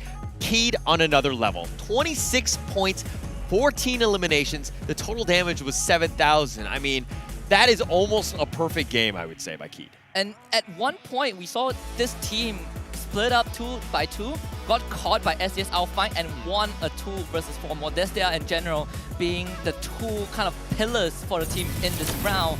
And that is going to really lift the spirit of Kate up. But like you mentioned, Holla, can they carry this forward? Because Bermuda so far has been the home turf, not just for EVO's Phoenix, but for the Thai teams in general. Yeah, they've done quite well. And I don't think that they need to panic. Again, this is a situation where they just need to just be consistent, right? Be the team that we know that you're capable of doing. If you're looking at Enigma Galaxy, this is perfect. The guys are just joking around. They're just taking it very casual. They're not too serious. And, understanding that they're still in a great position. Yeah, and they're not too far behind, right? Yes. In fact, second place for NGX. That's not too shabby. One good round could set them on course to win not only their first World Championship, but keep that trophy on home soil. But we also have Vasto Mundo on our screen, the team that performed admirably in the previous round, finally stepping up, showing signs of life, keeping EU in the race. Yeah, I was gonna say if they didn't have that good match and they were, on the like right now they're 6th, right, with 38 points, only 1 point above Ignis Esports, and about 11 points behind RRQ. That is within stone throws distance. They have a potential, right? The fact that Vastamundo were able to have a great game 4 put them in a good situation. I was gonna be worried about this team because again, Vastamundo is a team that just is built off of momentum, and getting a little something going is going to really help them as we go into Game 5. As we expected, right, Laco and Blazer did exactly that. Bermuda is where the true race begins, especially for the teams that are vying for that first place. We are going to go back onto the most classic map, but this is a map, as we both agreed on, has been the forte of the Thai squads. Yes, we're looking forward to that. At the same time, it looks like the drop is going to be going in. They're going to be going southwest, and everybody's kind of dropping down. Alpha goes down very early. They were kind of one of the first ones out of the plane, but if we're looking at it, nobody really, I think, is going to make it their way to Sentosa. It's a little bit far for that flight path, but look at this middle. Very congested, I would say. We might see some early action. Yeah, Kate instantly drops there. And we are also seeing the same maneuver from HQ Esports where they split up, try to cover as much ground as possible. But early on, with when AJ was on the broadcast, we did discuss about the pros and cons of this move. And the cons is that you might get caught out in the open, and if you lose that gunfight, it's going to be a free point. That free point could not have gone to a worse team. It's Kate. Oh gosh, not a great start there. General will secure that one, but HQ Esports, I don't know if they're just unlucky, but they have not been able to find their groove. They have 6 points in 4 games. That's a rough situation to be in. This is a team that prides themselves on being consistent locally and being really proficient in that macro gameplay. But if there's anything we've learned, is that macro doesn't win you the games. At least doesn't win you the game fully. Yes. Right? We need teams to really take that first step, take that CQC, have someone to back you up. What really amazes me about competitive Free Fire over the years is how these teams have adapted, have evolved in their gameplay. Now we are no longer seeing 1v1, we're seeing mech checks, we're seeing those 2 versus 1 trades. There are all these really minute movements that separates a good close quarter combat play and a great one. And I think we're seeing that discrepancy shown here. Tanamo, on the other hand, though, is going to get a free knockdown, free elimination onto one of the Vasto Mundo players. They'll take that one. But let me touch a little bit about HQ Esports, right? I think that overall, even with yesterday's playing with Team Flash, going into today with HQ Esports, the #1 seed, I expected a lot more out of the Vietnamese squads. Generally speaking, they still end up getting top 6, but as I say that, AB Radicals in a world of hurt already. 2 of the members have went down. Same for Vasto Mundo. It's going to be EU against MCPS. Who is going to do this? AB Radical taking the first move to move out of the building, but RQ Kazu is shooting them from afar. V2 has just gotten down Blazer 10, bringing Vasto Mundo down to just Nunes. And unfortunately, the EU squad will have to back off, and AB Radicals now get to claim 3 points. Yeah, a huge one. That's a huge win for AB Radicals. They need to get themselves going. But Tanamo goes down, and it looks like Wine's all by himself. What is he going to be able to do? They have 3 eliminations, but now he's all by himself. RQ Kazu saw this from a mile away, then it instantly pounced on AB Radicals. They are wounded, they are crippled. It's a fight that no one on the side of AB Radicals wants to take. It's not a fight that Wine can even be a part of. But RQ Kazu smells blood in the wind. They are chasing after the scent of Wine. It's going to be a tough time for AB Radical to stay in this round. Wine needs to somehow get away. Yeah, he's just running for his life. And they do know that he's there. Razor and maybe are just going to look to just run after him. But Wine, he's getting vultured maybe from hands, and it doesn't really matter. AV gets eliminated. Pac-Man will secure that one. And it's an unlucky situation, right? They were able to hold the fort against Vasto Mundo, but RRQ, they were ready and waiting. And unfortunately for MCPS, they did what felt like to be a good start. It's turned out to be a horrible ending. But RRQ Kazu, they didn't really have to use much. and they have ample resources to take on HQ Esports, who are spread really thinly on the map right now. Okay, RRQ has done quite well, right? Off of Legoloth, he's been doing a great job. I mean, this is a team that's won gold in the SCE Games in 2021. This is a team that's, knows how to win. They've done it not only in the leagues of the Indonesian leagues, but they've also done it on the world stage. They've made sure that they do it. But Bastamundo, I give them a compliment in the pregame, and they get eliminated 11th. Shame on me. And to be fair, they were really wounded because of AD Radical. So Ignis Esports picking up the final piece. And since we talk about RRQ Kazu, props to Legoloth, because I think winning SEA Games was kind of the confidence boost that he needed to be a leader, right? He was doubting himself. He didn't know if he could do it, but that victory, that podium finish, first place medal for the team really gave him that boost. And we are seeing that reflect in his gameplay since the play-ins. And Legoloth, unfortunately, as I say it, will be caught out. But he was alone, so HQ gets a free kill. Yeah, Neo just completely ambushed him. He jumped off the building and just caught him off guard. Legoloth was not expecting that one. It really got caught with his pants down, so to speak. But now Magic Squad, on the other hand, kind of quiet. They've been sticking around. I mean, the Brazilian way has been more of targeted attacks, right? They tend to stick together. They're very well coordinated on when they want to attack. And at this moment, it looks like they're just going to be playing very patiently. Let the game kind of come to them. They don't need to do anything because Keed is right around the corner. And do they actually take out their fellow country mates? It seems like it has begun. GU just got a good snipe onto Modestia. Wonder if Magic Squad will go for that push. So far, it's all just love taps, and some of that can be debilitating. What we saw from some of these teams, especially from the Brazilians, is that normally when a team chases after their opponents, they will stop at a certain point. But for Magic Squad and K, they will chase you until the ends of the world, until the edge of the map, which is a very scary thing because it shows how confident they are. Nigma Galaxy, on the other hand, might just run into an opposing team who is circling nearby, and that team happens to be Alpha. Oh, but Alpha, okay, so Alpha, yes, they're making some movement, but they are kind of loud in those vehicles. They're getting some damage here. Nigma Galaxy is trying to draw a beat on them, not able to take them down. Yes, he does, and he knocks down RA2D. He is down. The rest of Alpha would just have to live with the pain, at least for now. There is still plenty of time to get that revive, either by revival zone or the buy point. So for Alpha, not too big of a loss. But for Nigma Galaxy, they are already close to the top of the leaderboard. Getting these pickups, these isolated kills, will contribute to that.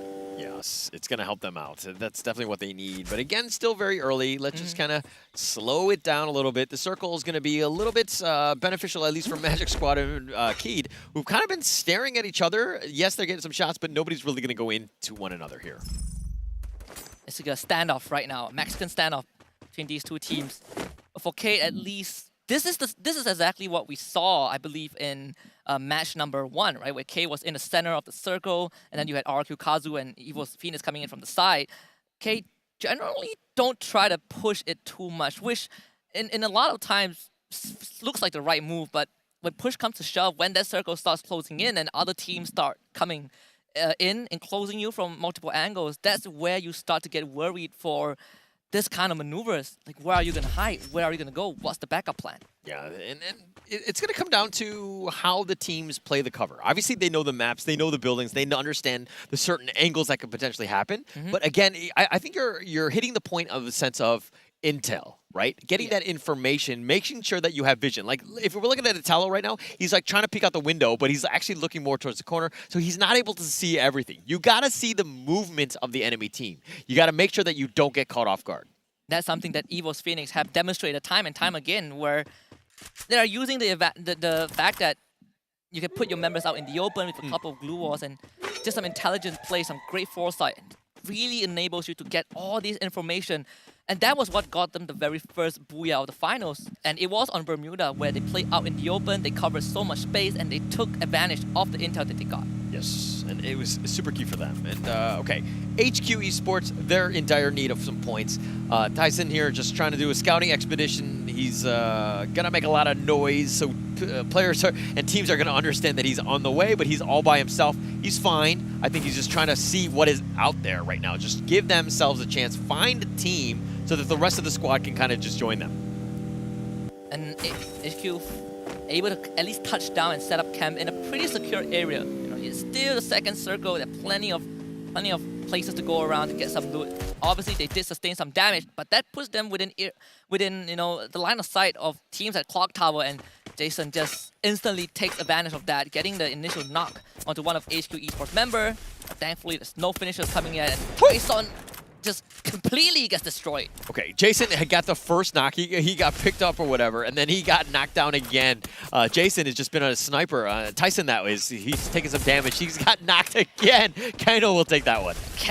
HQ Esports cannot catch a break, and after that third knock, Ignis decides that it is go time. It is time to hunt down the rest of HQ Esports, and this is going to be really crucial to see if HQ Esports are willing to take this fight. Are they just a reactive team? Neo says no, takes down Jason with a great grenade lob. Ignis Esports kind of stopping the tracks temporarily, but Eric is also responding, using that ice grenade, forcing the members of HQ Esports out. Eric is the only one right in front. Okay, one thing I don't like about HQ Esports right now is that they're kind of hesitant about going or not, right? It looks like the go call has been made. They're outside trying to get draw a bead on some of these angles.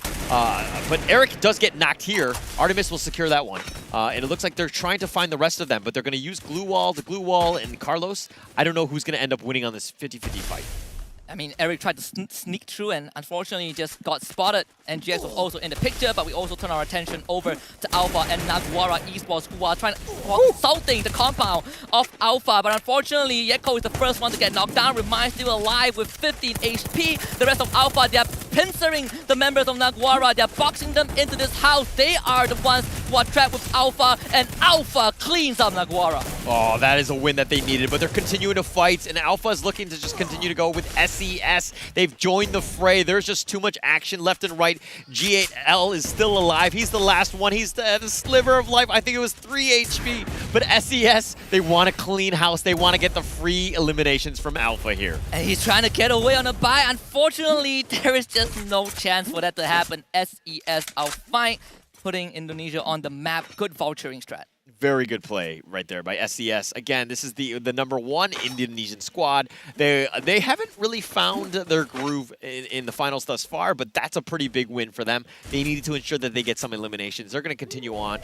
8 teams left, 11 minutes. Still plenty of time, and of course, many players out there, so many points to be had. It's great to see that Ray is finally doing that rush, and they're doing it correctly, right? One of the star players of SES with 3.08 average kills per round off of their local finals. That is a high number. Kate, on the other hand, have just found RRQ Kazu on that high ground, and this was a fortress that Kate has held for a very, very long time. Unfortunately, Circle is not in their favor. They will have to move soon, and they will have to move through RRQ Kazu and potentially Magic Squad. Yes, yes. Again, Magic Squad have been quiet, right? They've been sticking around, just trying to find the right, angle of approach. They haven't been able to do that, but this is going to be a pretty key one. Magic Squad, RRQ, both in the running. Evos Phoenix is kind of, I thought they were right, but Ignis Esports, Carlos is going to get the knock there. But again, Magic Squad sticking around. They are okay, at least for now. You see that ice grenade being lobbed by RRQ Kazu, which means that the assault might begin really soon. But RRQ Kazu, they have a very important decision to make. Where do we attack? There's Kate on one side, there's Magic Squad on the other. You don't want to come to the center. But for RRQ Kazu, they are split up 2-2 unless SES joins the fray. General getting eliminated from the picture might just be the green light for RRQ Kazu to kind of pounce and eliminate Vivo and eliminate Kate from this equation. Yeah, they still alive right now. I mean, General's the only one that's been knocked here, and they're going to continue to fight. But SES on that high ground, making it difficult for Dead God to draw a bead. But if we're looking at the angles that are approached, Ray's on the other side, so it's very difficult to find which sort of, who you should be targeting. But as I say, that SES just shooting the car at this stage. Yeah, just eliminate any mode of transportation, making sure that you trap whoever that car belongs to and where he should be, where you want to keep him. Modestia is in such a precarious position. He's beneath 2 RRQ members, is also getting shot at by SES outfight. This is such a good position for SES to be in. it's a good position for them. I would say for Keed, not the greatest one, especially since RRQ is right on the other end of that one. But IGS, Ignite Esports, has been going on with HQ Esports. That's on the other end. Drax 7 will secure something onto Neo. So there's action all over the map. It's starting to build up here. And this one is definitely going to erupt in just a bit. SDS Alpha is slowly encroaching on the compound of both RRQ Kazu and Key and Kate. But these two teams, K and RQ, they also feel like they want to go head-to-head against each other. SES Alpha felt like the referee right now. They're just watching this unfold. Deadgod makes the first move, and that is the first move that ends him, that puts him in the grave 6 feet under. SES Alpha just getting all these free kills from that high ground. RQ Kazu finally making their move. They want to make sure that they do not become the victim. Returning fire onto SES Alpha, but SES Alpha have got a good hold on this high ground. Okay, they've done a great job, SES that is, of just kind of gatekeeping, moving with this circle, as well as getting some shots in. Legolaf has been, looks like he does go down. General's been revived on the other end, but it looks like they're going to continue to forward. But they have 8 eliminations. SES have bounced back this round. Bara knocked down by the play zone, but SES still have the numbers on the other end. Both Thai teams that ran into each other, and this is the showdown that the Thai fans want to see. NGX against Evo's Phoenix. Stop is the first one to go down. Evo's Phoenix going in for the kill, and Du is keeping his team alive. This is a star play that you want to look at. Bill against Jonah does not work out, and Jonah gets that knockdown. Moshi is going to be next on the screen, but unfortunately for NGX, they are history.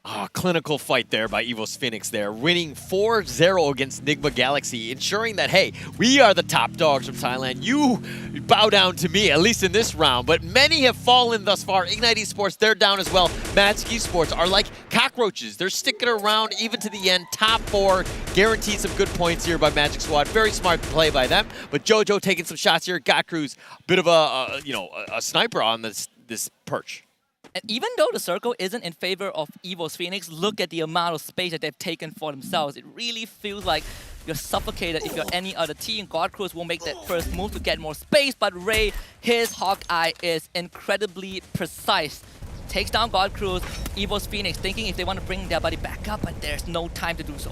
No time yet, but God Cruz has been eliminated here. Get High is sticking around. Again, I would say he's the MVP, at least on this squad. Evo's Phoenix, gotta know where he is at all times. GU just trying to run for his life, but he's gonna look to go right into Joanna. And can Jonah do this though? Getting pressure and even a knock with that vehicle. Evo Phoenix out. This is the SES Alpha's best round so far. And they're up against the second seed of Brazil. Magic Squad, consistent, deadly, precise. Can SES overcome them? We see all the utilities getting thrown out. Glue wall melters, grenades. SES against Magic Squad. GU going for the flank. GU getting the first blood. Ray getting taken out. Magic Squad puts one on the board. Puts one on the board, and it's the biggest one for them, right? Again, they were sticking around. They were able to do it. They were not fighting anything in the first, 10 minutes or so. They were very patient, and then all of a sudden, they turned it up. What do we need to do? We need to get some eliminations now. Now let's do it. Late game, we know how to close it out.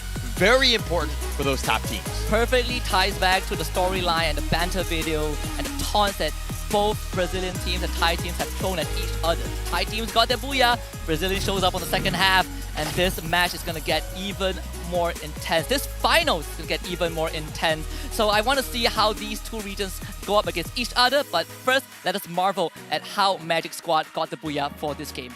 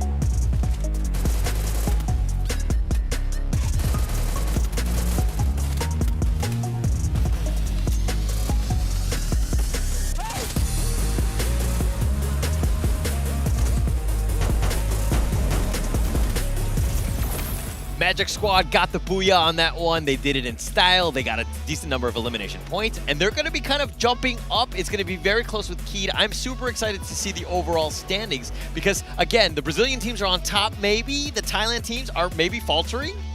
It feels like that way, but whenever we see either Evo's Phoenix or Nigma Galaxy go out, the other will still be in the race until the very end, right? This is a very tight race. It felt like we have been confined in this bubble of just Thailand against Brazil all the way. There are some other teams that are also keeping up. You know, RQ Kazu were doing great. Ignis Esports were also doing pretty decent to keep themselves in the race, but we're seeing that gap getting widened a bit.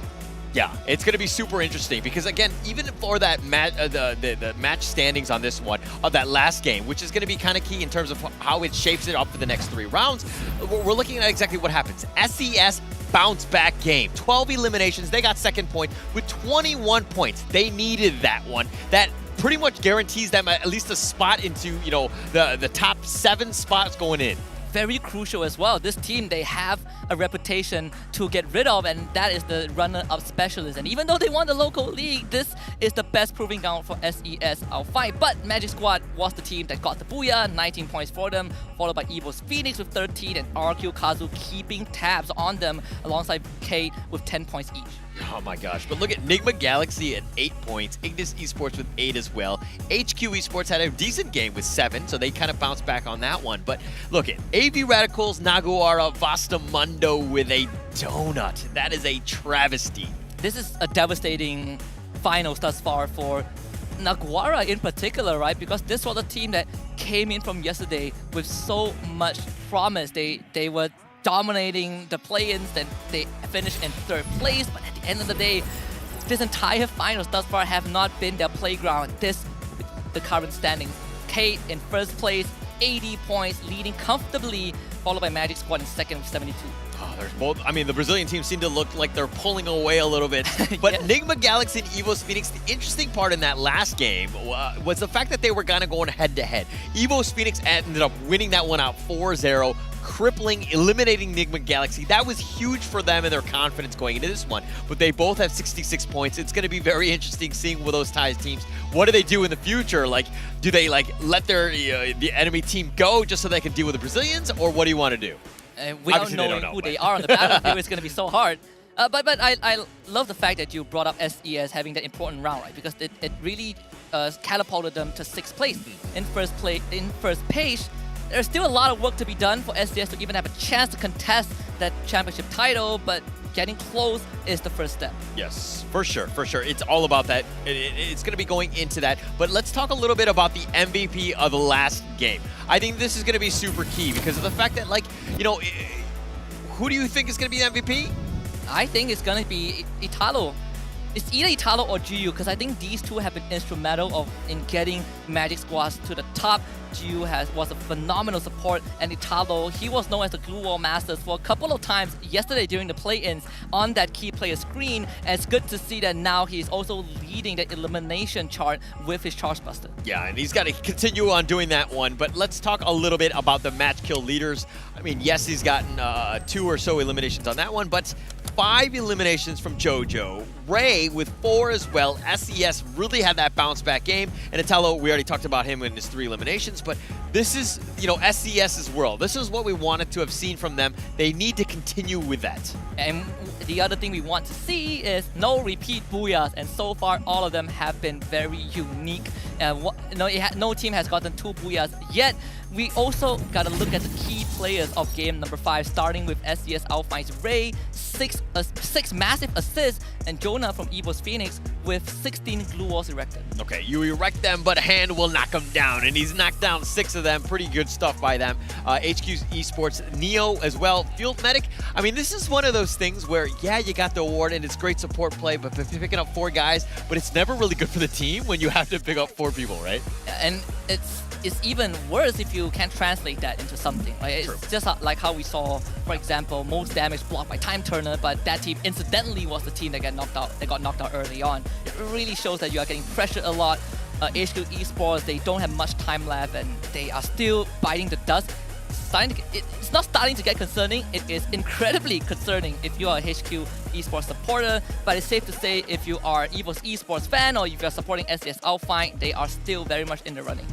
Still within the running, and it's all about just having that good round, right? Okay, yeah, you might not be top 6 or whatever at the end of the day. I mean, unfortunately for some of those cases, I mean, mathematically you still have a chance, but we have a lot of games to go. But it's one of those situations where, hey, let's look at baby steps. All we need to do is just springboard ourselves to places to get ourselves up into that next game 6, which is going to be Kalahari. And Kalahari is an interesting map because when we looked at game number 2, I expected RRQ Kazu to gun straight for Refinery and take control of that. But it was Magic Squad that took control of Refinery and took it to the very end. NGS got the booyah, but Magic Squad is showing us that they're not afraid to contest these key areas. Never afraid, right? I think that's the biggest thing, is that you have to be confident enough to know that wherever I'm going to drop, whatever I'm going to defend, I know what I'm trying to do. The strategy is there. This is it. This is the best of the best. You're in the entire world for Free Fire, right? And you have to know the map. You have to understand what you need to do to make sure that you're playing it properly. And it looks like, you know, Magic Squad has done a great job of that. And there are some patterns we saw in that second game, where Alpha taking the initiative to take on Kate. They lost, unfortunately. Ningma Galaxy setting the record for most points and eliminations in a single round. I'm not looking for any teams to break that record, but I certainly am looking for the teams to adapt to what happened in round 2. Definitely, definitely. And we're going to see more of that. Again, it's all about the strategy. We've kind of gotten our, we see how the other teams played it. It's going to come down to this. And how do we react? What is the counter strategy to all of that? It's going to be super key. And I think when we talk about this being crucial, Kate has gotten it to the T. Felt like they have mastered not just being passive, but also knowing when to take that first move to get that booyah for themselves. Yeah, definitely. And we're going to see 3 more games. It's going to be the end of it. It's going to be coming up. We're going to find out what's going on. But we have still plenty of action to go at you. But first, we're going to take a quick little break.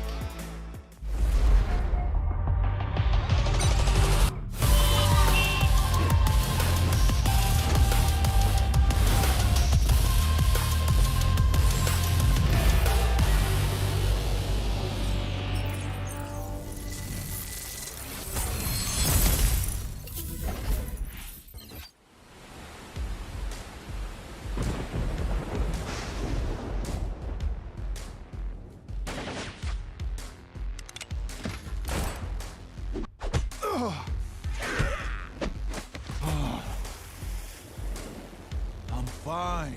I don't need healing. What? Your arm is broken. If I show you I can do a push-up, will you stop bothering me? I dare you. Hate to say it, but I told you so. You don't hate it at all. Oh, my grumpy love of my life.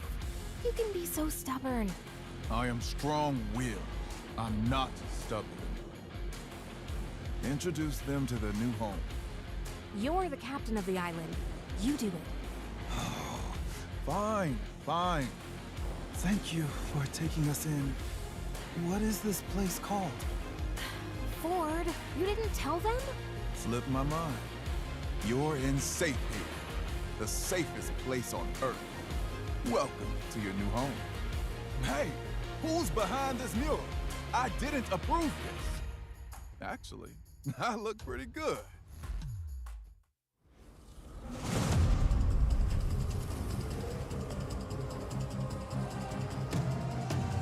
I'm very mysterious, unpredictable.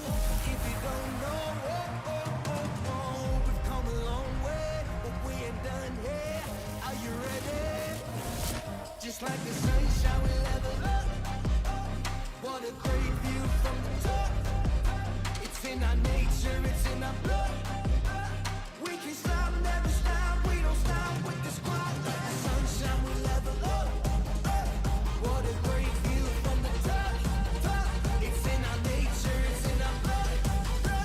We can stop, never stop. We don't stop, 'cause we turn up in flames. 'Cause we turn up in flames. You can deal with us, with the whole squad. We just can't be stopped. We invincible,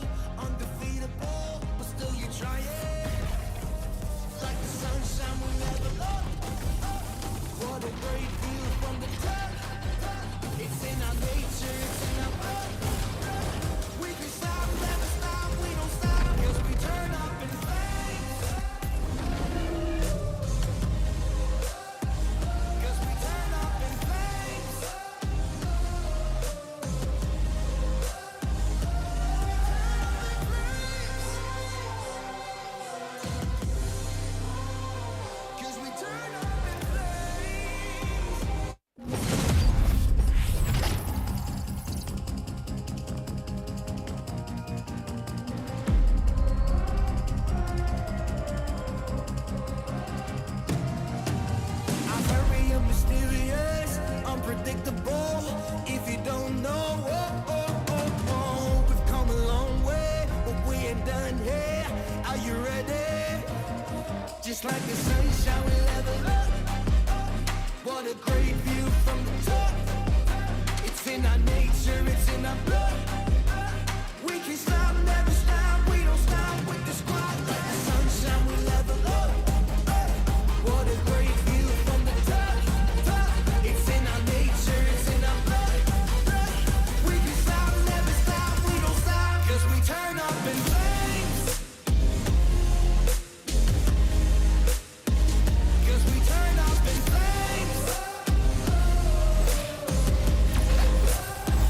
'Cause we turn up in flames. You can deal with us, with the whole squad.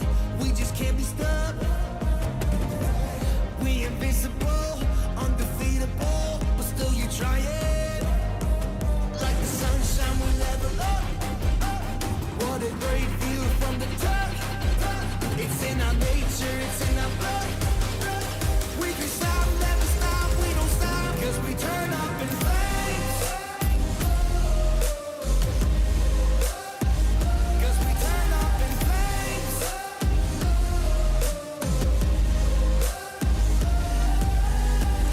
You can deal with us, with the whole squad. We just can't be stopped.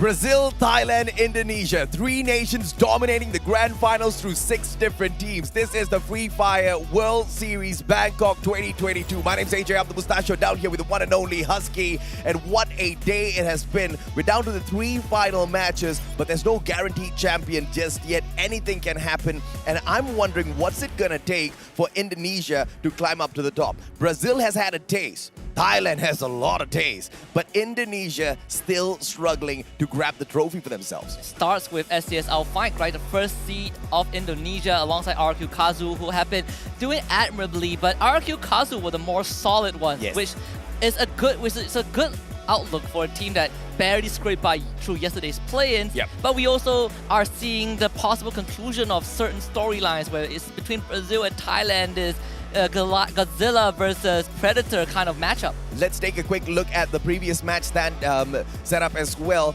All of the stats from the previous game by Magic Squad as they managed to secure a phenomenal booyah for themselves. I believe this is the first one since the play-ins. They strike it on the grand finals, and it is no better time to get the job done for the Magic Squad, but there's still a lot of work to be done. They're currently about 8 points behind their brothers, Cade, and this is just what the Magic Squad needs. Consistency has been the key of their success, but now they need to secure those extra bit of points that can get them up to the top. And I want to quickly bring up Magic Squad as a team. They went from 6 players to 5 players, and they've been holding all of them since then. Yeah.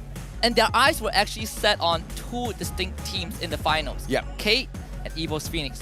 Guess what? They've gotten what they want, and right now there's a huge chance that Magic Squad can stay on top. And this was all off of consistency since the players. They have not dropped a single beat. No, they have not, most definitely not dropped a single beat at all. And you know, one of their winning successes, one of their winning formulas for the previous matchup was always a tight rotation, compound into compound, preying upon teams, and it's always with sending one kind of scout out first to see if anything does go south for him. When the area is clear, everybody comes in there for the backup. Magic Squad just executed that rotation time and time again all the way into that final circle. And into that final circle, it was all about the timing, right? Waiting for that circle to start moving, waiting for that chaos to break apart, because they kind of knew that a lot of these teams love to play the very edge of that circle, especially when it comes down to the final one. And therefore, when that circle starts moving on in, nobody has the time to take pot shots against them. That was just brilliant. 2 key players on the side of Magic Squad. GU and Italo, these two have been instrumental to defining what Magic Squad has achieved so far. Not to take it away from the rest of the team, but these two have been phenomenal. And of course, as we go into Kalahari, the teams are trying to get that trophy away from Mr. Wacker, because that's what they are fighting for right now. We will see if that's going to be the case, because Kalahari, I think, is interesting. We'll see if RRQ Kazu wants to take back Refinery from Magic Squad. Yeah, flight path skewed towards the right here as it cuts through from Stone Ridge all the way down to Shrines, leaving Maze and Mammoth quite the distance away. But as you can see, SES Alfine finds the sub for themselves. This is going to give them that bird's eye view from up top, but also a lot of area around them to loot up. They just need to be a little mindful of the positioning of Alpha. But looking at the performance of Alpha thus far, it doesn't seem like they're going to be that big of a threat for the squad. Well, for this esports, it might not be the same. They've hard drop onto that blue tier, the high tier loot zone with AB Radicals. And we talked about this from the beginning, right? These two, it's not easy to miss AB Radicals. It's not hard to miss them, excuse me, because they always take the high tier loot zone and they're paying for it. Absolutely, man. It's not difficult to find these boys at all. If you want to look for the Filipinos, you look for a blue circle, and there you go. You'll get all of them there. But this is the problem with AB Radicals. They haven't really been able to keep up with the very aggressive gameplay that we usually see out of them in the Grand Finals in here today. Jason Scar will be able to take down Wine, and if Wine himself cannot get those CQCs completed, there's just no hope for AB Radicals in here today. Wine is their most phenomenal player, but he hasn't been able to strike a beat throughout the whole day. And you can say the same for Ray Miao, the wonder child from the Philippines, right? When he first joined the scene under VPH Velocity, this guy was the absolute Hawkeye of the entire MCPS region. And right now, not really showing up. I mean, you are looking at the pillars of AB Radicals crumbling one by one. And I feel like it's definitely not entirely on them, but it's also these teams understanding what to do against AB Radicals. You're seeing this very passive and responsive gameplay that hasn't worked out. Modestia, good drop. Tanamo doesn't see exactly what's happening behind him. Is Modestia going to be able to get this backstab? We will have to wait and see. Enigma Galaxy, on the other hand, holding on to this compound at Foundation and slowly surrounding the players of RRQ. But Phil God manages to dodge that Spaz 12 in hand. He can turn it around, but unfortunately for him, the time turner is just a tad bit too late. Gets taken down. UMP in the hands of Razor, and RRQ the first ones to draw blood. But he's going to get revived instantly by Stop. NGX are not in the perfect position to fight RQ Kazu. So it's understandable why they decided to take that backseat and go for the safe play. But on the other hand, Naguara, they're facing off against Vasto Mundo. Yeah, Naguara, Cole. I mean, Naguara has been having quite the troublesome time out there in the Grand Finals, but as quickly as they go down, Maxi brings them right back into the matchup. Naguara still alive and kicking, but not much loot on two of their players. Blazer 10 and Faku pulls up a great glue wall, but look at the securing here coming through from Vastamundo. The backstab was just way too good. Faku out for the count. The grappling gun, very crucial on a map like Kalahari. And that is what allowed Vasto Mundo. They knew that the Naguara member was alone. All they had to do was to put pressure and outnumber him on that roof. They did exactly that. On the other hand, Ignis Esports are going to face off against HQ Esports. RRQ brings their team members right back in, all thanks to Pac-Man. Ignis, on the other hand, fighting for a lot here. They want to get the top 6 for themselves first. Ghost goes down. Jason, good backstab. Woodpecker manages to get that shot, and he gets the elimination point for himself as well. Eric Max 7 needs one more shot. Can he get it? Pulls up the glue wall, and what a play! Gets the headshot. Hand goes down. HQ continues to struggle. Eric puts on his dancing shoe and just dances around the members of his opponents. This is this incredible movement. He was in the red, uses the building, uses the structures to protect himself. Phenomenal play. You could have slapped it and he would have gone down, man. I mean, that was just so close for the player from the side of HQ. But Eric's just way too good, man. I mean, happy feet. He danced around that perfectly. RRQ, on the other hand, Razor and Maybe needs to look for a little bit more of those loots. But this danger zone is just going to tease them for a little bit as they run away. They were at the very edge of it. Refinery is the home of RRQ, and they are right back at it.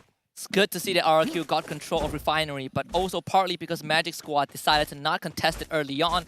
HQ Esports bringing the two fallen members back, but as quickly as we say that, Vasto Mundo, on the other hand, have engaged in with Ignis Esports.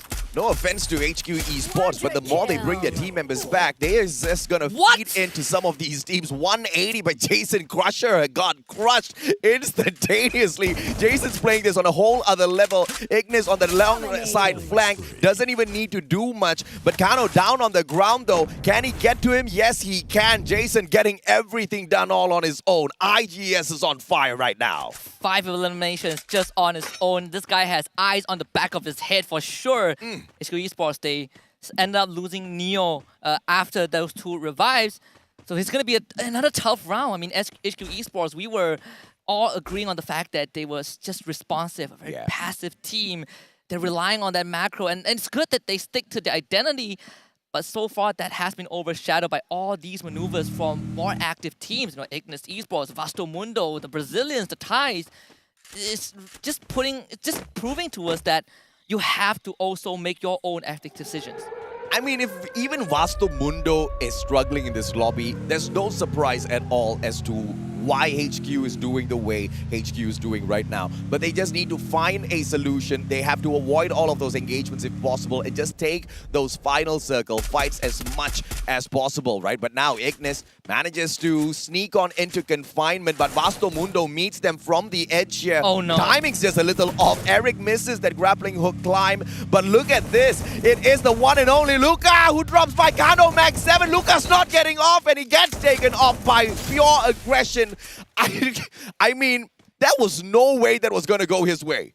Critical mistake from Luca. I understand the maneuver, but Crusher just parachuted down. You do not have the numbers advantage. You do not have the arsenal advantage at least. Vasto Mundo getting punished a bit, but thankfully IGS are also down to just 3 members, so there is still a chance to fight on even ground. Eric needs to turn the circle around. Crusher has got the exact same gun. It's the Max 7. It's all about who gets the pop first. Ice Grenade will force Eric away. He's not going to be able to make that entrance just yet. Catches up with Carlos. Both of these boys. The 2v1 situation can be set up here as long as one of those players from the side of Vasto Mundo makes that mistake. Eric on the second floor. He finds nobody though. Vasto Mundo downstairs. Those glue wall melters ain't going to be doing jack upstairs. And one good grappling hook brings him up to the top. Carlos bites the dust. What a headshot by Blazer. And here comes Eric for the response. Can he trade him right out? Brings out the glue wall. One more shot. Eric gets denied. Blazer with the Kano. hero move, and they might just wipe out the entirety of Ignis Esports. Kano, once more left to his own devices. He has been the clutch master of the team, but can he survive this pressure from Vasto Mundo? Gets away, buys a bit of space, but Vasto Mundo are on his tail. Yeah, this is going to be a problem. Kano barely has any room to get away. He can't even pick up his team members. Eric's up top. Kano gets tagged up and Ignis gets flushed out. This is just a phenomenal stand-up round by Vasto Mundo. We just highlighted them saying that they were struggling in the competition. They realized that as well. This is just a fire round for Vasto Mundo. 3 rounds, more than enough for them to squeeze right back up to the top 3. That's the kind of initiative I want to see. Blazer 10 rushing the roof, getting 1v1s, winning them. We want to see these from more teams. Vasto Mundo setting a really good example. But right now, SCS outfight. They see Evo's Phoenix on the slow ground. Evo's Phoenix debating how to maneuver this, decides to take that long route. There's no need to engage SCS. The night is still young. The round is still early. There's plenty more time and plenty more space to go around. The Knight's not that young though. The Knight's getting quite old here. All of these players are getting tired, but they just have to remain razor sharp. They have to remain focused. Joe from up top. Jonah on towards the left-hand side as well, but Ray has got that LFG, trying to keep him a little bit pinched down, but all of those defensive structures were supposed to be the best of engagement strategy. Just by dodging behind, he does not need to lose any one of his glue walls. God Cruz a little too far away from the rest of the Evo squad. Get high alongside Moshi, and now SCS are fine. They've got the advantage. Bird's eye view, EVOS might just lose 2 players here. And they are still putting pressure onto Evo's Phoenix. But just to give a bit of props to Evo's Phoenix, they have always controlled zones that have revival points. So even if they lose a member, it is not too big of a deal. Now they are the one who is controlling Refinery. RQ Kazu have moved away just a little bit. But with the state of the circle, Evo's Phoenix might also have to consider moving. Kate playing this slowly, just 2 more players left on their side. They are the #1 ranked team at the moment, but very early engagements has just forced them to struggle just a tad bit here. Apologies, not 2, but they do have 3 on their side. Vasto Mundo loses, plays a 10. That's going to be a huge shot coming through from the one and only HQ, but they get one traded out instantaneously. Nunes with the backstab should be able to find one. Artemis flies away. That grappling hook is sound, but the backstab's just way too good. Nunes should be able to secure this for himself. Vasto Mundo does it again. Go on the roof, catch the isolated members that's keeping Watch out, and you gain the numbers advantage to control the building. Vasto Mundo have gotten this equation down to a T, and HQ Esports, they're getting picked apart. Han needs to hold his team together, but he's getting pincered. Vasto Mundo once more stays in this game. This is why I want HQ. Don't revive your players, man. You're just going to be feeding into teams like Vasto Mundo. Vasto Mundo thanks them with a huge big smile on their faces, but Crusher, the final remaining player here, needs to find a revival for the rest of the squad if they can, and if they can get into that final circle as well. This is going to be a massive round for Vasto Mundo. The likelihood of them finishing things up with a booyah is going to be really low though, because we are already at the halfway point. Even if those team members are brought right back, the kind of loot that they might be able to get their hands on is questionable. Despite that, I would say it is so far so good for Vasto Mundo. Another round where they're showing up and they have 12 eliminations so far. This is crucial for a team that was placed 3rd in FFWS Sentosa just a couple of months ago. You know, there is some pride in there. And I like the fact that there was a buy point, so Crusher bringing back Luca at least, making sure that at least he has a companion. At least there's a second hand to help him out. That's a smart move. Instead of using all of his coins to buy back every single player, he brings one back first as an insurance policy, and I'm very sure he's going to rotate around looking for one of those revival points, because it is going to be risky. When you've got teams like EVOS Phoenix just camping around revival points, it is going to be absolutely messy when you get there trying to revive your whole squad. So that insurance policy should still keep Vasto Mundo as one of the big threats for that final circle. RRQ Kazu, on the other hand, they're struggling to find their eliminations within this round. And Razor, as well as Maybe, they've been slowed down as they got taken down a little bit too prematurely. SES Alfang on the opposite side. Now, this fight between the two brothers from the side of Indonesia could break out at any moment. And Magic Squad also finds themselves in a pickle with Alpha. And just now Alpha tried to rotate, but they lost their vehicles in the process because Magic Squad was pressuring them the entire time. And look at Magic Squad. They know that they have the advantage of the circle, and they are just keeping Alpha at bay. This is crunch time for Alpha. They need to find a way to push into Magic Squad. Does Brazil take the championship back to their country? It all started in 2019. Nade will be able to tag one, but instant pickup will be possible. Bobs now erects that glue wall, but Riptide Rhythm rips it right away. Drax as well as Italo. Zone comes on in as well. Bobs gets taken down. This is Alpha. Finally, they wake up in the competition. Yet another nade can be very useful here, but Raid himself gets taken down. It's all up to Remind. GU way too far away, and Magic Squad sprinkling their pixie dust on the Alpha squad right now. Double barrel in the hands of Rewind, but it is a 1v2. Drax steps on in first, and that ice grenade was just the perfect solution for him. Just unfortunate tragedy for Alpha. The team that helped out Magic Squad coincidentally was K. They were the ones vouchering the kills. They made life incredibly tough for Alpha, and right now SDS Alpha finds themselves taking down members of EVOS Phoenix. And it looks like the Indonesian players want to rise up to the top. And yes, this is the best way to get it done. But Moshi responds with a Groza headshot from down below. And that's one of the weak points of having that bird's eye view. But look at Jojo. He holds on to that tallest point on the battlefield right now alongside Ray. They've got the grappling hook, which can get them to safety down below. Gaday's going to be safe. And therefore, SES Alfang, once again, a major threat within this next circle. But look at Cade, ever so slowly dodging all of those engagements. Once they make it around this big bad boulder, they're going to be coming across RRQ Kazu, and RRQ Kazu might not be very happy with that. But Magic Squad should be able to cut them off halfway. And look at the positioning of Magic Squad. This might just be the pincer that does Cade in. Also look at the position of Nigma Galaxy. They just saw 3 teams pass by them. Magic Squad able to get into the circle. Say the same for RQ Kazu, Kate coming in from the corner.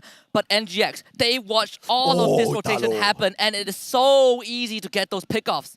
Bastomundo now, Crusher moving on in first, and Bob's a little bit too slow And to Jax is catch going. him. And yes, he does move on up to the top. Here comes Feel God with the sprays, gets maybe, ducks away behind the container, gets the second one as well. Feel God feeling good right now. Can he get the third? Backman backs away. Feel God misses this shot, but he's not slowing down just yet. Turns around the corner. Bob's on the other hand, very low on HP, but a glue wall erected by his opponent keeps him alive as well. He's gonna have a lot of time to recover. Fights on different fronts, NGX winning all of them. And Magic Squad wiped out by Stop. And he also found Pac-Man. Bastomundo goes out thanks to K.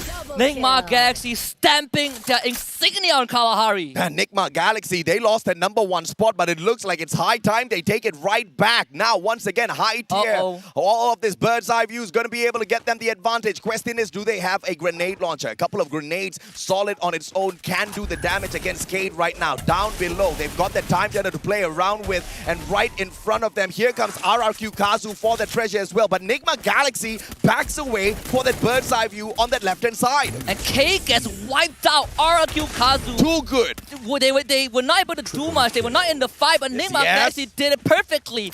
SES eliminating Stop, bringing the NGX down to just 3 members. Riptide, Rhythm, perfectly done. Ooh, Bara puts up a clutch wall. Oh, what a great glue wall pulled out. Timely manner that saves the lives of SES. And now, Nigma Galaxy gonna be a huge problem for this next fight. But Legoloth, nade, but due response with his own glue wall that keeps him up and surviving. Legoloth takes Ray out of the equation. Jojo Gade as well as Bara, they're all waiting. Legoloth can do the dirty on Team Nigma Galaxy, but it's all about the timing.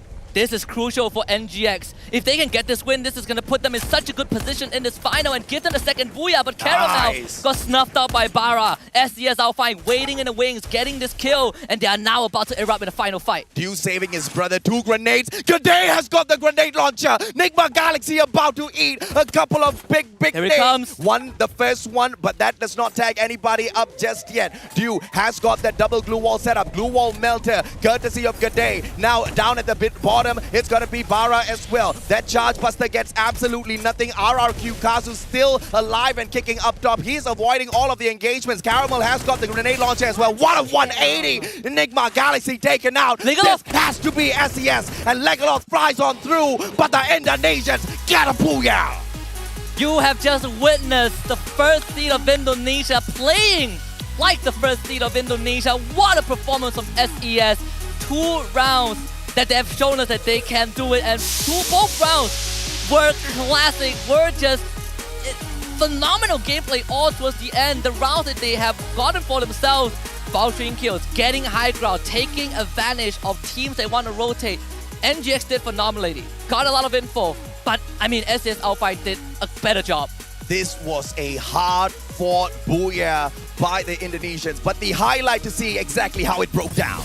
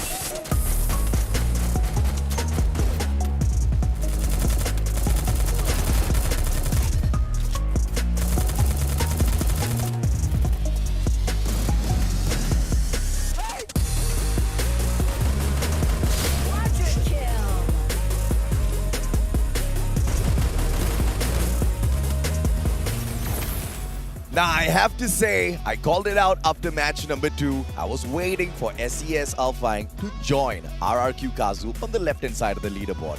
Not only did they join them, they were just one step below them in the earlier matchup. You called that out. They were struggling just a little bit in comparison to RRQ, but look at where they are now. I mean, SES Alpine, this is the first Booyah that they got in the finals, but they also had a previous round where they did very well. Yes. And these two rounds have a similarity, right? They have a common playstyle that we saw. SES Alpine playing the vouchering game. They were getting high ground advantage, and they were picking up members from different teams who were rotating inside.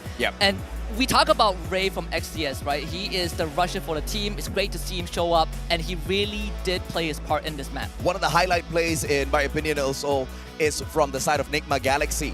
The players of Cade right below them under the platform. There was no line of sight at all. They hop on over to the boulder on the left-hand side. Cade did not see that coming and instantly put them out of the equation. Alpine picking up 21 points for themselves. 12 from the Booyah, 9 from the eliminations. Nigma Galaxy doing phenomenal as well as they shut many of those teams up with the 19 points to their side. And Vasto Mundo, this was a breakout run from them. It's just unfortunate that they only managed to sneak away 5 of those placement points. This is the second round for Vasto Mundo where they had an incredible performance. I mean, they took out both, I believe, HQ Esports and Alpha in the same manner where they were just pushing, they were just going for the rush, and they completely caught these two squads off guard. You can say RQ Kazu in 4th place with 14 points. Cade also did fine with 13 points in 5th.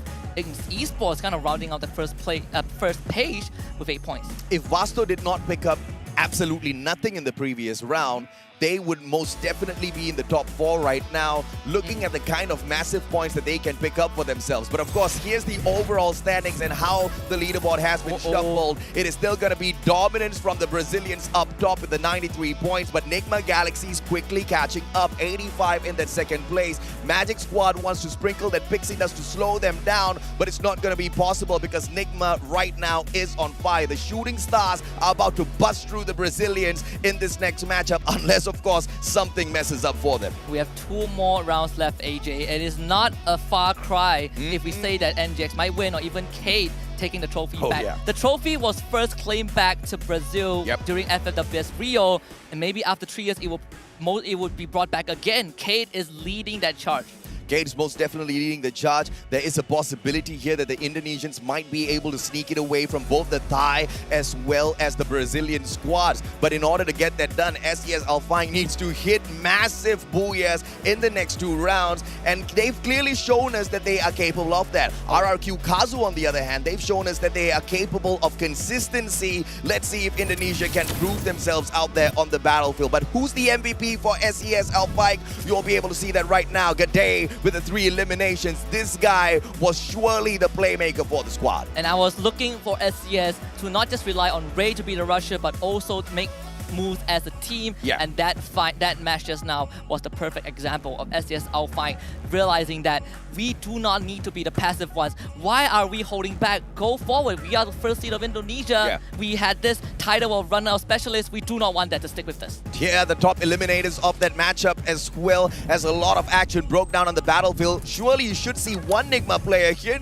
Yes, you do. Dew picks up the total of 6 eliminations to pick up the top spot for himself. Jason and Modestia tied for the 5 eliminations each. Ignis, though, it was really unfortunate for them. They had an opportunity to run away with this game, but the gameplay crumbled a little prematurely. And it's very tough in those situations, right? These 2 teams, both Ignis Esports and K, were caught out in the open a bit too early, but we also gotta look at the key players from game number 6. We have Vasto Mundo's Crusher, 4 assists, and of course Ignis Esports' Kano with 11 glue walls built. Yep, and of course the glue wall destroyer, the one and only Dew, he takes them down with a Riptide Rhythm. Not only that, he just shoots down some of these glue walls just so that he can get access to the elimination point right behind those glue walls, and he got the job done for sure today. 6 eliminations in total, all thanks to those plays. Jason, on the other hand, he was super accurate today, wasn't he?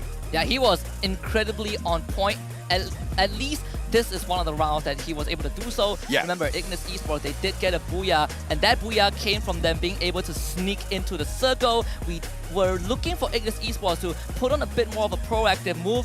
This round was one of those rounds. And of course, thus far, we've gotten 6 rounds all sorted out already. We've got Purgatory and Alpine coming up for you guys. But a quick recap on all of the booyahs from the start of the day. When we kicked off Bermuda, it was the home ground, the Titans, EWOS Phoenix, Undying, Comeback Kings, but they have already gotten silenced just a tad bit. Nigma Galaxy picking up that booyah at Kalahari proved that the home ground advantage is a real thing, and this was the round that you mentioned from Ignis. Purgatory Game 3 was where they stood up, and they stood up tall. Perhaps in this next matchup at Purgatory once again, we can see Ignis shine through.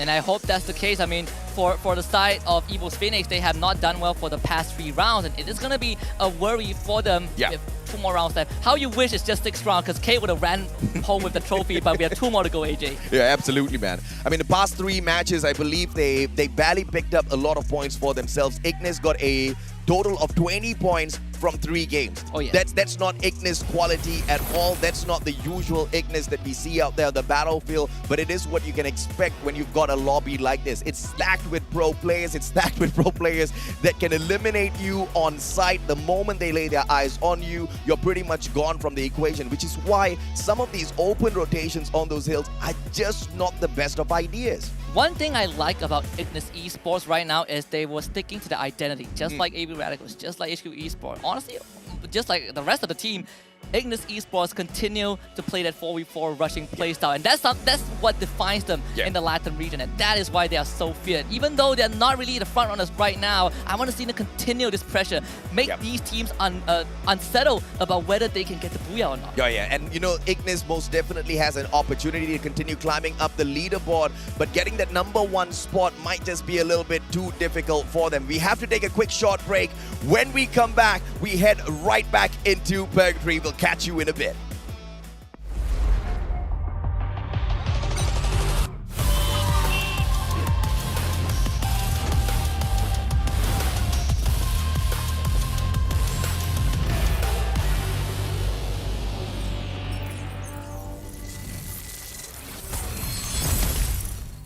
Alright, survivors, welcome to Free Fire World Series.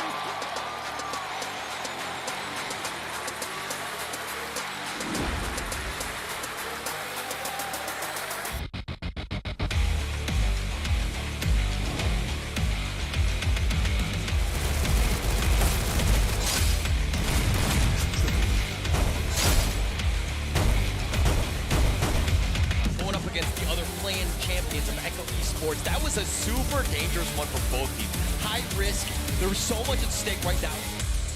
Directly below him is not going to be Fernando at all, but not a initializing shot that sekarang ini. Shot telah disupai tapi But here comes Moji, the grenade from JLX!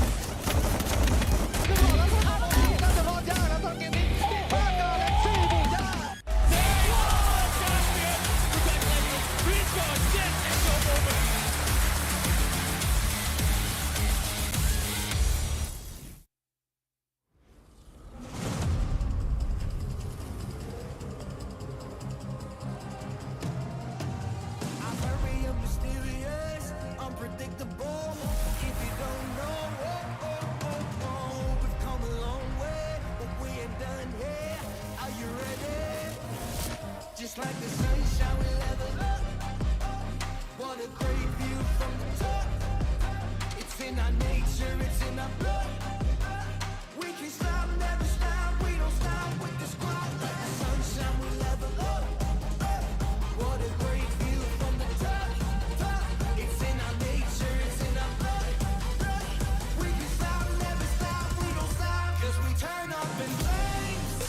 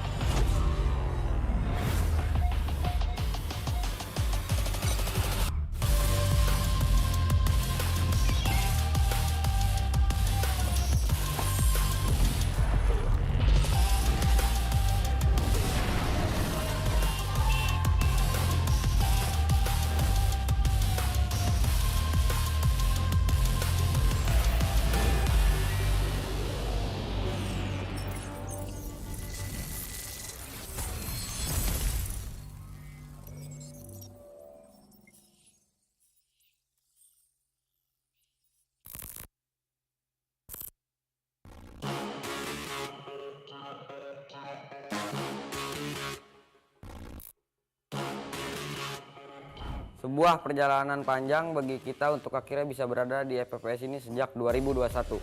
Fakta bahwa kita bisa ke FFWS, menurut gue sangat pantas dengan semua usaha kami. Gue berharap kami bisa mendapatkan kejuaraan pertama untuk tim kita. A nossa equipa, nós estamos juntos há muito tempo. Quando as pessoas falam de como as outras regiões são fortes, esquecem que nós fomos terceiro lugar da última vez. Thật sự thì mình không quá lo lắng vì mình đã có trải nghiệm từ lần đi Singapore trước đó rồi. Chỉ cần team mình giữ vững phong độ thì có thể nói là hắc quy không ngán một ai hết. Ipinagmamalaki ko na umabot kami dito.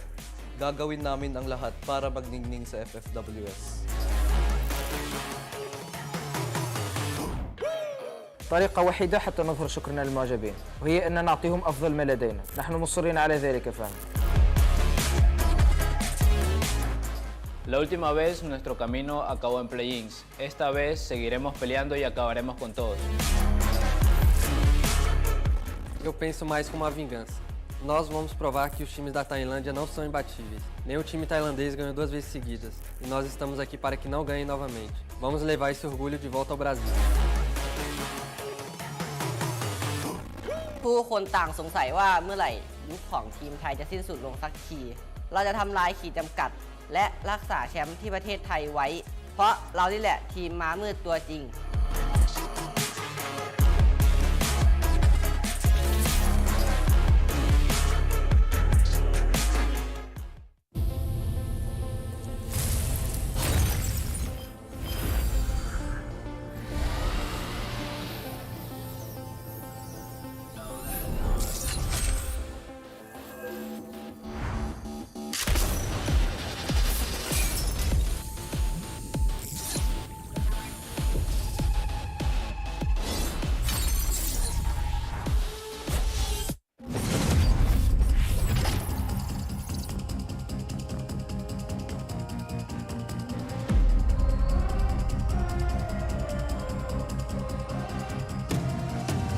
I'm very mysterious, unpredictable. If you don't know, we've come a long way, but we ain't done here. Are you ready? Just like the sunshine, we level up. What a great view from the top. It's in our nature, it's in our blood. We can stop, never stop. We don't stop with the squad. Like the sunshine, we level up. What a great view from the top. It's in our nature, it's in our blood. We can stop, never stop. We don't stop, 'cause we turn up in flames. 'Cause we turn up in flames. 'Cause we turn up in flames. You can deal with us, with the whole squad. We just can't be stopped. We invincible, undefeatable, but still you try it. Like the sunshine, we level up. What a great view from the top. It's in our nature, it's in our blood. We can stop, never stop, we don't stop, 'cause we turn up in flames. 'Cause we turn up in flames.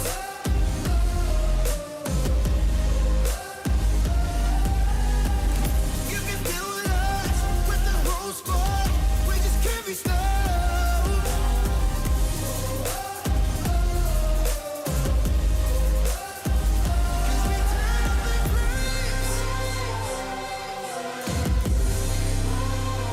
'Cause we turn up in flames.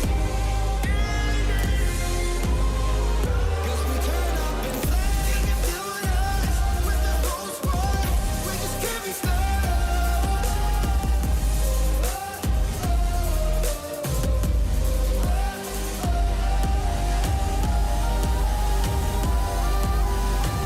'Cause we turn up in flames.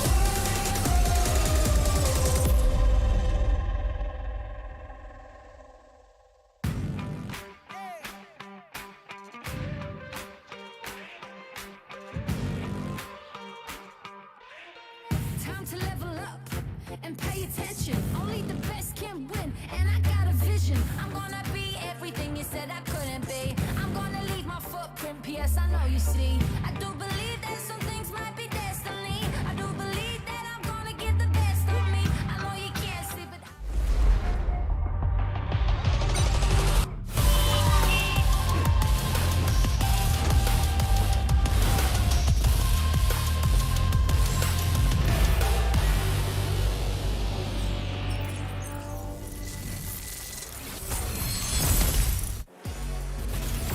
Brazil, Thailand, and Indonesia, they each have 2 teams in the top 6 right now. Yep. That's it.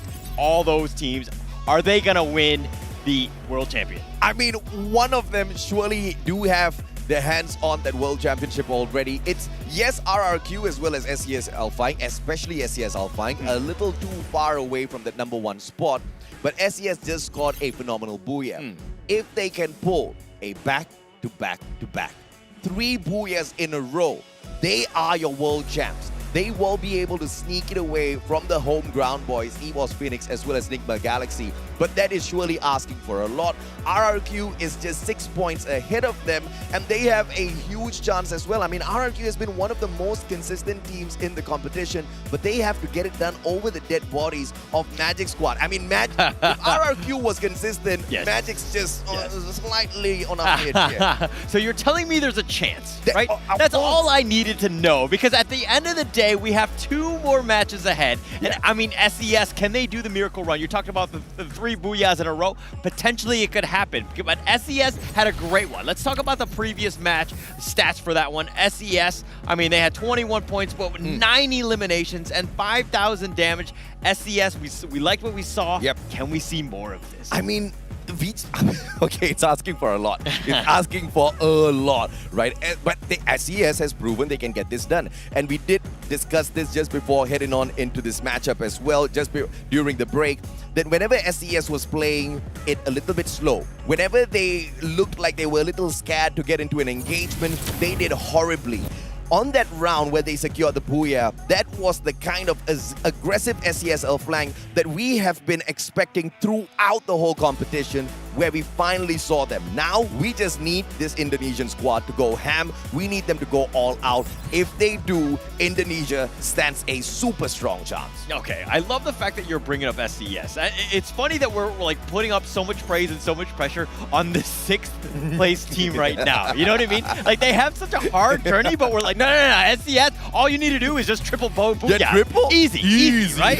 I mean, RRQ at this point is like, hey, am I not standing here? Have I not performed enough for you guys to talk about us just a little bit? I mean, RRQ has been amazing, but we want to see the hustle, right? I mean, SES, if they secure yet another booyah back-to-back, they're going to be putting on a phenomenal amount of pressure on teams like Cade. They're going to be putting on a phenomenal amount of pressure on teams like Nigma Galaxy as well as Magic Squad. And talking about Nigma Galaxy, this team has been quite strong, right? Cade as well as Nigma, both of these teams have got the most number of eliminations out there on the battlefield right now. RRQ Kazu, on the other hand, currently sitting down in that 4th spot with 73 points, just 6 points behind Magic Squad. Now, this is just a situation where anything goes. None of these teams, none of these top 6 teams are going to be happy if they do not find this next final circle. It's going to be huge, right? And I think that this is the drama, right? Yeah. We're coming down to it. We've extended the World Series. We went from 6 rounds to now 8, completely changing things up, throwing in an Alpine, doing whatever we can to make it harder for the teams to really show up, show that consistency, and make sure that, hey, if you're going to win out, you got to get the top 3 and you have a chance. And don't think that this last 2 fights are all about the top 6 teams in here. Everybody walks away with something in their hand, in their bank accounts. This is the Free Fire World Series. Garena has always been super generous when it comes to the prize pool. Even at the play-ins, everybody gets a slice of this pie, right? So down at the bottom, you are looking at HQ Esports as well as Naguara fighting for a bonus of $10,000 US. And it's not like they have to get phenomenal rounds for themselves. They just have to get about 2 or 3 points more than teams like Alpha or AV Radicals. That's not a lot to ask at all, Holla. Not a lot to ask, but it's still very difficult to do. The level of play is just so high, and getting those 2 points is literally, yes, you get 10,000 for it, but 2 kills is not, or 2 eliminations is not easy to do, especially against these teams. It's a rough situation. Now, if we're looking at kind of how you're talking about it, I love the fact that you talked about AV Radicals, Alpha, Nagura, HQ Esports, because they are within 4 points of one another all the way at the bottom, getting themselves in the money. But right above that is Bastamundo in 7th at Ignis Esports. Let's talk about Ignis Esports. They've got 1 Booyah, they have 53 points, and this is a different tier, right? 53 and 55, that's a bit of a rat race. They do have a chance at the top 6, but they gotta make moves. This is pretty much it. If they bomb out this one, they're pretty much eliminated from probably top 6 qualification at this point. Basically, what you're asking for, Holler, is for Vasto or Ignis to secure a good Booyah in this next round, or at the very minimum to be placed in the mid-segment of the round match standings by the end of Game 7 as well as Game 8. Now, that's the kind of performance that is going to be able to bounce them right up to the top, or at the very least to climb a couple of ranks, but that's also dependent on these top flight teams not making it into the final circle, which we have come to find out is very difficult to prevent, right? I mean, these guys are on fire. Cade has been phenomenal as they leapt into that #1 spot. They have refused to let it go. Nigma Galaxy desperately is trying to take it back, and they're 8 points behind, and that kind of motivation is not easy to go in there and disturb, right? You know Nigma Galaxy is going to go for gold after this. Of course, and they want gold. I mean, that's pretty much what they want. I mean, RRQ right now, the only top 8 or top 6 team, excuse me, without a Booyah, they're going to want it. But look at that spread. No team has gotten 2 Booyahs thus far. It's really come down to the eliminations, and there's a reason why Keed and Nigma Galaxy are at the top, because they're mechanically sound. They get those eliminations. And Cade, it's all about the repositioning as well. Your positioning out there on the battlefield is absolutely crucial. But how do you travel from one compound into another?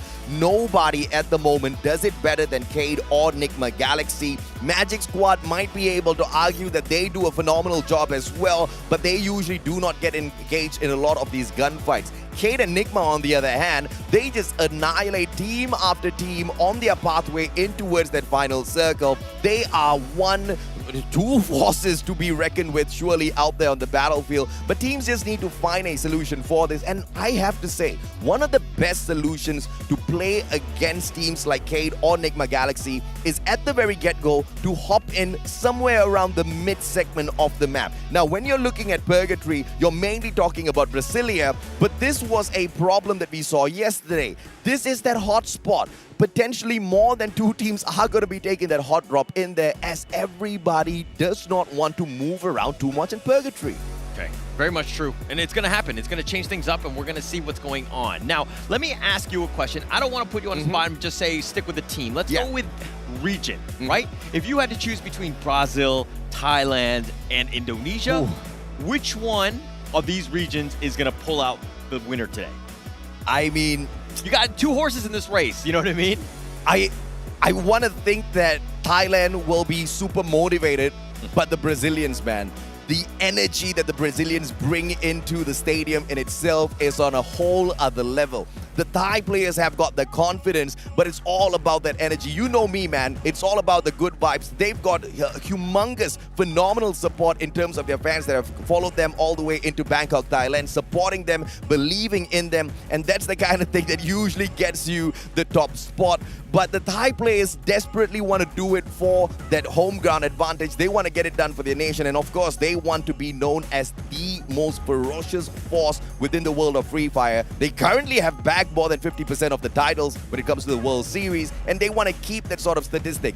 But as I talk about them, I'm thinking about Indonesia, who's left out of this equation. I'm thinking about Indonesia, who does not have a single World Series title to their names, but they've got a lot of capabilities. And maybe the rising veteran beast RRQ might just be the ones to get the job done. is crazy, right? The fact that they were a play-in team, RRQ, some people had written them off. They bounced back on the, Legolas is just kind of just tearing it up. Yeah. I mean, this is a guy who's like taken all of that to heart. Yep. You know what I mean? And he's turned that into motivation. Yeah. The team is in a great position, top 4 right now. That's exactly where you want to be going to the final 2 rounds. Now it's time to close things out.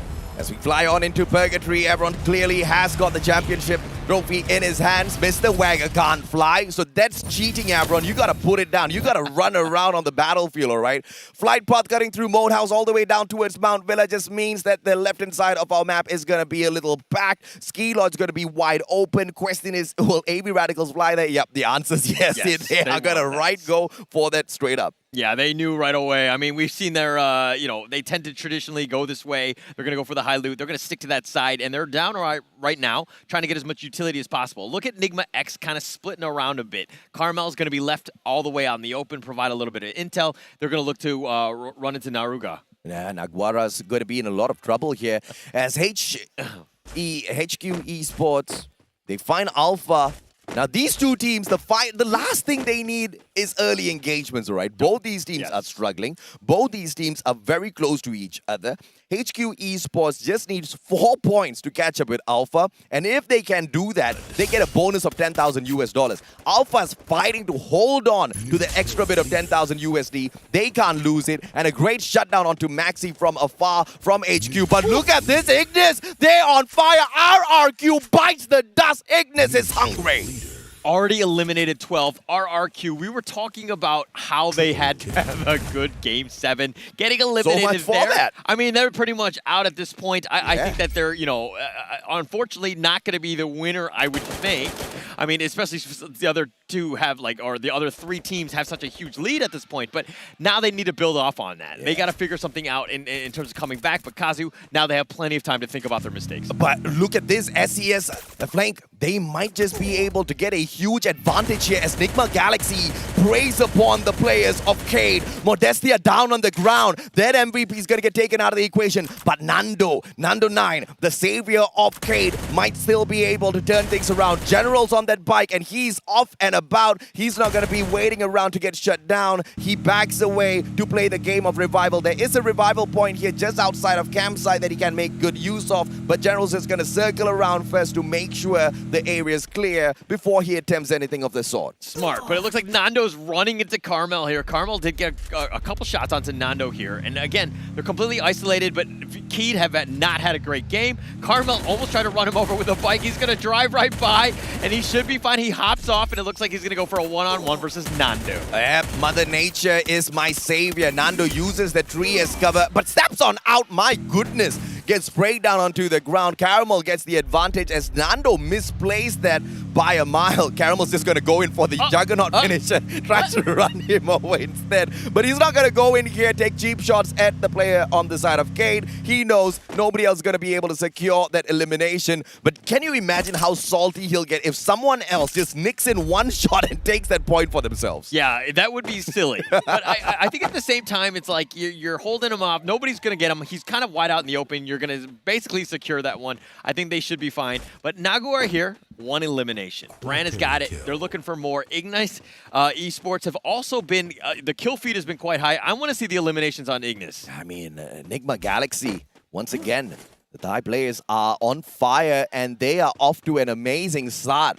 And the best way to get that #1 spot is to first shut down the players who are in the #1 spot. So Nigma Galaxy is picking on the right squad here, and the damage has been done. The probability of Cade surviving this is all going to be dependent on one final player who, as we saw earlier on, kind of zoomed away on that bike. So we will have to still wait and see. If not, we get to see more of Cade. G'day is on fire as well. Evo's getting 1 by 1. I mean, as quickly as God Cruz went down, Jonah just revives the guy instantaneously. Talk about being a phoenix and none dying. Yeah, it's one of those, it's like a video game, right? When one guy dies, you're like instantly restart. We're back into it. They was ready on that one. He knew he was going to be dead. But again, okay, Keed. Back to 3 players. Dead God is a little bit low. They will probably want to res Nando at some points. But look at Modestia looking all across against Vastamundo, and it looks like they're not going to make the move. I love this, man. I mean, he's not stopping. Clearly just zooming around from one compound to another, looking for the opportunity to finally take that one final player back. But Nigma Galaxy, opportunity now to prey upon the Filipinos. AV Radicals, just 3 players on their side. Twos moving up first. Caramel's got that AK-47. Few got from the back, but the Charge Buster needs a very close opponent in order to be super effective. The timing's all what it's about. That Charge Buster's not going to be able to do that damage from afar. 1v2. Great glue wall pulled out. Caramel barricades himself in, but how long can he survive? Not long at all. Wine takes that point for himself. Very smart play by AV Radicals there. That was really on point. Very good ambush, catching him from all grounds. I mean, yes, the blue walls were going up, but it doesn't really matter. They had the numbers advantage. AV Radicals, that's perfect. Now can they compound that into more? Fugata is sticking around on the side. I don't think he's going to give away his position at this point. Nigma Galaxy helped out SES, and now AV Radicals helping out SES. These two top dogs need to get taken out of the equation for the Indonesian squad to stand a strong chance of grabbing this championship for their home ground. And it is going to be very, very difficult for Indonesia to get the job done if these two teams are in that final circle. So from the get-go, the advantage is to the Indonesian squad. Has an advantage. And this is what you wanted to do. They built a lot of momentum going into the last round, or from the last round into this one. So it's kind of helped them out. They're putting themselves in a good situation, and they're probably going to jump over. I mean, I think RRQ, Kazu at this stage, but Evo's Phoenix still up there. They do need to find some of those teams to get those teams eliminated. Again, Keed, Galaxy, Magic Squad, Evo's Phoenix, all still alive, and there's plenty of points to be had. To be the champion of the Free Fire World Series 2022 Bangkok for Ignis Esports might be an impossible ask, but getting an extra $10,000 from this massive prize pool might not be too wild of an idea, too wild of a request from the squad members, but you bring Stop right back into the equation. Alpha, on the other hand, they are keeping a watchful eye on the players of Naguara. We switch on over to Nigma Galaxy. This is going to be a problem. AV Radicals, they bring on in that monster truck in, and Wine, great time turner, double barrel in hand, pulls out the glue wall as well. 1v2, nice. but Dew goes down. Okay, I love the way that AV Radicals are like, okay, we're just going to zerg people. We're just going to just ambush them as much as possible. They can't kill us all, so to speak, and they're able to do that. Now, Nigma Galaxy are on the run. They have 2 members. Yes, they still have a chance, but man, this has not been looking good for Nigma Galaxy. Nope. They've been on the defense. Oh, this is a GG. Feel good. He has nowhere near to a vending machine, nowhere near to a revival point as well. Vasto Mundo, on the other hand, they meet the players of AV Radicals. AV Radicals are not the only predators out there on the battlefield, but AV's turning the tables on Vasto Mundo themselves. What has gotten into the Filipinos? Wine manages to get a trip mine knockdown as well. Vasto Mundo bites the dust, but one more survivor on their side. Everybody's helping out the Indonesian squad of SES Alpine. They're definitely helping them. This has been very beneficial for them, but AV still going up against Vastamundo here. Vastamundo, Ramiel, P90, Nunes goes down, and Ramiel strikes once again. Beautiful headshot. 2 stakes down, Blaze in 10. This is just a total annihilation of squad after squad by the Filipino team. Tanamo, everybody backs away. Nobody can stop them. Where was this sort of an AV Radicals at the start of this grand finals? I have to ask on behalf of the whole of MCPS. Things could have been so much more different, Holler. Yeah, it took them about 6 or so games to get warmed up, and this is the first that we've seen this. They were on a tear in MCPS, and they haven't found that groove yet. They're finding it now, which might be a little too late at this point, but hey, every position matters. It's going to be key right here. Welcome into my arms, Alpha, says Tanamo. He rushes in for the kill, and it looks like he is going to be able to take a quickly sneak one off here. Double barrel in hand, but glue walls erected by the players on the side of Alpha. Now, Ramiel from afar just needs one quick shot in here, but the rest of AV Radicals all together. Drone gets sent over, extra bit of information, and Alpha has got that info for them so that they can back away ever so slowly, but it's all about how AV Radicals continues to be aggressive, and Raid from out of nowhere knocks Tanamo, but this pickup is gonna be possible. It's gotta be possible. He's got the glue walls. He's keeping himself alive. Alpha RA2D still hiding behind this shack. Yep, 2s now. Double barrel! And they get yet another. AV Radicals on fire, baby! Pusang Galat, this is not expected at all. 8 eliminations. AV Radicals are on a roll, and Alpha can't do much about them at the moment. They'll have to play this patiently. Alpha doesn't even have an active revival point there, so this is going to be quite the struggle for this MENA squad. Okay, AV Radicals have woken up. That was a nice kill right there. They made sure that they got it. G18 is the last one surviving. He does not want to give away his position. He might actually go down to the zone. We're going to have to see. But let's talk about Enigma Galaxy. They've been shot left, right, and center, so to speak. Is the last lone survivor at the moment, but they only have 3 eliminations. Is it going to happen?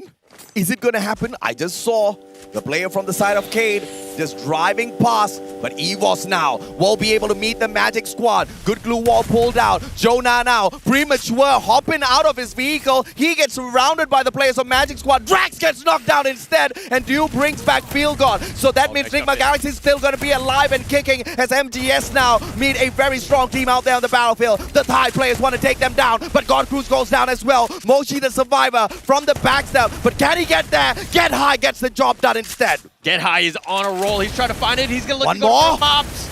Oh, but he gets knocked down onto the ground. Moshi, where's Moshi? They all desperately need him. Moshi's slow to the pace, but look at this. He usually is the long-range sniper. Bob's going in for the pickup. Grenade does not connect. Italo now backs away. Mag 7 in his hand. Moshi turns around, but what a glue wall pulled out. And this is going to be lethal because EVOS Phoenix does not have that backup. Get High's not going to get picked up. It's a 1v2. Moshi still dodging around all of those glue walls. That Mag 7 is the secret answer. Grenade on the charge for Bobs as well, but Moshi has handled the situation well so far. Switches out to the UMP. Can he get the shot? Italo with the Mag 7 gets stacked up. Grenade goes far, and Moshi still surviving. Pulls out the bush as well to hide away from them. Charge Buster is the better weapon. He circles around, survives, and the Riptide Rhythm gets nothing. Oh, Moshi looking to go down here. They want to get this. They can't draw a beat on him. They're One trying more. to make a round. Ah, the guy's just surviving. Oh, he survives. Moshi! Oh, Moshi to the LA. What a clutch for EVOS Phoenix Moshi! 1 versus 2, dashing in and out of glue walls, keeping it alive, and Moshi somehow makes the miracle play, clutches it out, gives them more of a chance to move in. What a play! SES Alfine says, thank you very much, AV Radicals, for clearing up the house, and they take them out of the equation as well. The Indonesian squad, we talked about the miraculous 3 back-to-back booyah that they need to hit. They are on a good trajectory to do exactly that. But here comes Naguara, the struggling LATAM squad, fights Bara with a backstab, and that might just ruin the Indonesians' play. Yeah, I think they just got it, most of them. I mean, not all of them are dead, but look at, okay, let's talk a little bit more about Key. They're a little slow it down a little bit. They've only got 1 elimination. I mean, this is one of those things where they haven't really found that team, but there's still 8 teams left. There's still plenty of time, but they are full strength. This is a scary place to be in if you're any other team right now, because Keed are a bunch of killers. They're going to find you, and they're going to go in. If you're patient now, it's still only 12 minutes. Ignis, will you spoil the Brazilian party? It's LATAM versus Brazil, and it is about to break down any moment now. Ignis has got their dead eyes locked on them. They're not going to allow the players of Cade to circle around too much, and Cade has been nerfed because the players just got brought right back in. But the Groza in the hands of Modestia, that's going to do a lot of damage. Gade, where you fly into, my brother? He's going to get taken out of the equation, lands on the roof, but that's not going to be a great position for him. Jojo goes down, SES, Bara goes down. That's about it for SES. It's all over for them. Oh my gosh, Moshi just securing all of these kills. Look at this. Evos was at, the last straw. There was just 1 member, Moshi, there. But then he's just like, no. I'm just going to take all the eliminations. I'm going to res up my buddies. Evos Phoenix are not out of this. They're still very strong, very commendable team, and they want more. Luca all by himself. I mean, everybody else is on fire. EVOS Phoenix is just dodging left, right, playing the game of revival. Moshi's holding the squad together. Can we still talk about that Moshi 1v2 super dodge, running those mazes around the glue walls, and the guy manages to take the time to switch out into a charge buster as well to finish the job off. I mean, Moshi, if he doesn't get the MVP title, I tell you, I'm going to cause a riot here. That was an actually crazy play, and that will be highlight. I mean, we got to clip that. We got to make sure that that goes on every single highlight because that was amazing. But the fact is, Evos Phoenix still have a chance. If they pull off that booyah, which started with that initial 1 versus 2 fight with Moshi, I mean, that is just speaking volumes of this team and the resolve that they have. They really want this. Mena's gonna cry a river as Alpha gets taken out of the equation. Naguara, this was the encounter in that second matchup. Remember, EVOS Phoenix got taken out by the players of Naguara. God Cruz goes down, and the grenade launcher is for naught. Jonah as well as Moshi. Are we gonna see another 1v2 from Moshi as Yeko gets taken out of the equation? It's now 2 players on the side of EVOS Phoenix outside of the circle. This circle's gotta hurt, bro. You gotta move. Maxi takes one down, and once again, it's all about Moshi. Moshi drags out Maxi. Moshi, the final survivor once again. EVOS Phoenix surviving with a breath of air, but Moshi goes down. He's taking it out, but he's finally been eliminated. Jason from all the way downtown. It seemed almost, like really unfortunate for them. They weren't even in the play, but Ignis Esports, 11 eliminations. They are looking to storm back. Ignis Esports in a great spot. At this point, you just gotta concede that the Brazilian team of Cade, as well as the one and only Nigma Galaxy from Thailand, are gods of Free Fire. So many encounters, so many players knocked down, and here they are aiming for that final circle. Ignis wants to ruin their chances. They want to be the champs of LATAM that says, hell no, this Booyah belongs to me. The players on the side of Cade, on the other hand, bring out those vehicles, circle around, and they find the circle. What a play. But open grounds, my brother, that was premature. Yeah, Modestia with literally 2 HP, but they're wide out in the open. The glue walls are there. Ignis what? In a decent spot, but he gets sniped. Nando, he's a pro with that sniper. Come on, Nando. How did he hit that? Phil God goes down, though. Eric trades him out. Great headshot. Secures the elimination as well. It's going to be Ignis aiming for that Booyah. But can they get it done over the crawling bodies of the players on the side of Cade? Nando in general, they flank from the right. Good grenade is going to tag up those players. Yet another comes through. Riptide Rhythm misses by a mile. NGX gets taken out of the equation. But General, he's got the grenade launcher. It's Cade! It's all about Brazil this time round. But Dead God loses his standing. Ignis Esports still sticking around. They're going to be all the way on that side. They're going to use the glue wall to their advantage. But General's looking to fight with this one. He goes down. Ignis Esports are looking to clutch this out. It's a 2 versus 2. I can't believe I just saw a side takedown in a situation like this. Modestia as well as Dead God taking on Eric and Kano. Glue wall melters get popped out first, and the players of Cade, they have to reposition. Dead God! What are you doing? And it is Ignis! LATAM squad survives, and they rise up a couple of ranks. Oh, Ignis Esports, they get the outplay. They had a huge, it was one of those moments where there's 4 versus 4, but Vivo Key was like, no, we're going to take the fight to them. They went two inside. They tried to go for the assault or whatever. They got blown up. Ignis Esports, perfectly defensive, and then they were sticking together. They're playing very well as a team together. What a game, bro. We've got so many crack teams in the grand finals in here. It's not gonna be easy, but the LATAM squad just maintained their composure no matter what. They allowed everybody else to do the dirty work. They just played the safe placements. Let's take a quick look at this replay and see how it was done.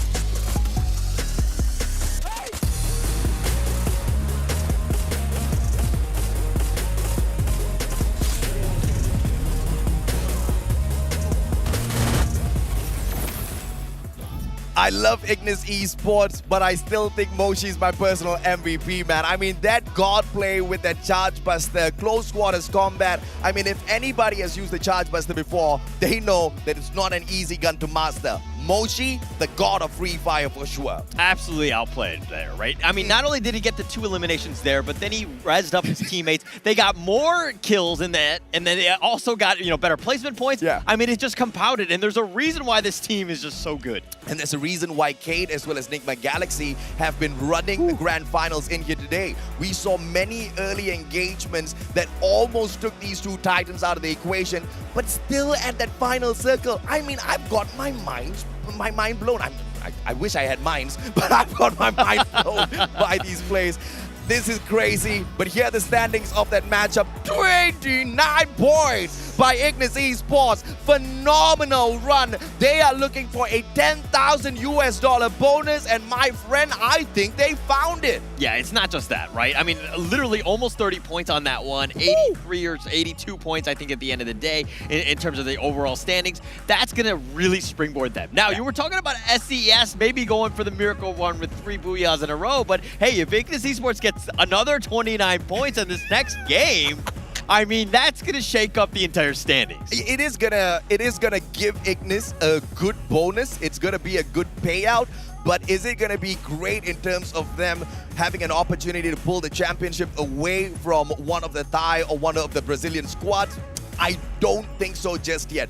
But Nigma Galaxy bombing out a little bit too early here makes me worried for their overall standings on the leaderboard. But the saving grace here is Vivo Kid. They are on the exact same point with the 12. And Kate still maintains that #1 spot. Nigma Galaxy right behind them. And guess who's there? EVOS Phoenix. If you ask me who's my favorite right now, I'm sorry, Kate. I'm sorry, Nigma. It is the one and only EVOS Phoenix, and you can thank Moshi for that. Yeah, just that was a miracle play right there. But look at Ignis Esports. Ignis Esports so close. Now, again, Keed, this is their thing. They've been scoring, 10-plus points almost every single match. Yeah. They've been on a tear if you think about it, right? This is through 7 games. They have 105 points. Right? They're averaging quite high. I mean, it's more than 10 points a game. Obviously, I don't know the exact math because I don't have my abacus with me, but that is consistency. That's exactly what you want to do. If any other team really wants a chance, they need to eliminate Keed early. This is just so sad for Ignis, man. I mean, where was that firepower a little bit earlier in the competition? Because we needed at least one more extra round before we head on into Alpine.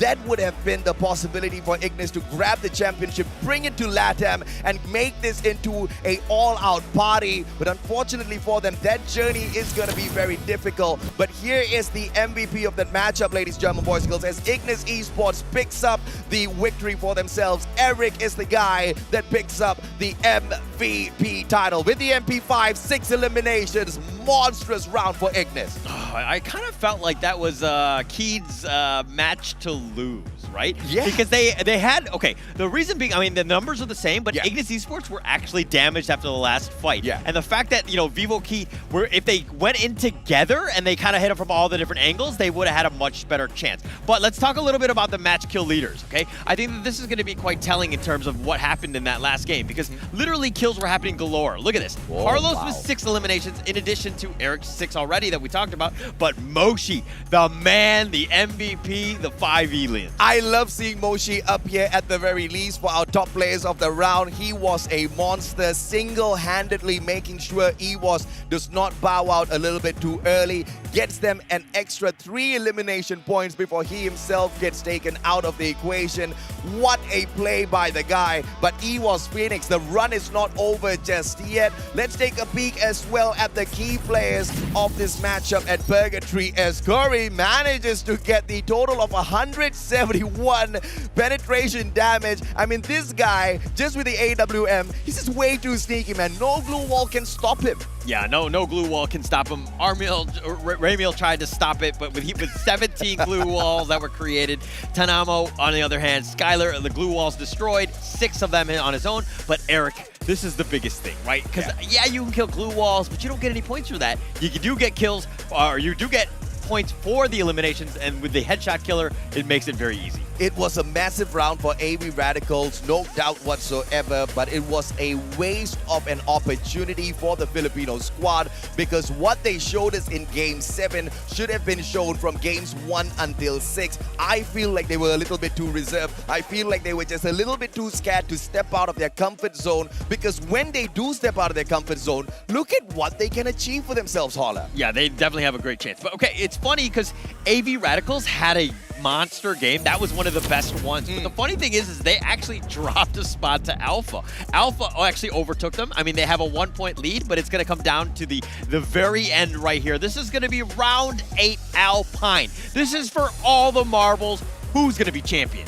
Ignis needs yet another booyah to ruin a couple of people's chances to get that Okay, so what's the probability of Ignis now jumping up into that second place and getting a massive payout for themselves? Because currently they are sitting down at that 4th place, which gets them $100,000 right? Second place gets you 250, my friend. But it's not going to be an easy journey. They need almost, what is this, 15, 20, 25, 23 points over the other teams. Is that a lot to ask for? It is actually quite a lot to ask for because you know that those top 3 guys, okay, if they get eliminated early, they pretty much are out of this one. They are going to play super safe. I think that's going to be stock standard, right? Nobody wants to get eliminated. Hot drops are not going to happen this one because it's all about the placement points, making sure that you get those eliminations. You got to give yourself a chance. This is the moment. But maybe the safe place as they try to protect their standings might just play against them. Just like how we've seen all of the safe plays not bode well at all for teams. I mean, take Expand, for example. Take AV Radicals, for example. Only when they go all out can they take some good points for themselves from these rounds in such an aggressive lobby. So I don't know. Fingers crossed for Ignis that they do have some teams playing it safe. But we're going to take a quick short break so we can catch a breather before we kick off the final match where we will crown the champions of the Free Fire World Series. We'll catch you in a bit.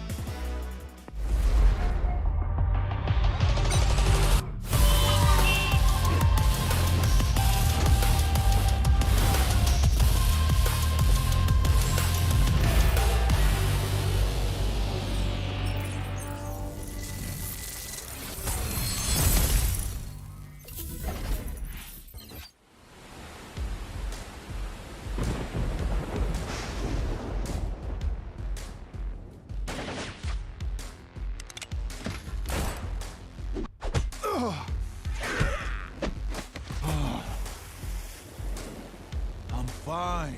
I don't need healing. What? Your arm is broken. If I show you I can do a push-up, will you stop bothering me? I dare you. Hate to say it, but I told you so. You don't hate it at all. Oh, my grumpy love of my life. You can be so stubborn. I am strong-willed. I'm not stubborn. Introduce them to the new home. You're the captain of the island. You do it. Fine, fine. Thank you for taking us in. What is this place called? Ford, you didn't tell them? Slipped my mind. You're in safe here. The safest place on Earth. Welcome to your new home. Hey, who's behind this mural? I didn't approve this. Actually, I look pretty good.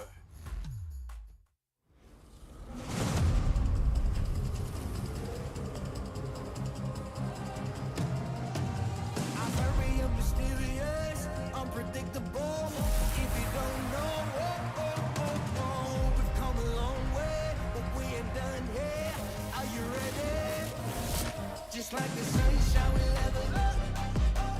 What a great view from the top. It's in our nature, it's in our blood.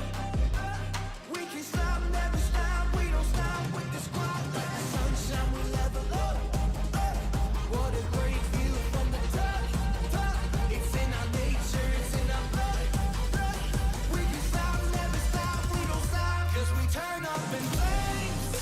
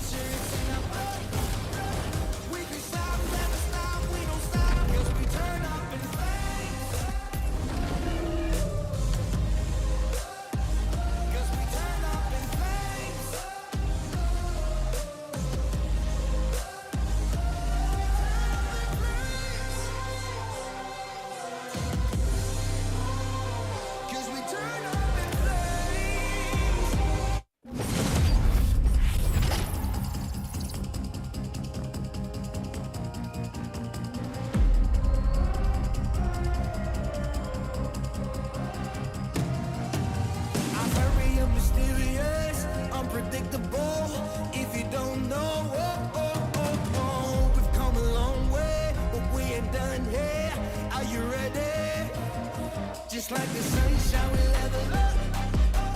What a great view from the top. It's in our nature, it's in our blood. We can stop, never stop. We don't stop with the squad. Like the sunshine we level up. What a great view from the top. It's in our nature, it's in our blood. We can stop, never stop. We don't stop. 'Cause we turn up in flames. 'Cause we turn up in flames. 'Cause we turn up in flames. You can deal with us, with the whole squad. We just can't be stopped. We invincible, undefeatable, but still you try it. Like the sunshine we level up. What a great view from the top. It's in our nature, it's in our blood. We can stop, never stop, we don't stop. 'Cause we turn up in flames. 'Cause we turn up in flames.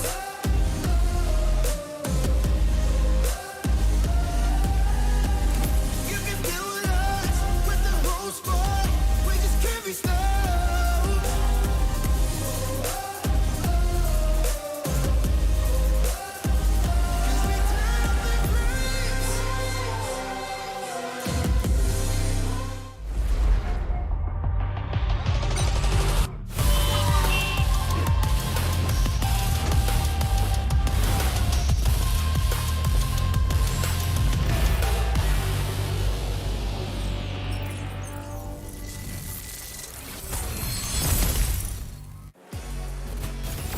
It comes down to the wire. It comes down to the final matchup of our grand finals here at the Free Fire World Series 2022 Bangkok, Thailand. My name's AJ. I'm the Mustachio down here with the one and only Holler to close the show off. But we've got this one final game that will decide exactly who our champs are. And even a team like Ignis still stands a chance. But the conditions are quite tough to meet, Holler. Yeah, so basically the the other three teams need to be eliminated like 12th, 11th, 10th. Pretty much they need to be eliminated very early. Super. Gonna be difficult to do. I think the strategy going in is just to play it safe. Yeah. No hot dropping. Make sure that you're as far away from the other teams as possible. Yeah. Get yourself into those free placement points, so to speak. I say free with air quotes on that one because it's not really free, especially at this stage. And, you know, you could take the biggest risks of your life if you know exactly where those players are going to drop on into.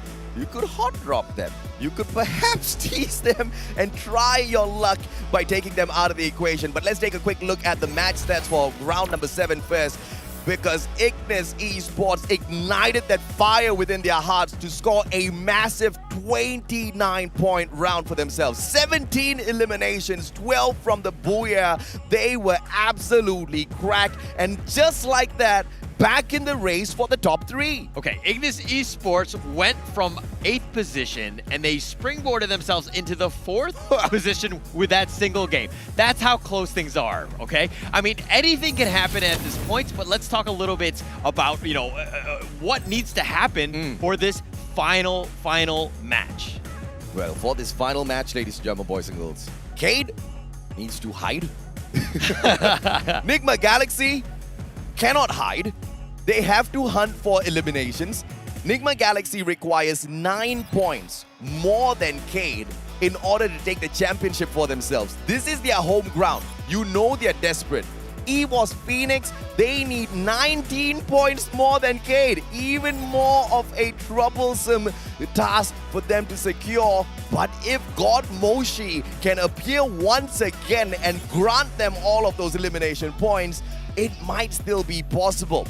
But Ignis Esports, they just showed us a massive 29-pointer round. If they can do that yet again, and the top 3 teams bomb out super early, which I think is asking for way too much, Ignis might be able to grab that trophy, drag it back to LATAM. Okay, so now if you're Nigma Galaxy and EVOS Phoenix, you know the lay of the land. You understand what needs to happen. You have to hunt key. Yeah. That's pretty much your chance. Correct. Are you going to go super aggressive trying to find that team to give yourself that one opportunity? Because literally, look, if you get that first place, you are immortalized, right? It's all or nothing at this stage. And of course, we are not waiting for nobody. Alpine is on your screens right now as the flight path cuts through dock all the way down to Fusion. It's just a party all across the map. That high tier loot zone is going to be the aim of AV Radicals, but is anybody else going to drop by? Yes, Naguara might just say hello. Magic Squad is here as well. This is just all centered towards the middle part of this map. Everybody wants a piece of the action. Okay, look at Keed going straight top. This is the team to watch just to understand what could potentially happen. Yep. We follow Keed throughout and Nigma. see exactly what's going to happen. Nigma, bro. Galaxy. I do not think this is a smart choice for them because Magic Squad, they are there to sprinkle the pixie dust on them. Nigma Galaxy as well as Magic Squad, both in the exact same compound. Things are going to go south for one of the two. Magic Squad doesn't have a lot to lose, but Nigma Galaxy, under no circumstance whatsoever, can they afford to lose this next gunfight. They are looking for the championship, and in Magic Squad might just be able to help Cade out here. Yeah, it would be actually huge if they could do that, but he's throwing with a frying pan, wet it down, but he gets my shot Lord. here. Artemis is like, nay. I mean, come on, that was just way too cheeky, and I think SES deserved to get taken down in that manner, right? I mean, Ray's there. He could have just tried to run away. He could have tried to go and look for a gun, but instead, no, he wanted to go for the flashy plays of the pan in the face, smacking kind of attack takedown. Yeah, that's not going to check out. Yeah, sometimes you look foolish doing some things like that, and that's not a great play. That's going to put your team at a disadvantage. And of course, everything matters, right? Again, if you're just watching, if you're tuning in right now, every 2 spots will get you another 10K USD. Every placement point matters. I may not be able to grab that championship and bring it back to Brazil, but guess who can? My brothers most definitely can, in the name of Cade. And in order to get that done, Nigma Galaxy, I need to take you down. This is going to be a tall order. And Cade, on the other hand, they're going to town on the Mena squad. They shut down Alpha players one after the other. Just a single elimination, though. And SES moving straight in towards them. This might just be a party house for Cade, as they just need to sit down in the same spot, picking on player after player. Okay, you're calling Cade your brother, right? Because they're the favorite going into round 8, and you're just trying to jump on that bandwagon now? No. Cade's not my brother. Cade's the brother of Magic Squad. Okay. If Magic Squad ruins the party for Nigma Galaxy, it's just so much more easier for Cade to secure that number 1 All spot. right. I thought you were trying to be brothers, trying to get in the still in goes the loop. back to Brazil, my friend. Understood. My bad. I wouldn't mind a couple of Brazilian brothers, though. I surely wouldn't mind. Wine, AV Radicals, they were on fire earlier on, but the run came to a premature close for them this time around. Naguara right in front, but look at Ritu's already pushing up front across with Wine as well. That right-hand side flank is going to be possible for them. Maxi tags one up, but Wine super low on that HP. Needs to be really careful as to how he takes this next approach. Just going to be super careful right here. Naguara are just on the prowl. They're looking for him. Wine is very low. Maxi is looking to go for the flank right now. He's going to use that windmill to his advantage. He doesn't see him coming around. He gets it, and Wine does go down. Max with a nice play. Yeah, Maxi, great one. Wine goes out of the equation. And AV Radicals immediately scrambles, right? They know that they can't really take this fight against them. Naguara does have that revival platform as well, which just makes things so much more difficult. This high-tier loot zone just does not belong to AV Radicals. Throughout the whole of this grand finals, they've just been teased, and now finally the fight I've been waiting for. Phil God goes down! This is big! This is huge for Magic Squad! Oh, it's a big one. It's a good start to this one. They've got 2 eliminations. They want to find more, but it looks like they've only found part of the team.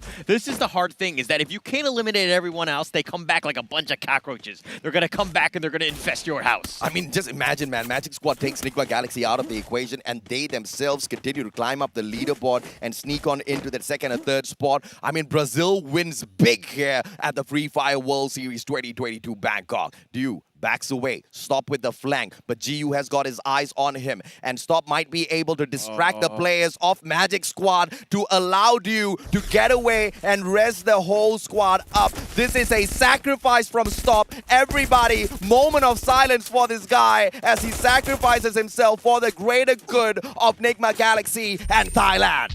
A chip in a chair. That's it. Do is running for his life, trying to res them up. He's going to have to get them back into this game. They need to reset this one. They got to give themselves a chance. RRQ Razor, on the other hand, does take out Maxi. Yeah, RRQ dropped by to say hello to Naguara. AB Radicals gets away with skin still on their back. They weren't really worked down to the bone just yet by the players of Naguara. Naguara does not get aggressive to go in for the chase. SES Alphank, on the other hand, they meet the players of Vivo Cade. Can SES ruin the party for Cade? This is going to be big, but the glue wall melter isn't going to be doing much of a damage. No glue walls there as well, but those are just premature shots. Bara trades one out. General did manage to get one, but this is going to be the advantage to SES as they do have the players to circle around. Gade versus Modestia, that's going to be a big fight as well. Modestia has got the Mac 10. Gade is going to be in trouble. Okay, look, Cade is actually the #1 team, and my heart is skipping a beat for them, right? Modestia! If they get eliminated early, it looks like they're doing that right now. They've only got 2 members of Cade here. SES are turning this on. You better run, Cade. You better run. Dead God leading them away from Nando 9. Nando 9's going to be the final savior. Pulls out the time turner behind him, but Dead God is good as dead right there. Elimination point to the side. Nigma is good! And Nigma's out! This is insane!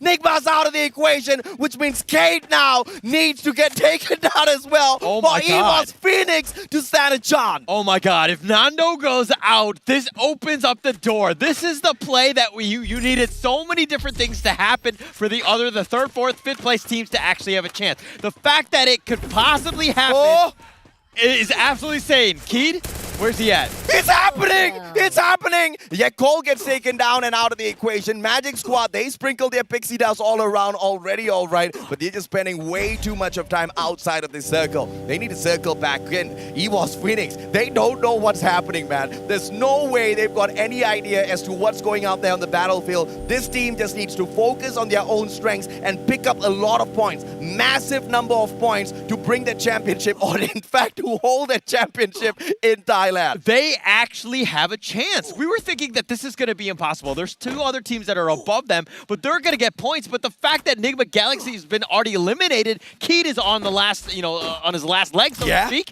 I mean, very difficult situation. I mean, the door is wide open. Ignis Esports, Magic Squad, and maybe even SCS have a chance. This is a dream Free Fire World Series for me because it's going to go down to the wire. What a fantastic drama we have unfolding before our very eyes. And AB Radicals, the Filipinos, usually wind up late, but I tell you, this is a disappointing wind up. I want more out of them, but I hope this is not the final time we see the nation within the Free Fire World Series. Them performing great towards the very end of our grand final shows that they've got the quality to take it all the way. They just did not have that self-confidence to get the job done a little bit earlier on. But now, Magic Squad, Pixie Dust Boys coming straight towards the players of AB Radicals. But AB, they are in a pickle now. Outside of the circle, Magic Squad just needs to gatekeep. Yeah, they need to gatekeep. They just need to play it safe. They have nothing to do. They can play super patiently. They can be all the way in the back. AV Radicals need to make the move outside of them. So it's on them. Who's going to make that first move? I mean, AV Radicals are just kind of tanking it because they realize just how dangerous this is. But let me also talk about Keed. On the back end of this, one thing that did happen was General was revived. They have 2 members left of Keed. Drex tagged up. Italo, GU as well. Wine rushing on 4th. Can he get this? He manages to drop his health right back up. Grenade being cooked up. Wine does not drop it just yet. Finally gets taken down. A little premature of a rush. And Wine gets punished for that maneuver. And Magic Squad now with the advantage. But they're right below the bridge. They want to play troll against AV Radicals. Okay, Magic Squad was actually 5 points behind EVOS Phoenix going into this one. Considering that Enigma Galaxy's already been eliminated, this opens up the potential door for top 4 for Magic Squad, assuming they can continue this. They need to secure the rest of AV Radicals. AV Radicals are being very difficult. They don't want to give away any free points. They'll happily tank up the Storm for now, but they're going to stick around there and they're just going to wait this one out. There's nothing for AV to lose. Magic Squad has got a lot to lose. To the point that you just brought up, Magic Squad still can continue climbing up the leaderboard. They need no points they don't need a lot of points to get an extra $10,000 right? They literally need 1 point more than Ignis to secure that bonus for themselves. But now getting stuck outside of the circle, RRQ dropping by to say hello, my friends. Maybe with a backstab, Italo goes down. Gio trades out Legolas. That's gonna be a good trade back, but he himself gets knocked down by Maybe. Bob trades out Maybe. Bob takes that elimination as well. Razor and Pac-Man for the side of RRQ. But Magic Squad grenade out. Tadamo strikes finally, and AB Radicals still stay alive. But Bob's the final survivor, the final hope for Magic Squad. Oh my gosh, RRQ completely saves AV Radicals and changes things once again. Vivo Keyed back to full strength. This is scary. They had an opportunity, but now that they're all alive, I mean, this is one of those things where you're like, for the other teams, do they actually have a chance? My God. That was low. Yeah, that got way too close, Nando. Don't give me no heart attack like that. Tanamo gets yet another grenade knockdown. Pac-Man's elimination point has been secured by him. AV Radicals is on a roll, although they got stuck in quite the pickle earlier on. Cade, on the other hand, come on. Can we talk about a couple of survivors here? I mean, this is the way they needed to do it. They've been doing it all day today. They've just been surviving. They've gotten all the eliminations. I mean, they were down to their last member. That was the closest for this one. They had a chance. Now, who can find Keyed? RRQ eliminated 9th. RRQ's out. And earlier on, we saw Magic Squad do a number on Nigma Galaxy to help their brothers out. Cade needs to buy them dinner, breakfast, lunch for 3 years to say thanks. I mean, this is just gonna be a phenomenal run for Cade if this manages to go through as a victory for them. But EVOS Phoenix now grenade on the delivery, but Get High is the one that secures it with the Max 7. Jonah steps up as well. This is the Thailand squad versus Indonesia. SES are fine. They bite the dust. EVOS Phoenix on fire. They know what's needed. They need massive number of points to hold the trophy in Thailand. Okay, EVOS Phoenix already a World Series winner. They got second place in the last one, and they're again in a great position to be in the top 3, top 4 at this stage. I mean, it's pretty much on them. Can they find Keyed? Can they eliminate them? Get those points, because Keyed has a huge advantage going into this one. It was about 18 points going into this one. Carlos with the LMG in hand. Neo has got the grenade launcher. But how can they cut this distance towards Ignis? It's all about how HQ plays this. I mean, they need 15 points to catch up in Naguara, which gets them no bonus. But if they can get 16 points, they catch up with AV Radicals. So that's going to be that's a 10,000 USD bonus. But HQ has been struggling all throughout the grand finals. And to take on Ignis, the LATAM squad that is super pumped up after the previous matchup, is going to be a challenge. But EVOS, though, they meet Ignis on the other side. This could be deadly. EVOS Phoenix moving on in here for the strike. And the double barrel gets it for the squad. And this is just EVOS Phoenix on fire. There's no one's going to be able to stop them. Off screen though, Radical's doing a number as well. Oh, Jason is, I think he's the last load. Oh, Carlos is still alive as well. EVOS is looking to go in this one, trying to draw a bead. The glue walls are there, but... And Carlos, final player, is alive and standing for the players. It's Jason, and he has got the charge buster. But Jonah, just with the pan maybe this time round. Can we see a smack? Oi! Good ice grenade gets the elimination. Guys bite the dust. Ramiel, on the other hand, manages to take it down Artemis. HQ hanging on for their dear lives as AV Radicals tries to take them down. Goes with the Max 7 return, and Cade surviving. But this is Magic Squad. Magic Squad, can they ruin the chances of 2 big titans and help out EVOS Phoenix? They have a huge opportunity right here. Magic Squad is going to look to take this one. Vivo Keyed have 4 members. They picked up General. They're going to look to fight this one. And it looks like AV Radicals bites the dust as well. Nando responds. GU up in the air. Taken out already. Dead God surviving. General's been picked up. Nando, he still survives with a sliver of health. And the whole squad of Cade hanging on for their dear lives. MTS, get the heck out of here, says Cade. They won the championship. I mean, they've got it, but they've only got 2 kills. Now, Vivo Keyed right now, they're going up against EVOS Phoenix. EVOS Phoenix gets the nice knock on the Nando. And God Cruz gets the God nade as well. General goes down. Modestia down. This is EVOS. This is EVOS doing it for Thailand. 13 elimination points already. 4 more teams out there. He's out. Bye. He's out. Thailand. man. I think they keep it in their country. I mean, they've got 14 in eliminations. It's all about the placements points. You got HQ Esports, you got Fasta Mundo. Those teams are not in the running. EVOS Phoenix, they can own this one. The destiny is within their hands. EVOS Phoenix, the cockiest when we started off the play-ins. From the play-ins to the grand finals, can they secure the elimination on HQ, who have been struggling all throughout the competition? Vastamundo, though, might be the ruiner of this party for the squad. They circle around from the left-hand side, but EVOS Phoenix says, you guys deal with the firepower, we want the circle. We're going to take it. We're going to be in positioning. We're going to make sure that we're there. HQ Esports, Vastamundo. I'll let you two just fight it out. I've got no issues with that. I will go for the third party. I'll make sure I'll take it whatever I can. I have no pressure right now because I'm in the middle of the circle. This is a victory for EVOS Phoenix on the highest level. Vastamundo says, thank you for coming, HQ. Get out of here. We want to meet EVOS Phoenix. Two players on the flank. It's going to be the AC-80 in the hands of God Cruz. Grenade as well. Jonah on the other hand. Just a ban, but you know she can cook it up. It's going to be Nunes with a Groza. They attack from afar. Get high. Moshi, he's the secret weapon of the squad. They're sticking aside. They don't need to do anything. The storm is just wide open. Let the snipers go in on the action. Let's force out where we need to go. The circle has been dropped. It's in favor of EVOS, though. They need more than 18 points. They need 19 points more than Kane to secure the championship. They need all of these eliminations. One goes down. Nunes is out. Oh, he's dead. Will he get crushed? One more shot. Oh, Crusher. Crusher. Plays the 10 from the back as well. Luca ain't got no luck. This is EVOS Phoenix. This is Thailand. He gets knocked as well. And EVOS Phoenix. I don't know if that was enough, Holler, but that was a phenomenal round from the home ground boys. Wow, if there's ever a moment you need to step up, that was it. EVOS Phoenix, I think they got a monster. 18 kills plus the booyah. I mean, that was everything. That was perfect for them. EVOS Phoenix completely turned that one on. I believe they might have gotten it done. I believe that was enough, but we still need to wait for the official stats. But look at this squad, man. EVOS Phoenix, they are your champions. Ridiculous how they got this done. What a final round runner. I cannot believe what we have on our hands, Ola. Oh, they needed to have done it. They did everything that had to have been done. I mean, the fact that Nigma Galaxy got eliminated early like that really opened the door. That was the only reason they had that opportunity. And you know who they have to thank?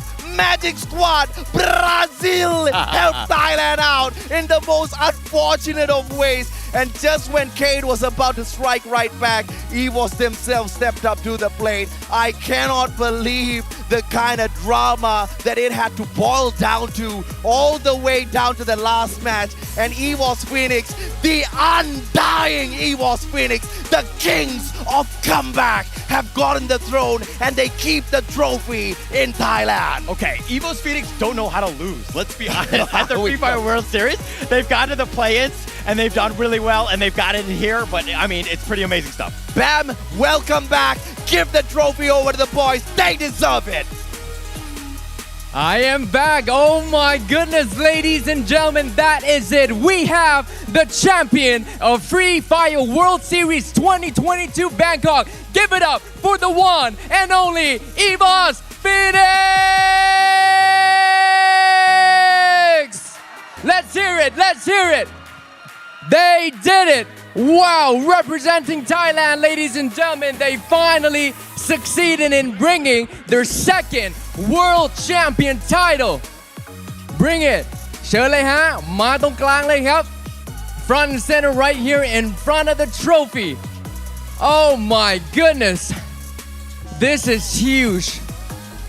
Their big moment right here, ladies and gentlemen, right here in their homeland. Can you believe it? Right here in the heart of Bangkok. ชนะเป็นที่เรียบร้อยนะฮะ เชิญเลยครับตรงกลางตรงนี้เลย ฝันเป็นจริงมากๆ วันนี้มาถึงเป็นที่เรียบร้อยแล้วนะฮะ กับแชมป์อีกหนึ่งรอบ เชิญด้านหน้าเลยด้านหน้าเลย โอ้โห teary eyes right now. Big moment because they've been pushing and pushing. Oh my goodness, this moment right here. Let's take it in, take it in. This is not a dream, guys. This is real. You guys are the world champion. And now it is time to announce the MVP. Of course, who contributed the most for the team, has become the most valuable player of the World Series. And the MVP, give it up for Moshe! Whoa! Great job, Moshe! สุดยอดเลยครับโมชิฮะ Here's a medal for you. Turn around. Wear that medal. Wear it with pride and honor. Wow. สุดยอดมากๆครับโมชิครับ MVP ครับของ World Series ในครั้งนี้ Take it in. Take it in. All right. สุดยอดครับน้องๆทุกคนเอาล่ะได้เวลาแล้วนะ เชิญด้านหลังโทรฟี่ตรงนี้เลยเดี๋ยวนับถอยหลังเป็นพร้อมกันชูขึ้นสูงๆชูขึ้นสูงๆครับ The moment is right here ladies and gentlemen for Evos Phoenix to raise that trophy up high on my count.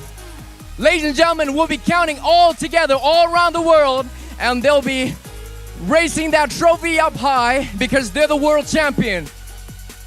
On my count, on 3, 2, 1.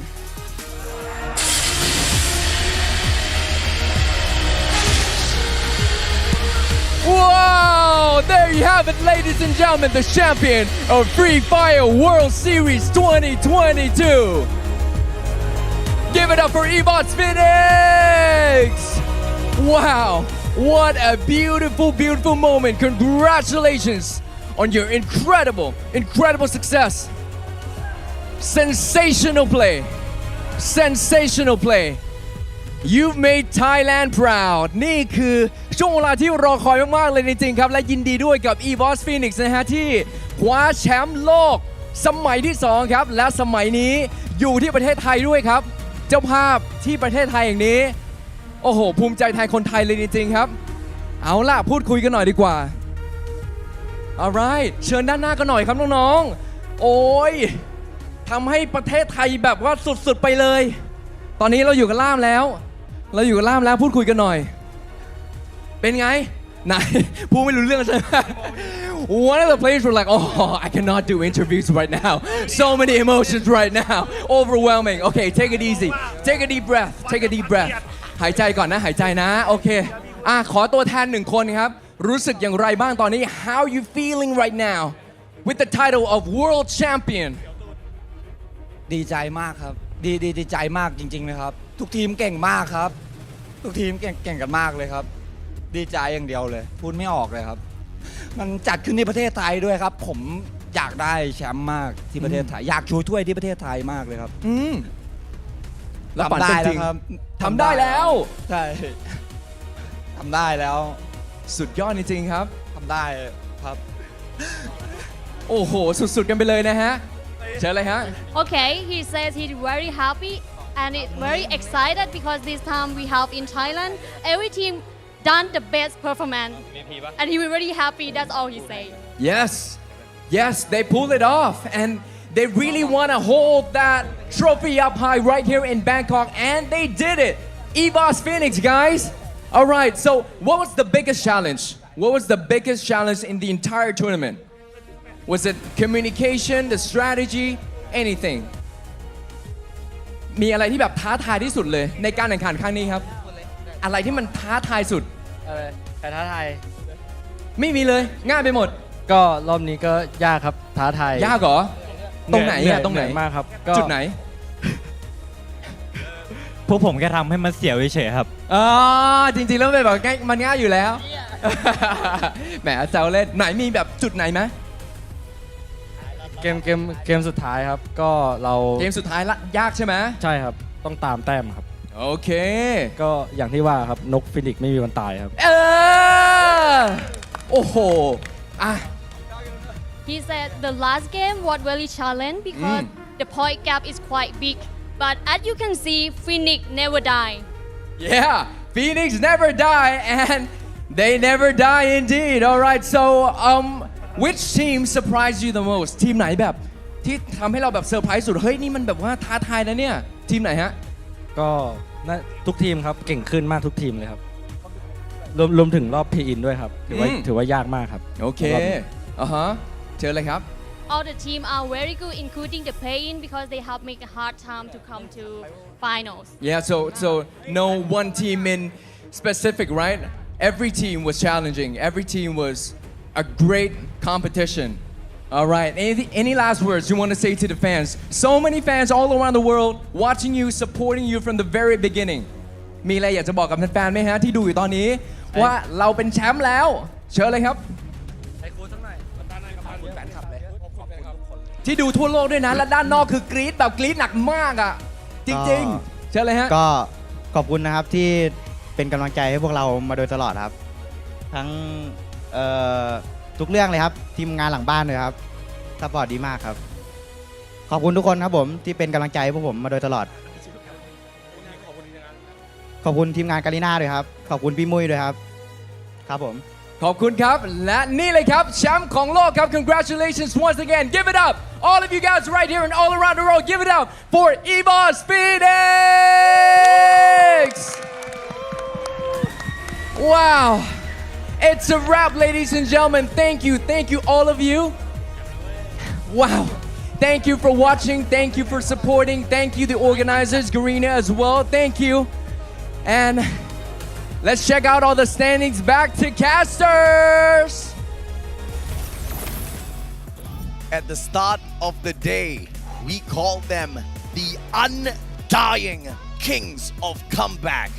And what a comeback we have witnessed, Holla. I mean, a miracle play. I mean, it was from the beginning of the play-ins. The first two matches where they had only 9 points, they had to step it up, and they really did just to make it to the grand finals today. And then that miracle run, what are the chances of that in going into that final match? Everything had to have gone perfectly, and it kind of did. And the universe just didn't want me to run amok, man. I wanted Moshi to get the MVP, and he got the grandest of MVP title. He even has a golden medal to prove that he's the MVP of the competition. I cannot be happier for EVOS Phoenix, and this is what hard work and determination, never-ending self-belief gets you at the end of the day.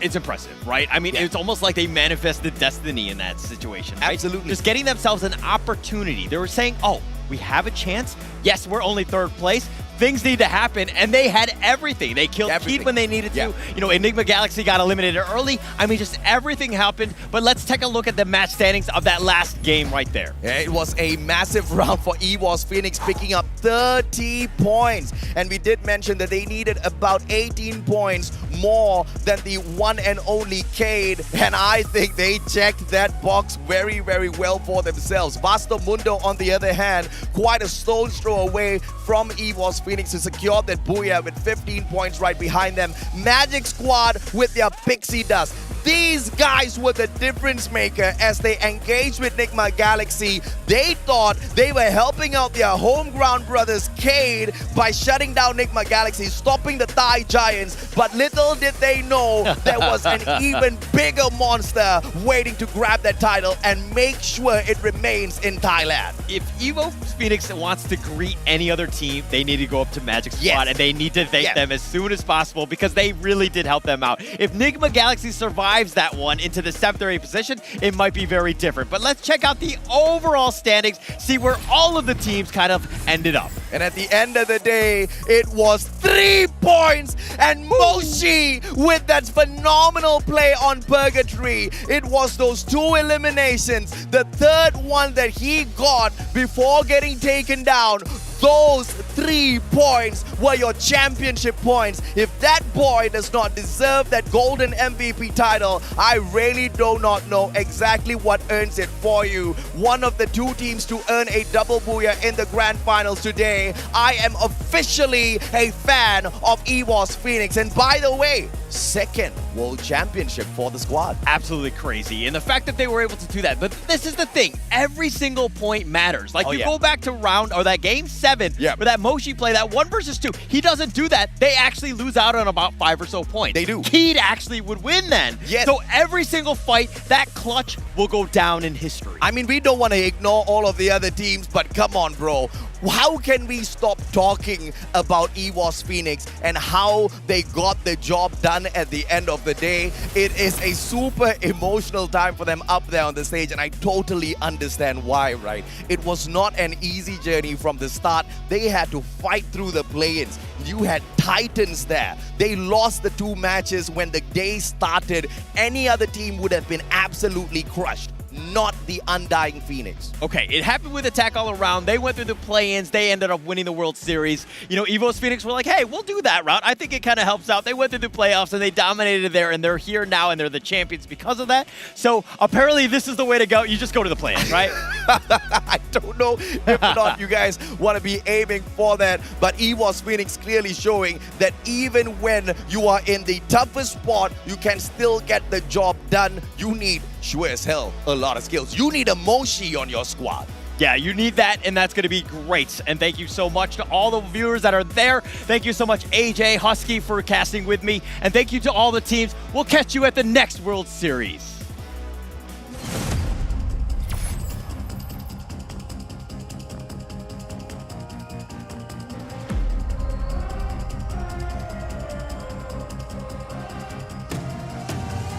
Very mysterious, unpredictable. If you don't know, we've come a long way, but we ain't done here. Are you ready? Just like the sunshine, we